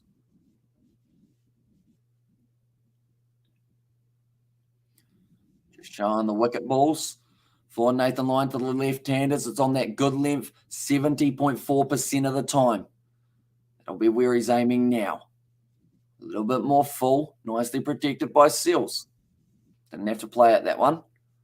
88 kilometres. I think we're getting a 95 delivery very soon from Nathan Lyon. He's gone with an 88. He might even slow it down to about 84 for this one, bit more flight. And then you go with the fast ripping ball for the last of the over. That's what I would do anyway. But I'm not Nathan Lyon. That was the quicker ball there. So he actually decided to use it there rather than the last one. 98 kilometres, I believe it was. They're going to get back for 2 runs. I don't know whether that was the time to use it, Nathan Lyon. I think Seals was expecting it to be quick. Now, 178 runs at the moment.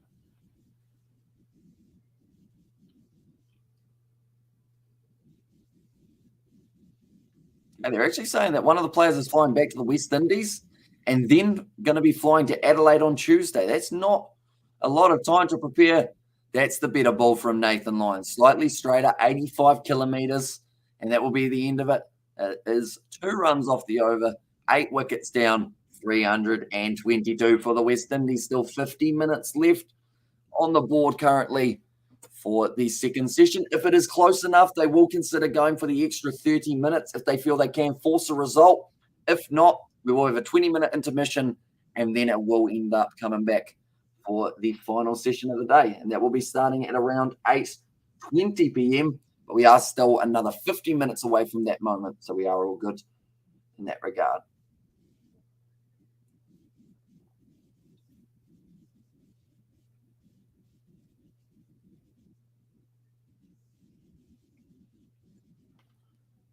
Travis Head, once again, going to be bowling a dot ball. Start him off against Roston Chase. I'll bowl once again on the money for Travis Head. Bowling about 87 k's, so actually around the same speed as Nathan Lyon, slightly slower. And I think that's what helped him get the wicket of Azari Joseph, because it was a bit harder to read. It's going to be hit down the ground just for the single. Seals back on strike.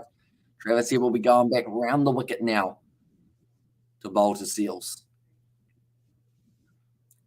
Some would say West Indies, in a way, delaying the inevitable here with those wickets falling eventually. But others would say that there's still a chance because Roston Chase is at the crease. Seals, wow, fielded by Head. Sometimes the ball just sticks to your hand, and that is exactly what happened there. Also, I don't think he wanted to go for another single on his figures. Had to make sure that he was doing well to stop it. 2 more balls left to Travis Head's over here. Well bowled once again. Trying to possibly get a cheeky run out here, the Australians. Every time it goes to Marnus and close, he flicks it to Kerry. It's right near the stumps, waiting to be able to stump him. Last ball. On the money once again from Head. That will be the end of the over. 1 off it. And that is going to be 108 overs down, 323 for 8. And a very solid one from Travis Head once again. They've just shown the difference between the Seals dismissal and May. But the difference is Seals is actually the man who is attacking the ball a lot more, driving into it, whereas Mayers is only really doing the little footstep and doesn't actually have the foot angling straight down the wicket. That is something that you're taught from a very young age. Get that toe pointing towards the bowler to play your shot rather than having it angled out towards cover, or else it's probably where the ball's going to go. And in Mayer's case, that is where it went, other than the fact he only got the edge of it. So it went straight to slip, and Steve Smith was able to take it. Now hit back down the ground. Nathan Lyon went for a bit of a cheeky run-out attempt, and it's going to be smacked straight to Hazelwood. Chase moves up to 48, and Seals sitting there 3 off 15. Taking the single straight away. which makes me still think that West Indies are searching for the win here rather than just taking the draw. Other than that, the only other explanation is Roston Chase just doesn't want to face any of the spinners and wants to expose his tail enders to some very good bowling.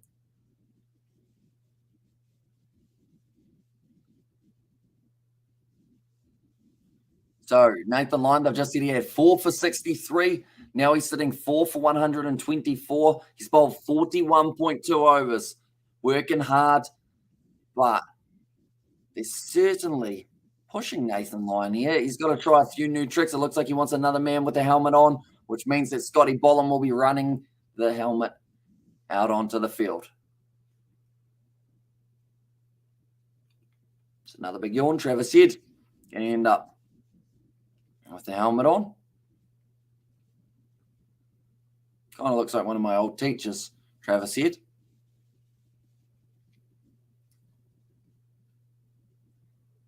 Now they've got the man at bat pad on the leg side, and then they've also got the man at short cover on the offside.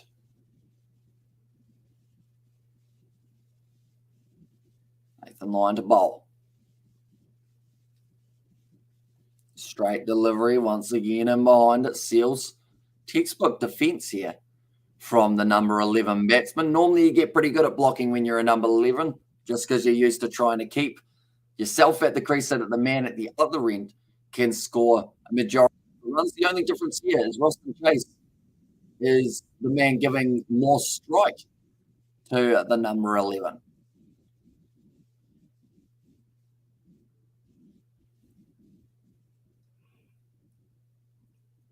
That is another big yawn, 2 in a row for myself. I think that the 2 hours of sleep last night are starting to catch up. And also we have got there Pakistan all out for 579. Jack's got 6 wickets for England. Nice bowling from the youngster. Oh, that's at the bad. No shot played by Seals. So that would mean England, I'll just have a quick look. They got a lead of 78 runs, and now whether or not they play baseball again and just smack it around the ground, we'll have to wait and see. They will want to try and get it into a position where they can win the test match, though, rather than just kind of blocking it out. And the leg side, decent ball. That'll finish the over of Nathan Lyon. And that's going to be 8 for 324. Nathan Lyon, he's been close multiple times, but just hasn't been able to get the wicket that he's after. We're just showing that first wicket that he was able to get for himself. He's got Brooks, he got Blackwood, also got Mayers, and then the last wicket he was able to get was Brathwaite. So he's got some pretty big ones from this matchup. And Kiwi Game as said, Van Gisbergen is doing a burnout around his trophy teammate Brock Feeney. Gets his first win at home. Should come to Hamilton to see me next year. You'll meet Jacob, Jonathan, Dave, Corey, Reed, and Harrison, and Liam, and Carl, and Rachel, and Keelan. That is a large group of people. That's a big shot down the ground from Chase. Looking for his half century, currently sitting on 48 of 78 deliveries. And this would actually only be the second West Indian to get himself a half century. I believe the only other was Brathwaite. If I'm not wrong, I'm just going to have a quick look at that. Yeah, it would be. Which is kind of surprising. We've had 3 men who have made it into the 40s. Brathwaite who made it to 110. And then other than that, everyone else was around that kind of 20 or lower. Another good ball. It was a half chance for Marnus Labuschagne. Chase is running hard. He will get to the half century. Well batted by Roston Chase.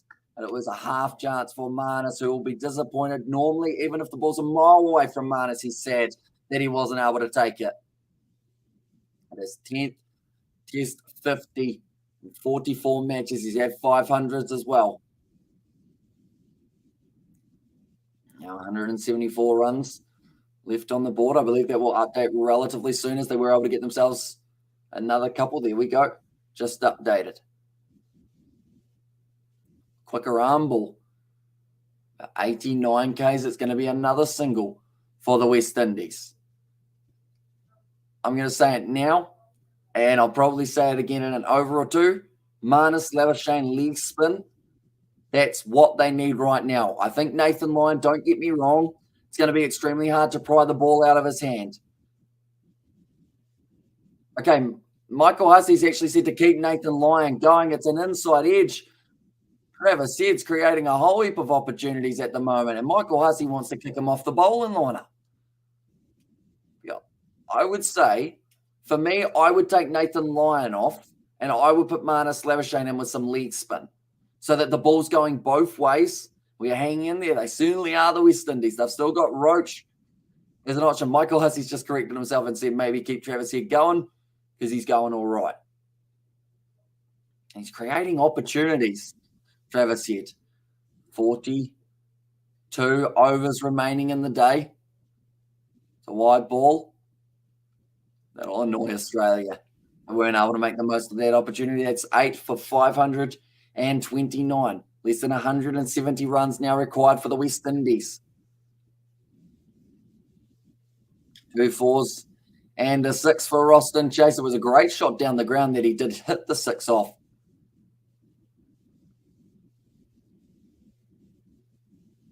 But 51 of 81 deliveries. If he still had Azadi Joseph out there with him, theoretically, if he was still playing the spin as well, Azadi Joseph could have been on 70 runs or so by now. Could have really helped the West Indies towards that total, but he did lose his wicket. He was bowled by Travis Head. It was a great bowling choice to change that end. I think you've got to change Nathan Lyon. I know that it sounds bad because he's a veteran of the game. He's searching for his fifer. But I think you need to either put a quick or you need to put a Marnus Labuschagne at this end. He'll probably get a wicket this over, or he's going to get smacked downfield to the boundary for a 1 bounce 4. More runs for Roston Chase now. Now that he's got his 50, he may start freeing up a little bit. Try and get that run rate down a tad more, get it towards that 100 runs needed for the West Indies.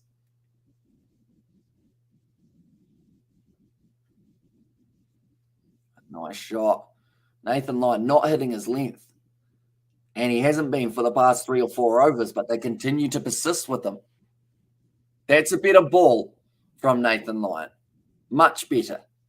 But he's frustrated at the moment. Maybe that's what he needed. He needed to get smacked to the boundary again just to remind him, don't bowl there, because or else you will end up getting smacked away.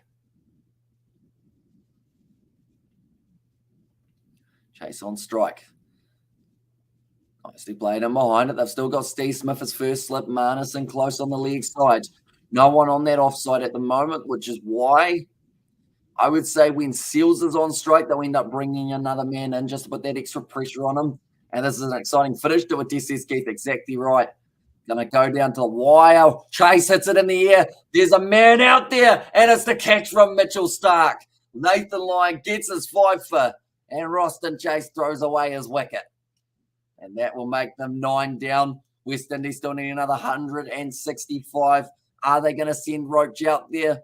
Or is that going to be the end of the game? Australia celebrating big time. Nathan Lyon gets the celebratory. I mentioned that, of course, if I say that he's going to get taken out of the bowling attack, he will end up getting the wicket the same over. He's able to do it. Although Roston Chase, you'd have to say that it was not the best effort from him. Great catch from Mitchell Starc, though. Did absolutely brilliantly. Jinx again, says Keith. We're pretty good at jinxing things, aren't we? And also Roach battle not. It looks like he is going to be making his way out to the middle, Roach. Yes, he is. So he's going to have a bit of a bat. I wouldn't think this one's going to go too much longer. Ladies and gentlemen, send the man out, go down swinging. Don't just take the loss, says Sebastian. And to be honest, we wouldn't expect anything less from the West Indies in this contest. The way they've fought in this 4th innings, we knew that Roach deep down was going to be going out there and trying his absolute best. It was a little bit of an awkward hug from Starc and Lyon. Tried to give him a hug. Lyon was walking away and kind of dragged him back awkwardly. But Roach now making his way to the crease. It's a great take from Mitchell Starc, though. I want to get the fingers just under the ball. Mitchell is finished. No, says, and it was a Sunday there. And also, we have got Can West Indies win? They cannot from here, unfortunately. As much as I want to say that they can, 165 runs on a last wicket partnership with 2 tailwinders is just a little bit too much to be able to get, I would say. But I always say it's not impossible, definitely improbable, though, for the West Indies here. Anyone who is new, though, be sure to leave a like and subscribe. We're going to be back for the next match between the West Indies and Australia, taking place in only a few days' time. And we are definitely going to be live for a majority of that test series. So be sure to hit that subscribe button if you do want to help us out. Kamar Roach. His average is 11.8. And also, no, what is this? I have high hopes, but it is crashing on, says coding there. This one's looking like it might be finished by 7:30. Our live stream's already been going for 4 hours, 10 minutes. We thought we might have been in for a full 7-hour day. But it looks like Nathan Lyon looking for the 6th wicket. They've got 4 men round the bat. Kamar Roach bowls him on the next ball, and that means the first ball of the next match. Nathan Lyon will be on a hat-trick. Australia win this game by 164 runs. And they have taken out the first of the 2 test series. And can West Indies 340 runs total? They cannot. They have just been bowled out. Roach has got himself his 2nd duck of this matchup, or of this test match, I should say. Did get a duck in the first, got a golden duck in the second. He's slowly upgrading. The only thing left is kind of a royal duck or something, but he'd have to be opening for that to take place. Nathan Lyon does manage to get himself the 6 wickets, 6 for 128, going for the economy of about 3 runs per over. How did Joseph get out? He was bowled by Travis Head. Did a very nice delivery, kept it going straight through. Alzari Joseph tried to smack him down the ground and got dismissed on 43 by being bowled. At the end of this Optus Stadium matchup, both sides putting everything into it for this final day. Pat Cummins has got a big smile on his face now, but the question mark is, will he be playing on Thursday for the Australians? He looks like the quad is still playing up. He wasn't able to chase after the ball very well, wasn't able to bowl on this final day. Someone who was able to bowl was Travis Head. He did very well. As you can see there, 2 for 25 off the 8 overs. Couple impressive wickets, though. Getting Alzari Joseph and also getting was Jason Holder. But nonetheless, I believe that is almost going to be the end of this live stream. Thank you all very much for tuning in. It has been hugely appreciated. All the support throughout this first test match. We have got plenty more coming in the near future. I believe tomorrow we are going to be covering some of the England versus Pakistan test. So be sure to stick around for that as well. But thank you all very much for tuning in. If you want something to watch that isn't completely cricket related, in fact, it's completely not cricket related, we have got a second channel. It's all about gaming. We played a Western game on the Wii Sport, or on the Wii console. If you want a random laugh, be sure to check out that link that I have just put in the chat as well. But thank you all very much for tuning in. If you did enjoy, be sure to leave a like and subscribe. And I will see you all for